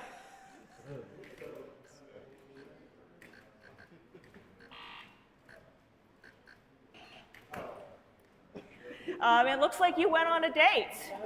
You went on a date, yeah! Rob has completed his first challenge. If I could get somebody to hold the camera for a minute, or either that, or somebody could duck behind and light up his block. I don't care what color, just light up his block number 1. Chris, do you know how to fill a? Number 1, or which one is it? So the cell where it meets, where 1 and his name meet, and then fill that cell. This one right here? Yeah. So you put like an X? Yeah, that works. Okay. You flood fill it with color. And if you get hopelessly lost, I'd say start again, Lenka, because there are easier gems to get closer to the beginning than this one. 100. I've done it. It's not that hard. You mean like anybody should be able to do it? Yeah. Like a piece of cake? Yeah.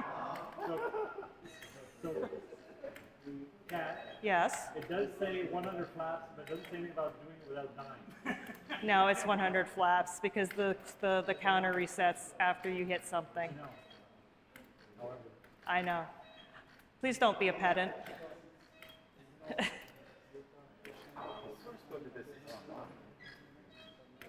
You can go change it. I said you have to win the games, not hack the games. You did it. That was 100. 100! We have 100 flaps! Yay! All right. 100 flaps. That is hard. That is, okay. Well, so, all right. So here, if you want to use it, just give yeah, it to I'm going to somebody steal else. yours.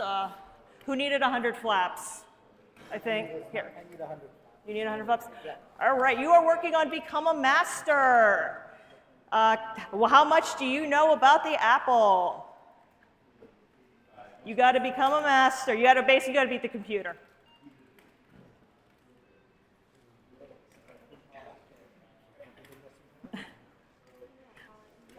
All right, so we have All About the Apple by Apple, and you have to beat the little board game. What? A lot. I'm not sure. I don't know what the keys are. I always play this with a joystick. Yes. Yeah, is anybody monitoring the chat? Is anybody monitoring the chat? I always found this easier with the keyboard, but that's just me.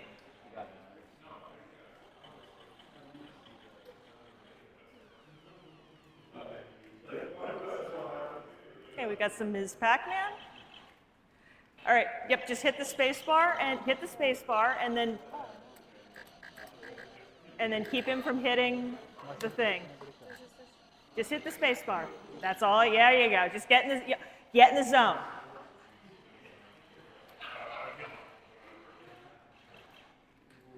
All right, we're through level 1.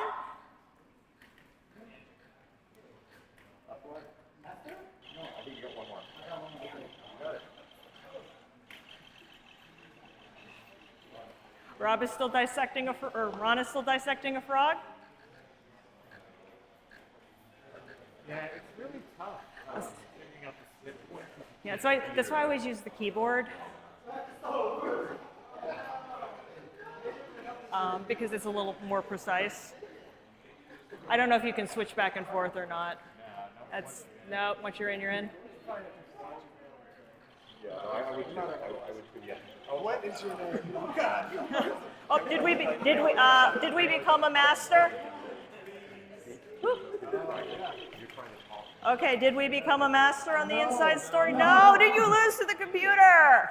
I lost on the last one. Oh no! Start over. And it looks like here we might have another date! Yeah! Yep, all right. Yeah, it has different questions. Yeah, you can just turn it off and eject it. All right, go on a date. I'm gonna grab the extra, this is gonna be my pile of extras is right here. Okay. Escape the Bob system. What is Escape the Bob system? Better random number generator. All right. Yeah, you can kind of you can finesse the random number generator. Pick the two same questions.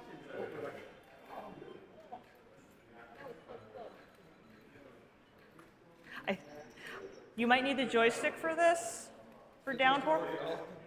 What? I tested all of these. I did all of these challenges. What? I did all of these challenges. How far is it Tipperary?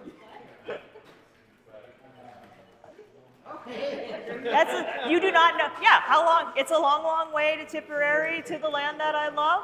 What does it have to do with the Apple II? Oh, sorry. Yeah.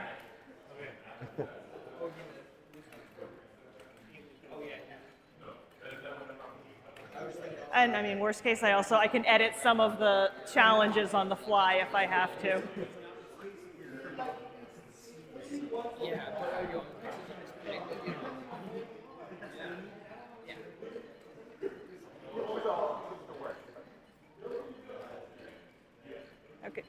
So is not moving a choice, or is moving not working?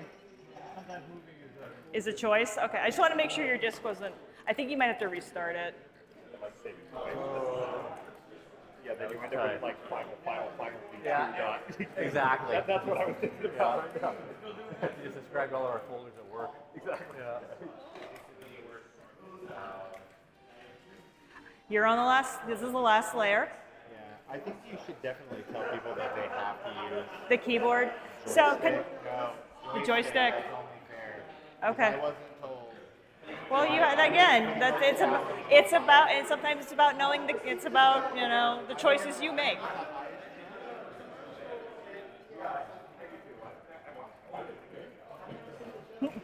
I found oil. They moved to Beverly Hills. I understand, but I've never seen the bill.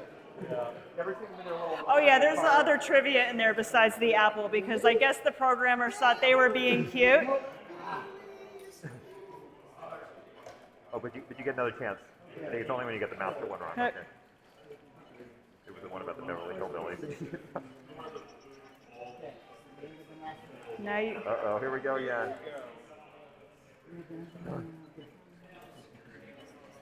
What order does it go?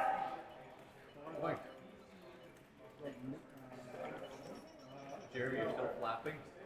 I'm still flapping. You can write like a... Woo! We got a master! Rob is on to Rob is up to score of 2. Here, I'll take the ones you're done with. Yeah, I'll take the ones you're done with, because that way... That one's bad. I don't know what. Okay. Did I give you another 100 flaps? Yes. Okay, excellent. Okay.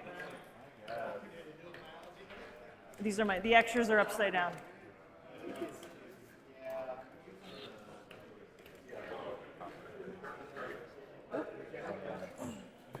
There's a little audio cue to let you know. Yeah. But again, there's a teacher's guide that comes with it that you are instructed which order to go in. So this is like some really old knowledge that I'm not going to pull on. So you Operation Frog, take me 2 pieces. It takes it's an old scholastic. It takes. You want to perform a dissection because you want to take them to pieces. You guys start a new one.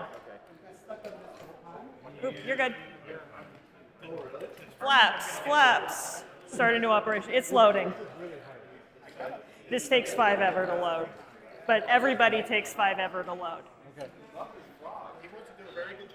Listen. See, I did. I'm negotiating a remake of the Muppet Show. You guys are gonna have to- I mean, I'm not gonna lie. I did this in 20 minutes. Different people are doing the frog. Yep. What? What do you have to do? Dissect it. No, but what's the disc say? Take me to pieces. Oh, I thought he already took it all apart. No, he's still got the nerves. Yeah, no, he's got nerve. He's got a spinal cord and a fat gland and a vein. Yeah. So yeah, this will tell you where to click. That will grab. That'll cut. That'll grab. So you got to cut.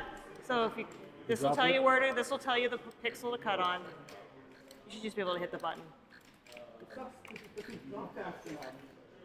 And then that'll cut on that pixel, that'll pick up. Yeah, okay, so we gotta, stay low. We have 100 flaps! Woo! Jeremy is on the board! Where did my, upstairs? Yeah.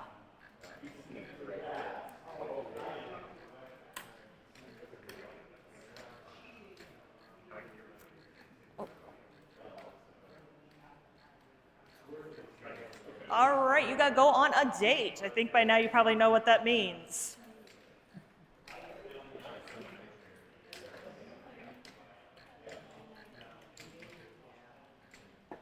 What? Oh.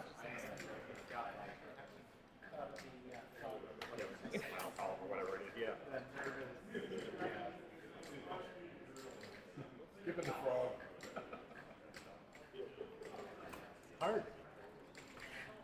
There's a trick to it. There is a trick to speedrun. There is a trick to. I will say there is a trick to speedrunning the frog. No, it wasn't, and it's not getting the teacher's guide. I just, yeah, that makes it easier. Oh, so the problem is it's like you have to figure out what the order is. No, I got it. Okay. You have to remember. All right, so catch one crook without Google. All right, and we've got get some gems. This one requires a joystick. Have you ever played this before? No. No? Oh, you're in for a treat.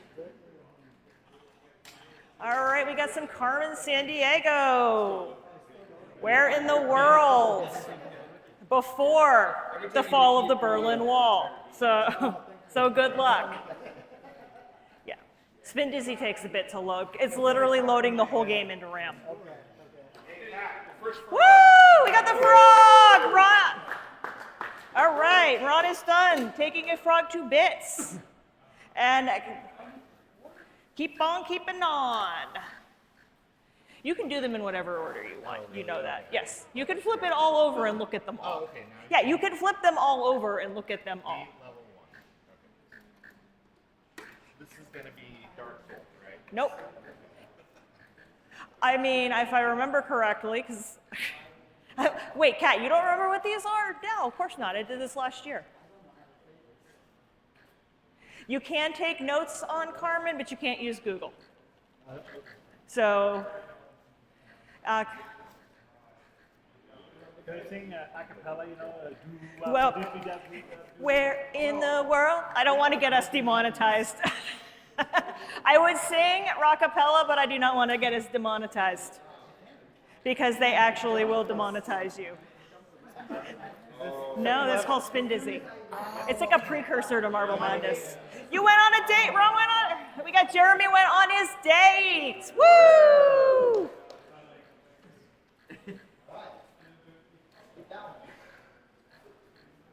All right, all right, all right. Okay, we're flapping, we're loading. Oh, you're not sure which one did you put in? Well, that's not gonna help. Maybe it's the other side. No, it's not the other side. I promise you it's not the other side. Yeah, you're good. Lenka's got on the board. Lenka's on the board. Woo!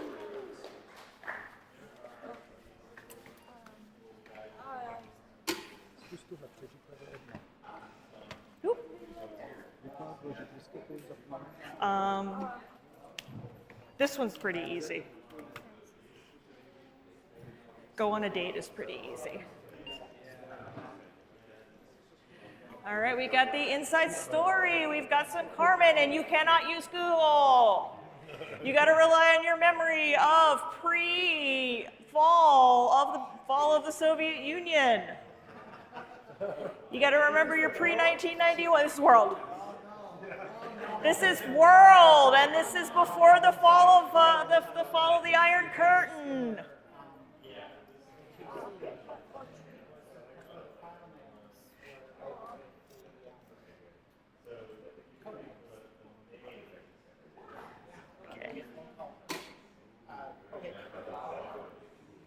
Which one's, is it still not working? No, I can't, I beat level 1 by...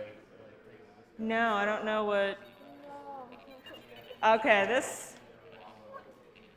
Oh, her beat level 1 works. Is that, is this... It's Prince. It's Prince. Yeah, beat level 1 is Prince of Persia. I am a horrible human being. Yes. Hi, I'm a horrible human being. For those of you who've never met me, you got to get through level 2. What? But you are a very entertaining. I'm entertaining, but I am evil. So the birds, you're in the bird system, and then the Bob system is next.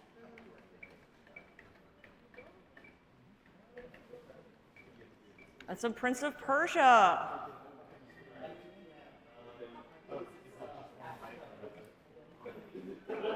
We have some Carmen Sandiego. We have, all you have to do, I'm going to give you a hint, all you have to do is become a master.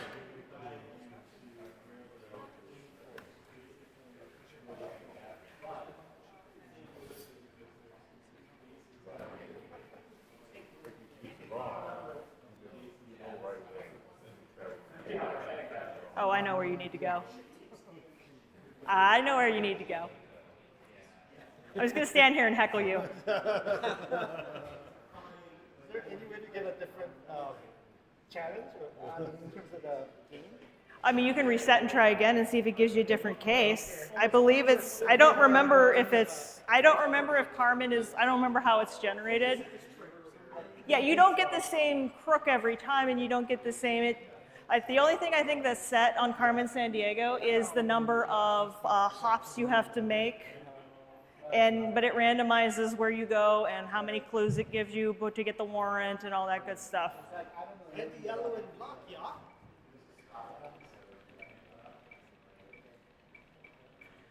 Red, yellow, and black.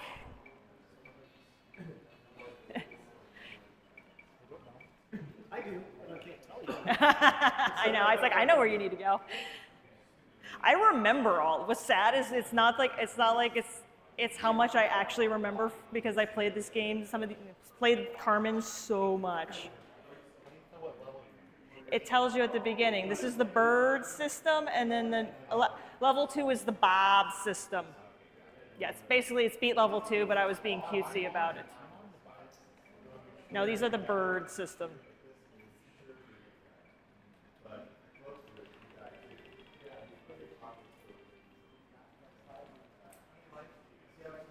I have no idea.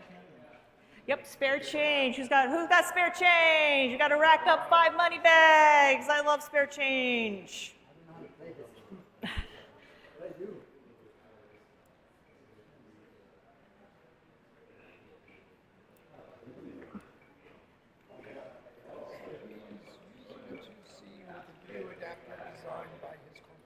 Yes.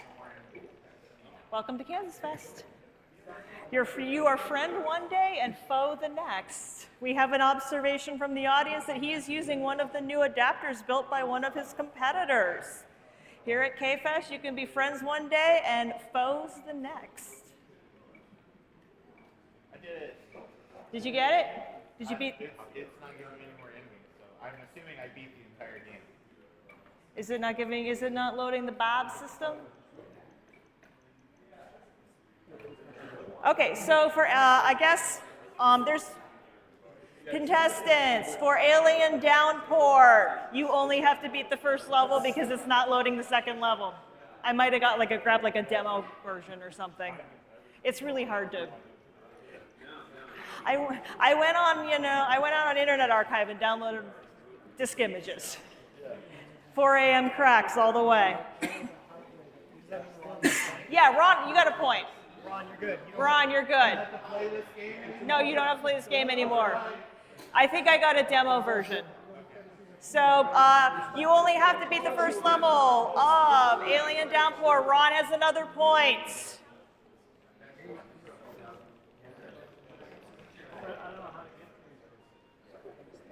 Okay, so do you remember how to play this? Did you ever play this? Game over. Yeah, did you beat the game? Yeah. Then you became a master. Yeah, Jeremy, point. Oh, somebody needs to point, and Ron got a point. Wait, Jeremy got one? Jeremy got one, and Ron got one.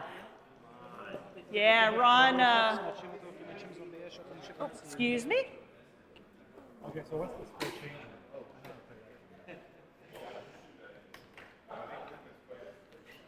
Yeah. I was making changes, but it turned out they're not too fun to look at already. These guys are. Oh, I can steal it from them. Okay. And they're dancing now instead of. I think you need the joystick for this. I believe you have to use the joystick.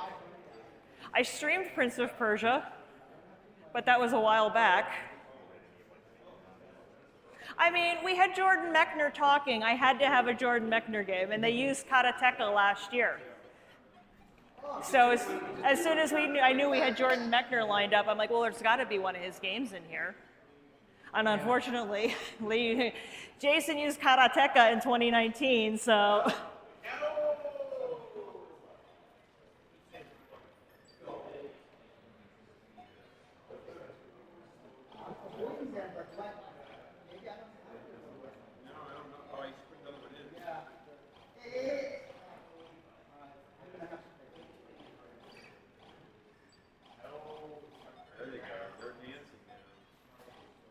We got lots of spare change happening. We got some Prince of Persia happening.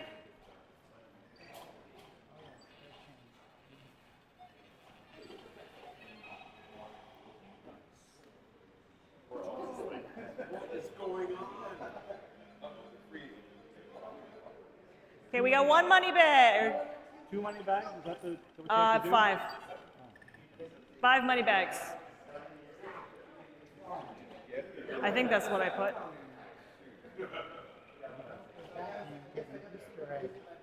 In the program that took like 34 years to find.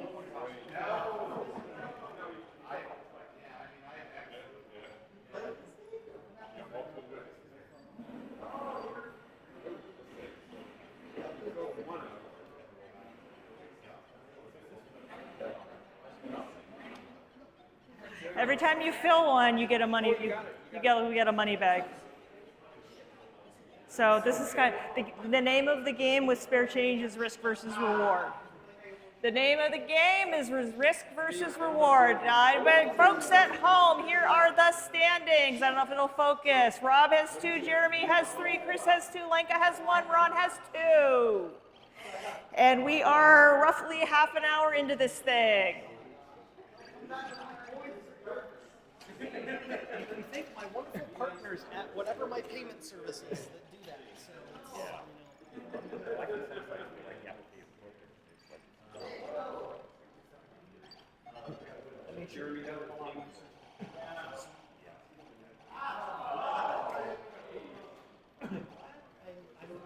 that your process of giving me money. Please take my money. I don't know why the colors are weird, but it works. So I'm not asking a lot of questions. No. He has the new thingy-mabobber, maybe that's it? Oh. Yeah. Yeah. Maybe an early revision or something. Yeah, I don't know. Code.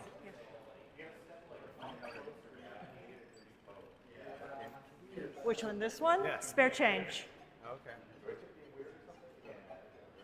What is happening here? He has to. Cash registers? Yeah, well, yeah. You have to get for every one of those blocks you fill, you get a money bag. He needs to get 5. He has 1, but he's got the rhythm. Yeah, some of these might be games you've never played. We feel for you. We're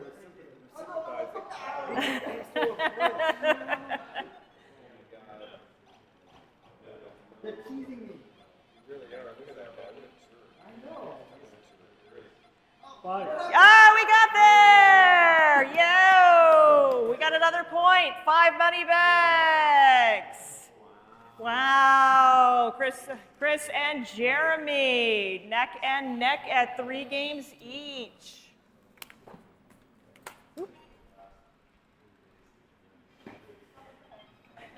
All right, where are we going next? 5 gems on 1 go. 5 gems on 1 go. You're gonna play a little spin dizzy. Think Marble Madness. It loads the entire game into RAM, so you have to take a while. I was just going to thought you just stop there and wait till you get the new joystick.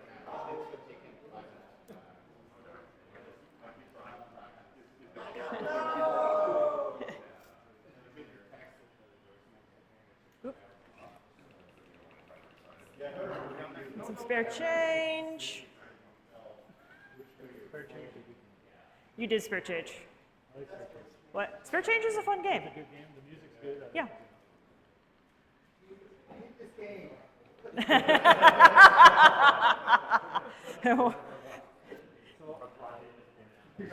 All right.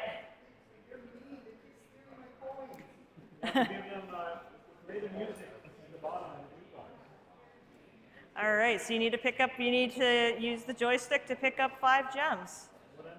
You are the little spinning top. Yeah. You're the little spinning top, and you got to pick up 5 gems.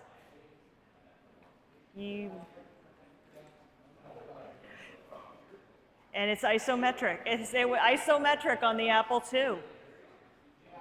Oh God, several people doing Prince of Persia. Yeah, we got a lot of Prince of Persia guys. What do they have to do with this? Beat level 1.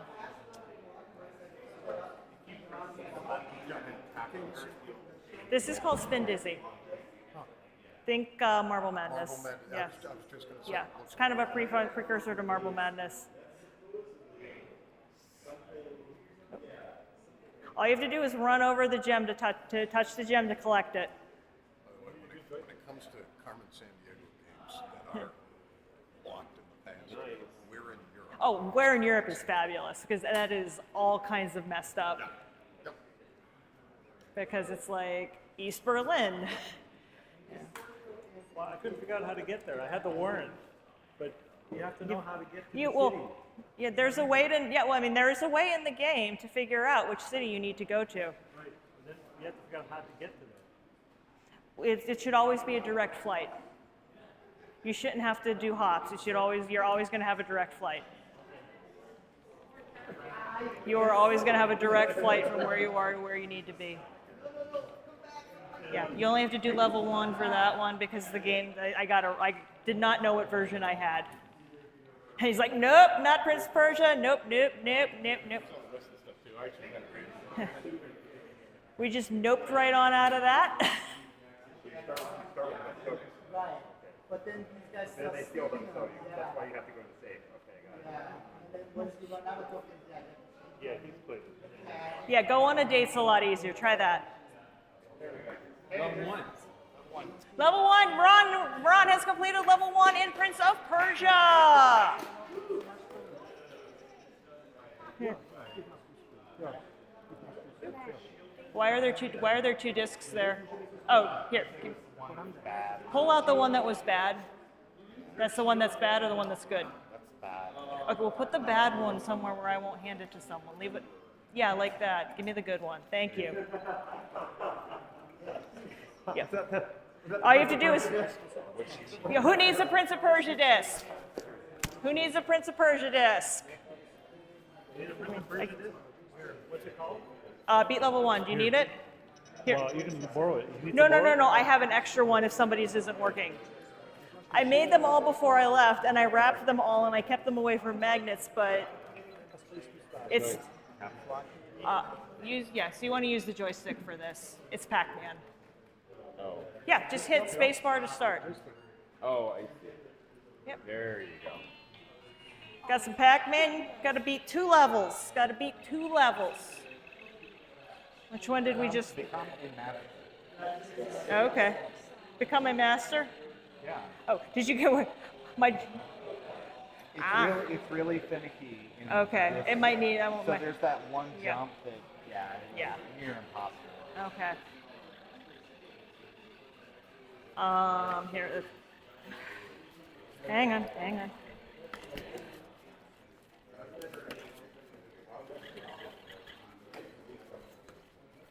Try this one if it's not booting.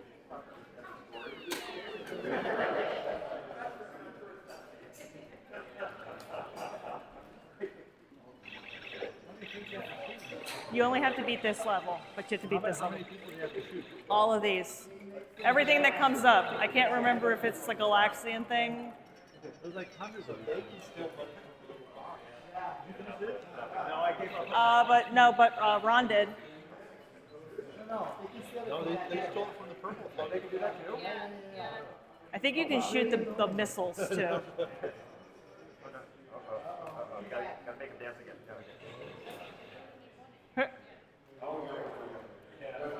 All right, how do you become a master how do you become a master the fast way? I guess you just skip to the end. You put in 10,000 hours? You don't need to put in 10,000 hours. This is the little lateral thinking here.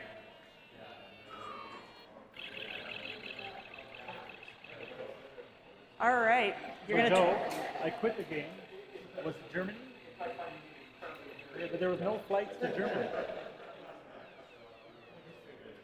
I don't know why. Is my disk drive acting? Is that? I don't know why. I just. Oh, because he's got the funky thing. Is it not? Is my disk drive die? No, it's fine. I was booting side 2. Maybe. Oh no, none of them. Not, you should never need to boot side 2. Okay, I was just gonna say if the end of the game is on. No, the side image of the 2. game should be on side 1. I made. Lateral thinking, become a master, skip there, go fast. What's this? This is. Hang on, let me see something. Become a master. Okay. Is that not this? No, you're right. You're right. I know where you are. Yeah, you're.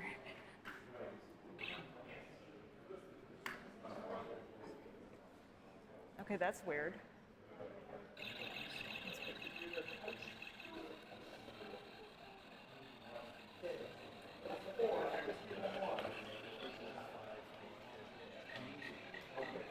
Ah, yes. I forgot about the frame story for this.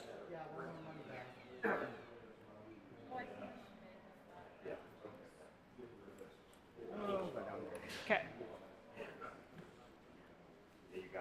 Did you? Nope.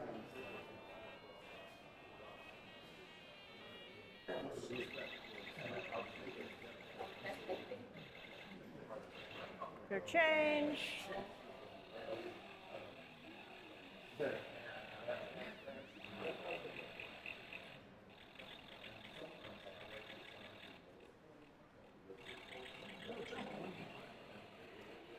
All right, so Ron is going to try to become a master. Up, down, left, right.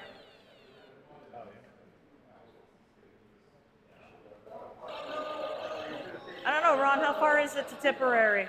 A long way. To Tipperary, yeah.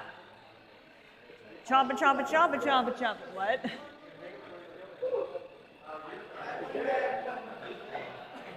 Oops, sorry. You got 5 money bags. Yeah, we got a point. Yay! Thank you. Yep. You got to do the. There's a game.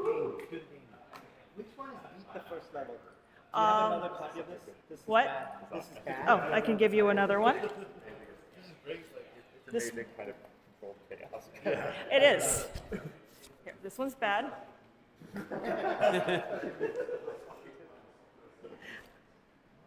Chaos is my middle name.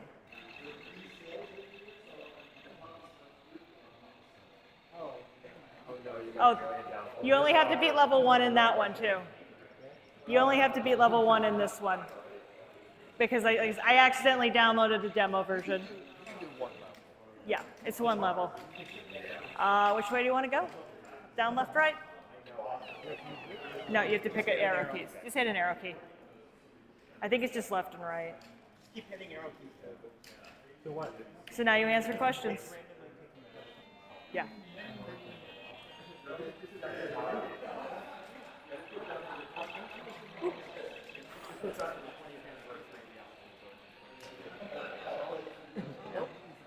Sorry, I might be like 40, not 20.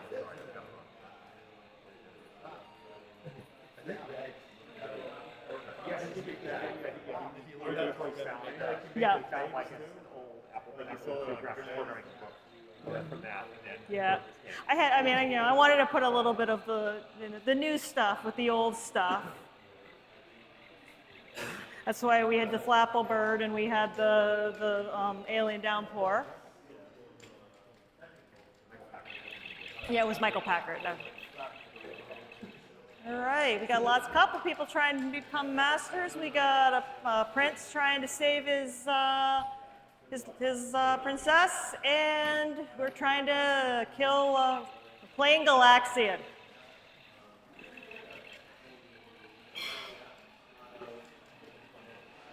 All right, what order? What order? Ron has become a master! Woo! Master of his own domain.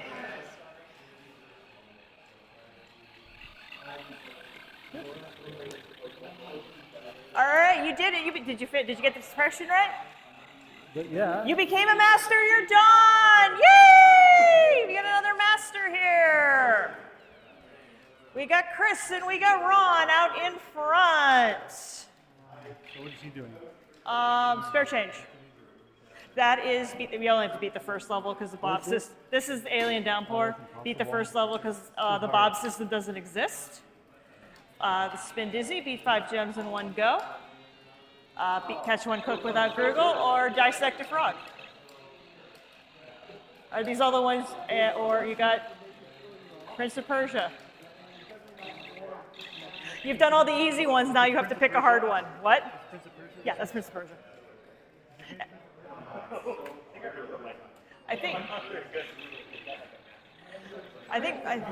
Ron got through Prince of Persia. Yeah, I don't know why. Yeah, that's.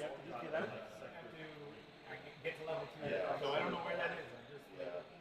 I'm going this way. I hope it's there.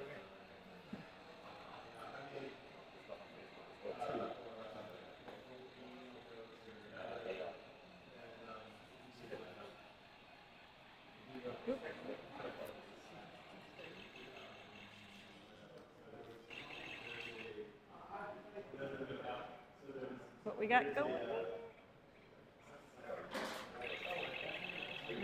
We got Prince, we got Prince. Beat level 1. I said no, Prince. No. You gotta get 5 money bags.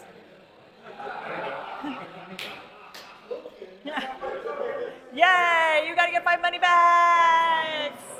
5 tokens would be too easy.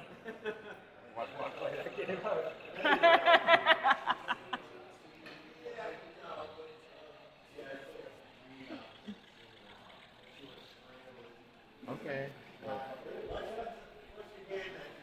Go, Lenka, go, Lenka, go! Nice dodge, Lenka.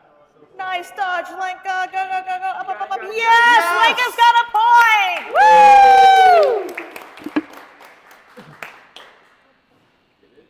You have another point.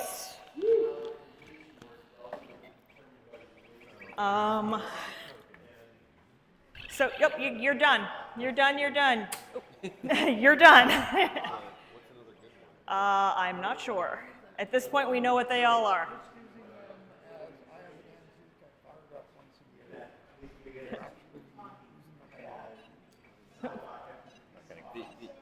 I'm not sure what you. The one with it's the inside story from the stuff that came with the Apple. Yeah. So you have to play there's a lot of text in it. She did go on a date. She's good with that. Yeah. Well, she's got 2 of them though. So Yeah. maybe one with Yeah. I got 5 minutes. Oop.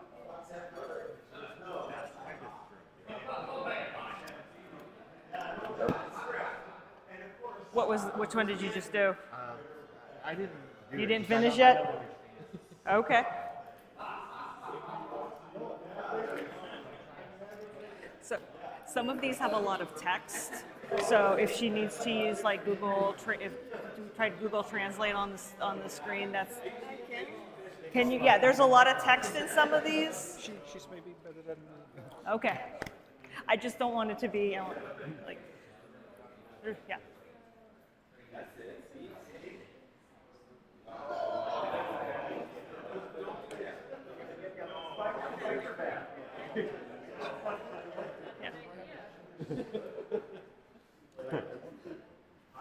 What? Well, I was just saying. That's okay. You know, more modern machines. You know, you can't explore them and get into them the way that you can with an Apple II. You know, with these, like, call negative 151 and you're right there. You know, mini assembler, you're right there. I mean, it's all built in. It's not buried in so many layers. Oh, I'm trying to.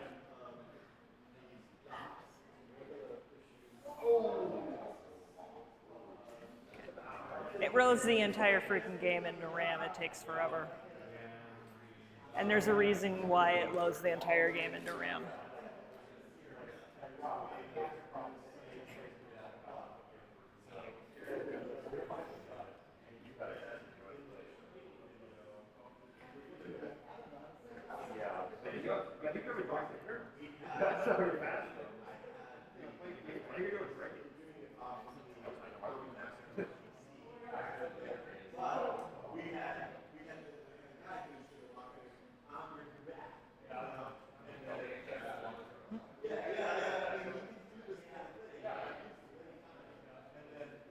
Okay, it's done loading. You have to hit fire. This one you were going to probably, this is, now Ron might have a little advantage with his fancy joystick. Ron, is that your own design? No. This is something from like YouTube. Okay.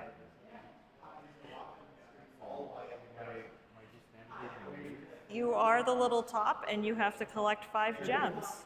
Oh. Get the gems, Bear. Oh wait, no, that's a different. Are you just here to heckle? Joe, are you just here to heckle him? Yes. Okay.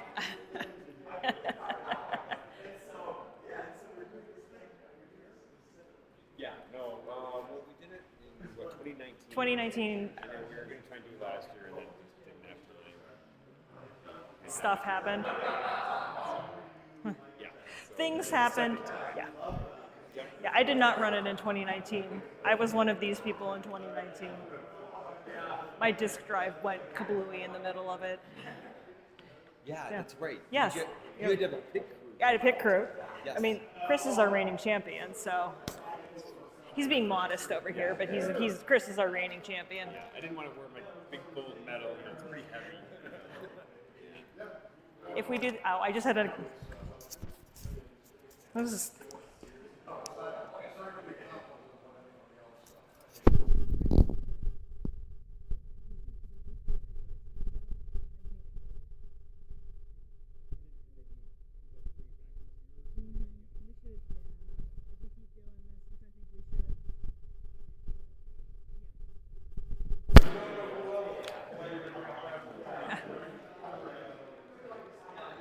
I will give you a hint. There were easier gems to get closer to the beginning. Oh, I'm sure. No, I'm just telling you. No, yeah.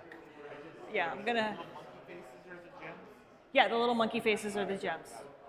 Yes, the little monkey faces are the gems. I'm going to start handing out hints.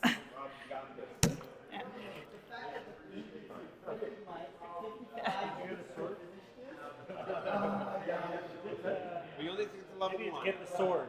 Is that the number? No, you have to find the staircase. There is a staircase to level 2. Yeah. I don't know if I can't remember if you need to get the sword. I don't think you need to get the sword to beat level 1.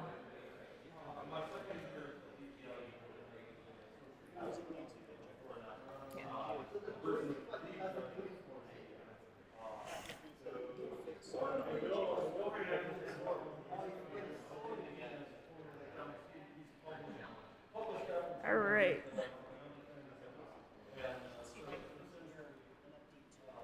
What are you trying to do?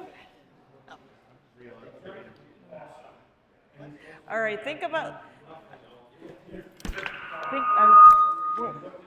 Sorry, too close. Got too close to something here.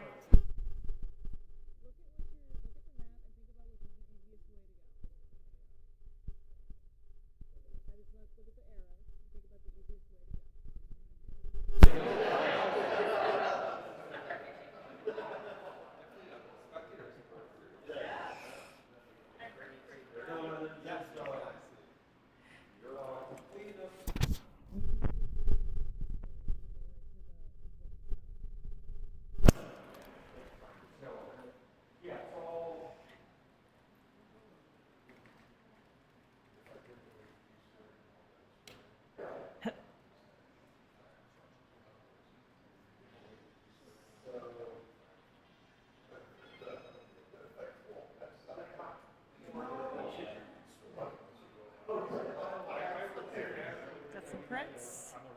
Hmm? I said Prince of Persia. I'm trying to keep up the patter for the online stream. I'm trying to keep up the patter for the online stream so people don't get bored. Oh, Ron's got 2. Meh. Yeah, but you have 135 in-game seconds to get 3 more. What's up? Switch to keyboard mode here for Prince of Persia. I didn't even know there was a keyboard mode. I didn't even know there was a keyboard mode, so that I will allow it. I did not know it existed. Will allow it.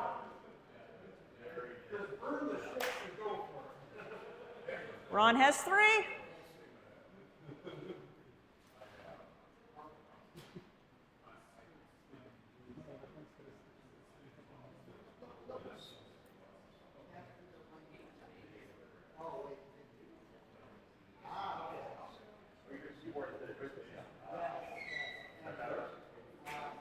Ron has 4.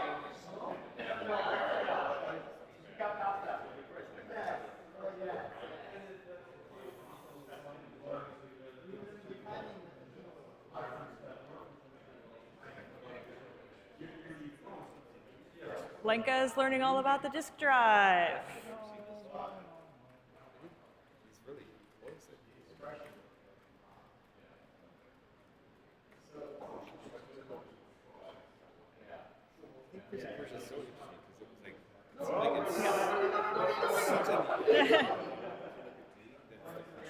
No. All right. I have to like build up momentum to get up there. Yeah, and think about how the screens fit together. Yeah.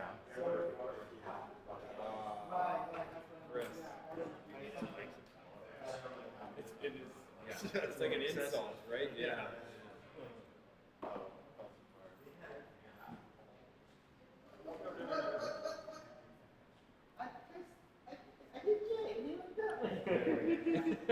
All right, this has to load all the way. It loads the whole game into RAM, so it'll be a minute. What's that? It loads the whole game into RAM. So give it a sec. No, you want to use the joystick for that. No. It depends on which direction you go. Everybody's going the wrong direction on Spin Dizzy, except Ron. Yep. Ron's a ringer. All right, Lenka's figured it out. You just got to go right to the game. Go, Lenka, go, Lenka, go.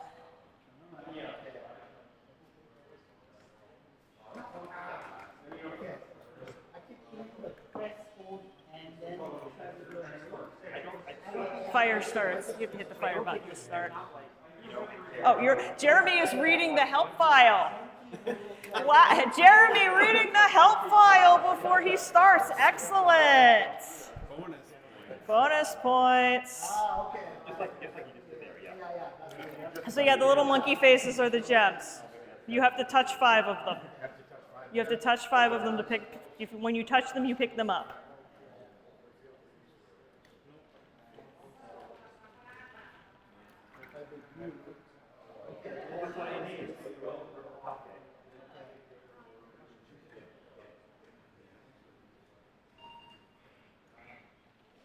You got it right! Woo!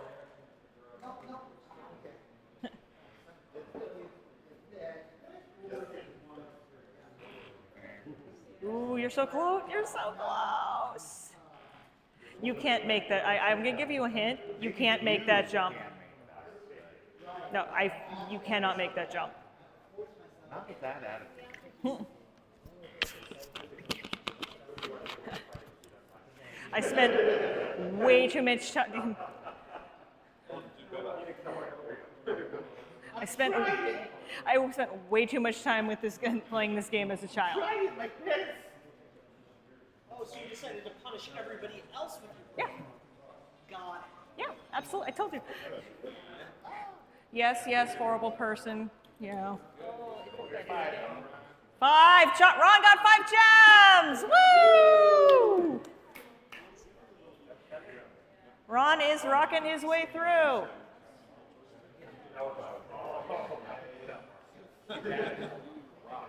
What? I got it. Oh.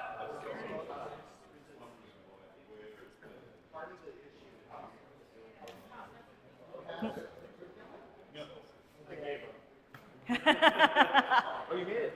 Did you get to it?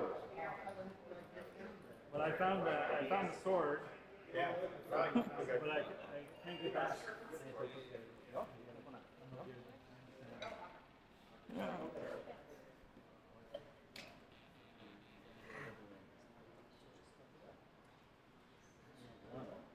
We have. You got one already? Got one. You got to get 5.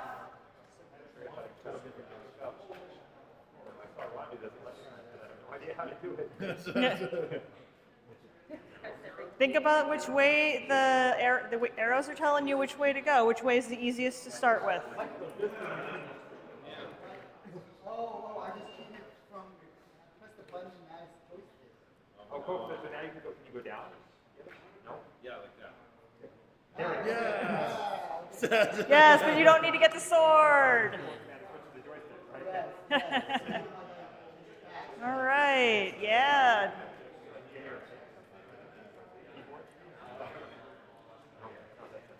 So you found the maze. So think about what's the map telling you is probably the easiest one. What? No, I want you to use your critical thinking skills. I'm occasionally falling back into my day job.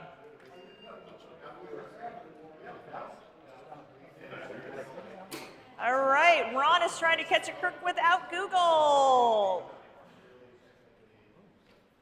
I help him and use Google as such. Yes, that counts as cheating. Istanbul, which is not Constantinople. School's not Kansas. Let's see if we can get this stream demonetized for KansasFest. We're going to get a message. Your stream has been demonetized because of copyrighted music. Alexandria, where could that be? And how to make mummies.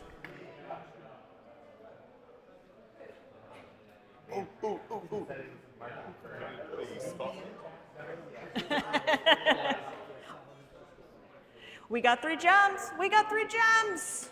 Go, go, go. Don't blow up everybody with your Dr. Pepper cat.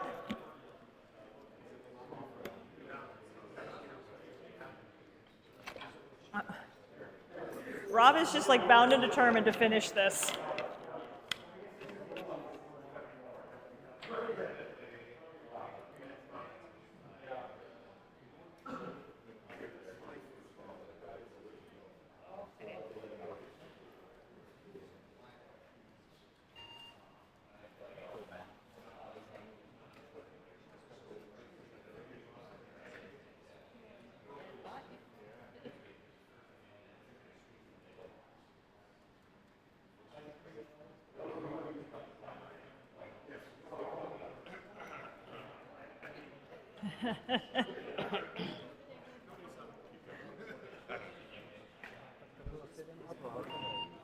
Good job.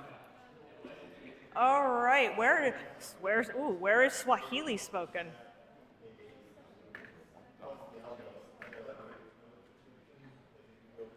Oh, Ron's on the right track. Something suspicious is going around in town. Uh-oh. Oh, I think I know what's up. Shot it.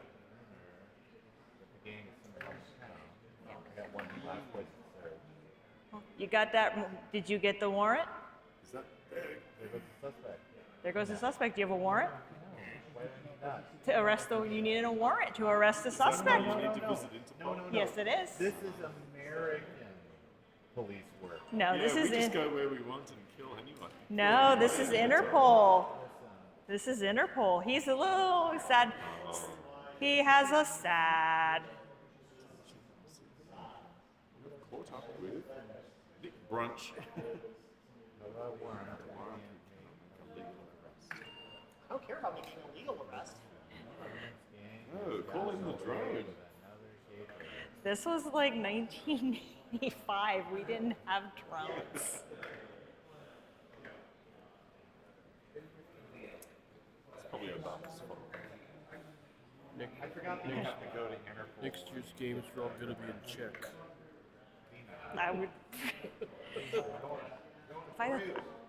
I would have. See, well, I don't know if they've. I'll tell you. We'll talk later. Yeah. I'm on a hot mic. We'll talk later. All right. All right. Ron, print faster. Gosh darn it. Oh no! So close and yet so far. It is 10 after 9. You guys have 20 more minutes, and Lenka is a master. Woo!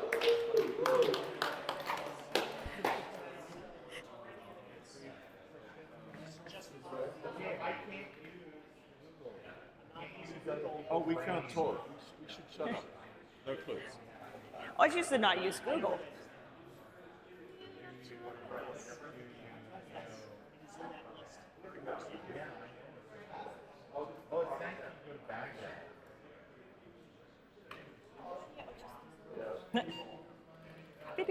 Which one?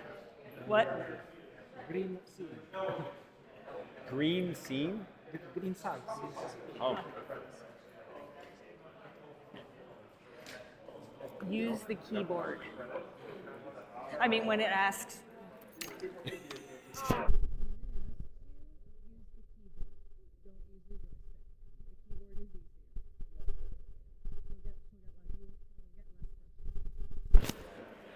Oh my gosh, you're so close. You are so close.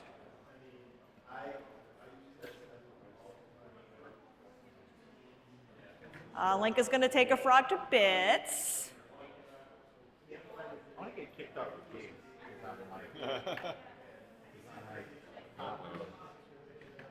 What are you doing? Oh, you're investigating. All day. I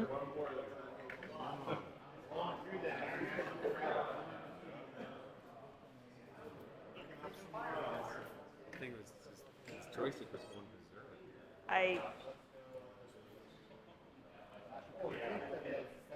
You're so close. You have a good amount of time? Right here. This is your time right here. How much time do you have total? 147 in-game seconds. Hit fire again. You should be able to start over again.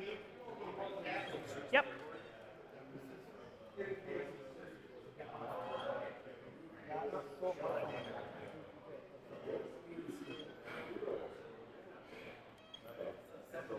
I did this and yeah. Hey.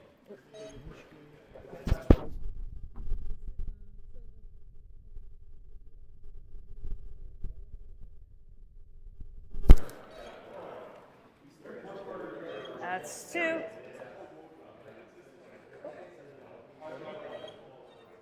I think I know which one you're going for. Yup. Jeremy's on the right track.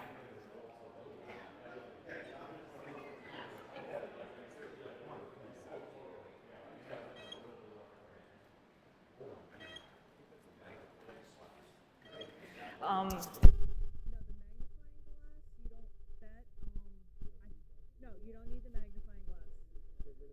Yeah. The probe tells you where to cut. Hold this for a minute. I need a hand.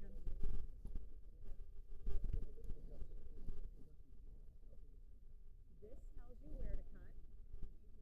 This cuts, and this picks it up and brings it over here. And there'll be a tiny blink.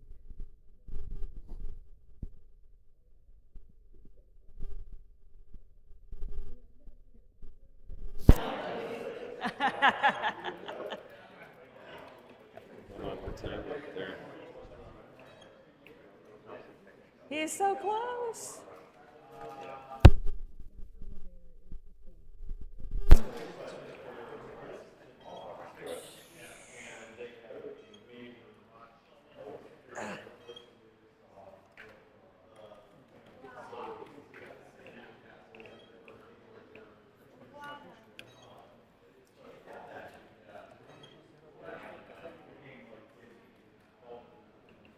Yep. That click means you got it, and then you can grab it and pick it up.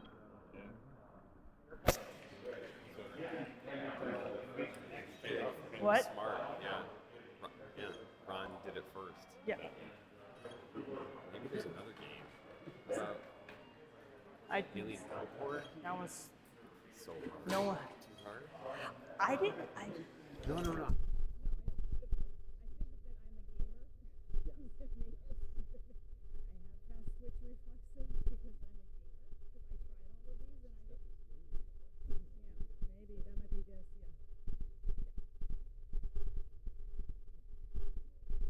Yourself, like Yeah. you actually do. Yeah, I did that.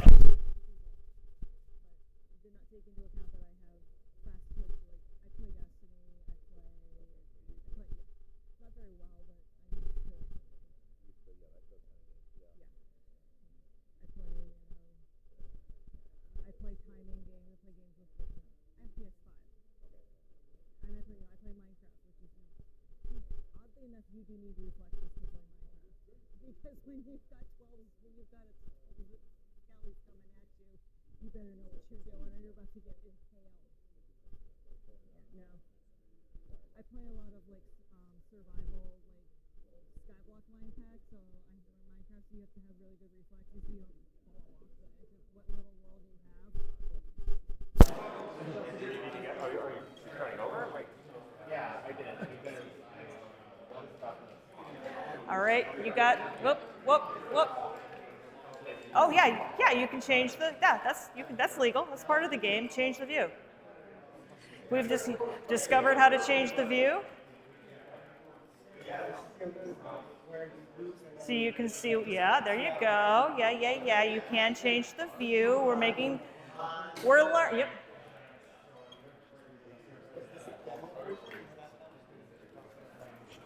Oh, yep, you gotta get yourself on the elevator. Yep, you're on the elevator. You're technically on the elevator if you're going up. Where are you? Oh, you fell off. All right, stay there. I'm teacher voicing at you.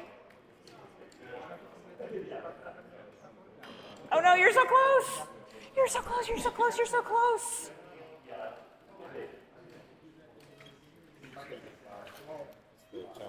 Yeah.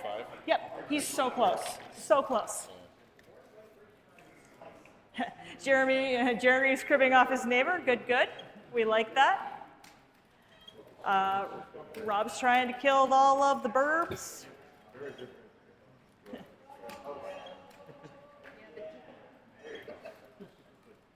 So close. And you've got plenty of time. Take your time. All right, Lenka is is just absolutely just annihilating this frog. This poor frog.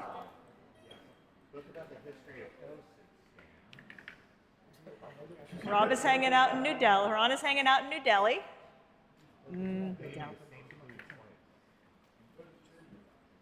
Oldest republic in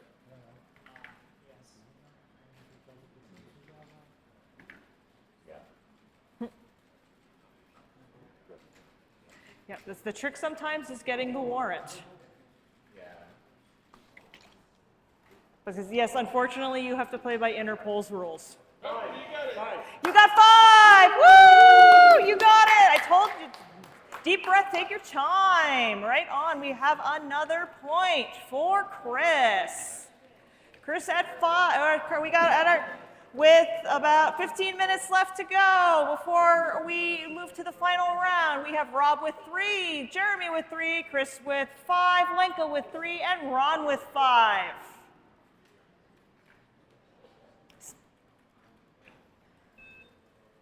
Bing, bing. You have to get enough information to be able to. It will give you the clues that you need. And yeah, you can't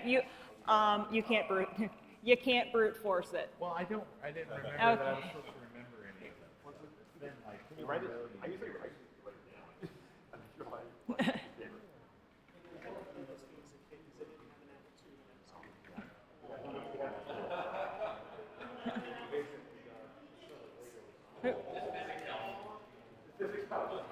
What, I mean, those of you we got some discussion over here about VisiCalc. There is a World Series of Excel. Oh yeah, there is. There is a World Series of Excel. Joe, hi. Everybody say hi, Joe. Hi, Joe. Hi, Chris. Is anybody saying anything online in the Discord or anything? Are there any questions? I can't hold the camera and look at. Just stay out. Oh, okay, yeah. Yeah, you can use that.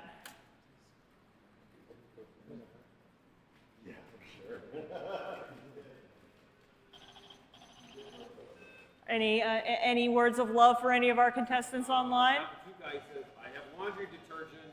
All right. Okay. Because I think there's a channel for this in the Discord. Oh. Yeah, no, there's a channel for the marathon.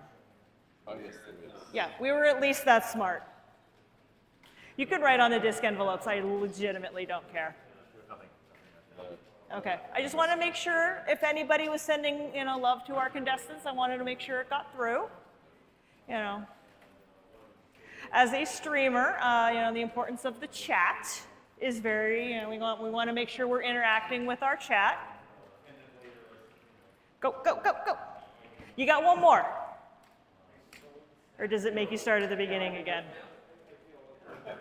Go, go, go, go. Get him, go, get him. Where is he? All right, you're good. That's where, yeah, it's messed up. But everybody has the same messed up image. All right, we have another point for Rob. Rob is up to 4.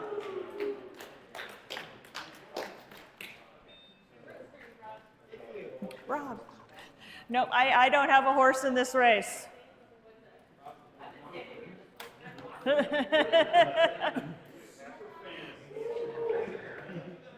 And there's another clue there too.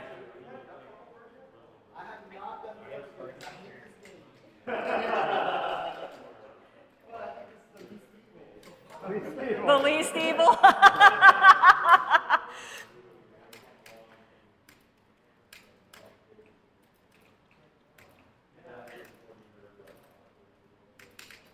You got it. You got it. You got the idea.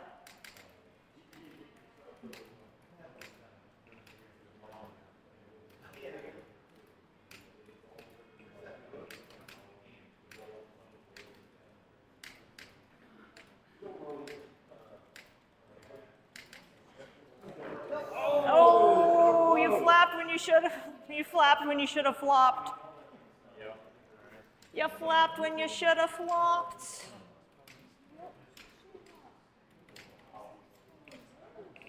You can't jump, sadly. Oh, somebody's on the right track.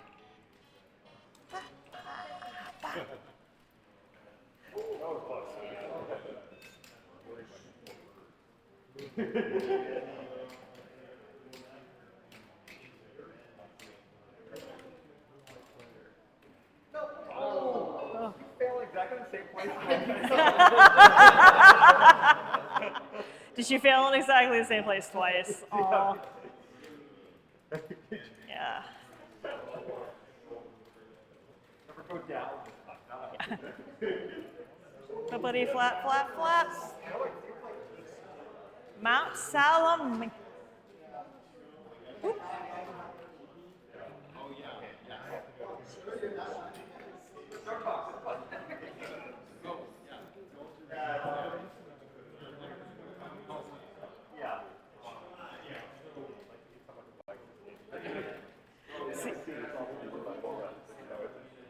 Which game are we talking about?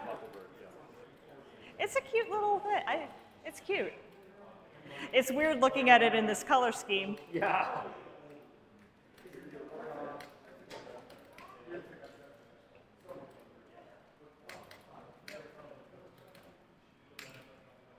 different, yeah. You can't, what's up? You're the bad person in this. I know. My name is not Catherine Dribb. No. My last name is not Dribb. Catherine. But my last name is not Dribb, and it's not even spelled right. You're right. We caught a crook! Woo! Ron gets another point. Wow. I get another point. You are up to 6. Look at the jail. I know. I said I am not Rockapella.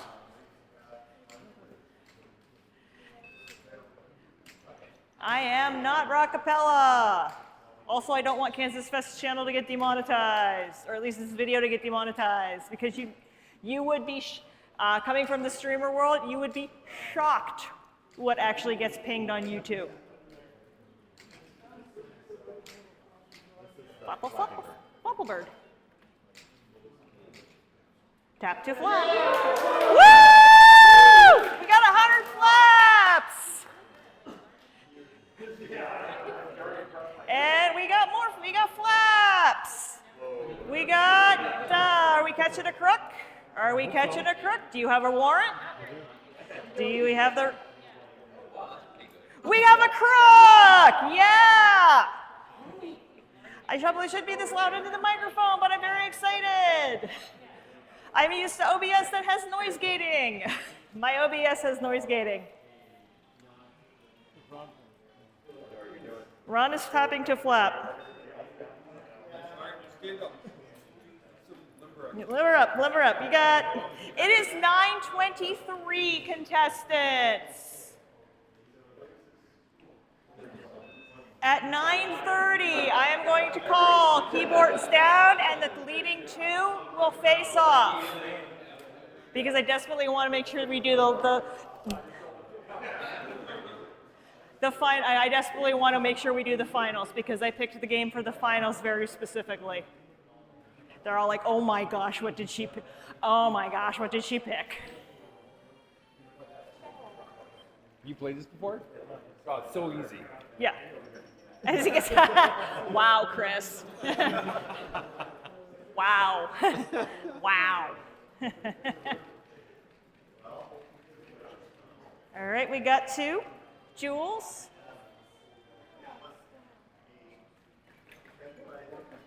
You can do it.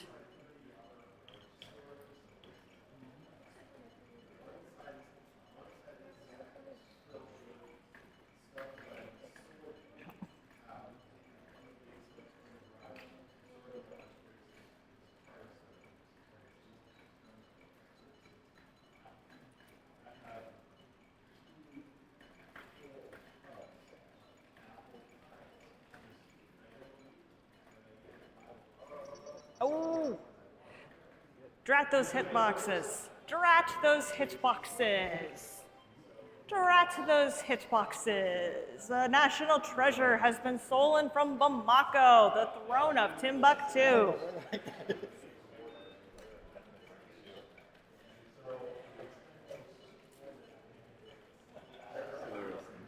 Safe spots, I guess you could call them. I'm They sure. just don't seem to, they just I'm don't seem sure to that no. attack that location. Well, there's a safe spot in Pac-Man where the Yeah. ghosts won't get you. Is that right? Yeah, there's a safe spot in Arcade Pac-Man where the ghosts won't get you. Never heard of that. So. They're basically like, you know, standard formation, but moving pattern for the enemy. So next year, I'm going to have somebody else help me pick these. Did you name your bird? What's its bloody name? What score do you have to get to in the early Nope, you beat it. You're good. That's, yeah. For some reason, I think it's a demo version. It's not running to level 2, so you got another point. You have another point. Keep going. Woot, woot.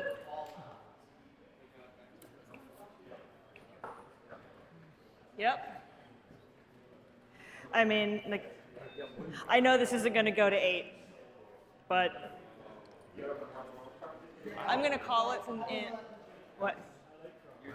Yeah, I'm going to call it in at 9:30, so and they're going to, because I want to do the finals. Yeah. Because the final game is okay. near, yeah.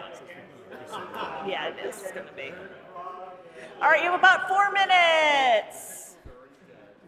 4 minutes. Yeah, I'm going to call it at 9:30, and then we're going to do, because I want to make sure they have enough time to do the last game.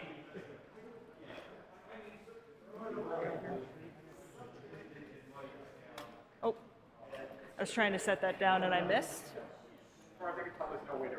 Yeah, exactly. I'm not a judge, I'm a host. 5 gems for Jeremy. Woo! I missed the big moment. It's hard. I need cameras behind everybody. Yeah. And and we need cameras behind everybody and a stream deck to just switch between people.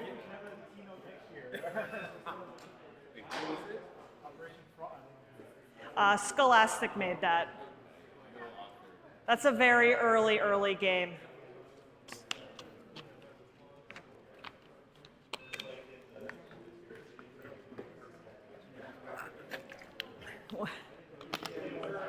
Oh, I see.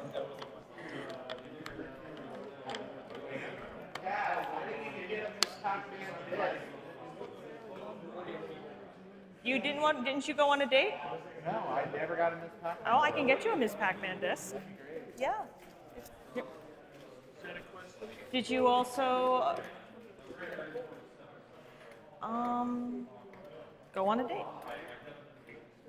You're welcome. It's easy peasy lemon squeezy. It's an easy peasy lemon squeezy.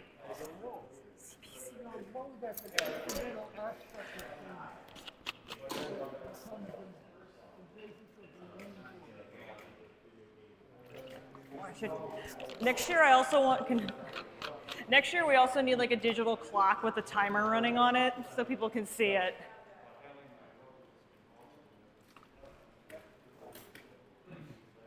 How much time do we have left?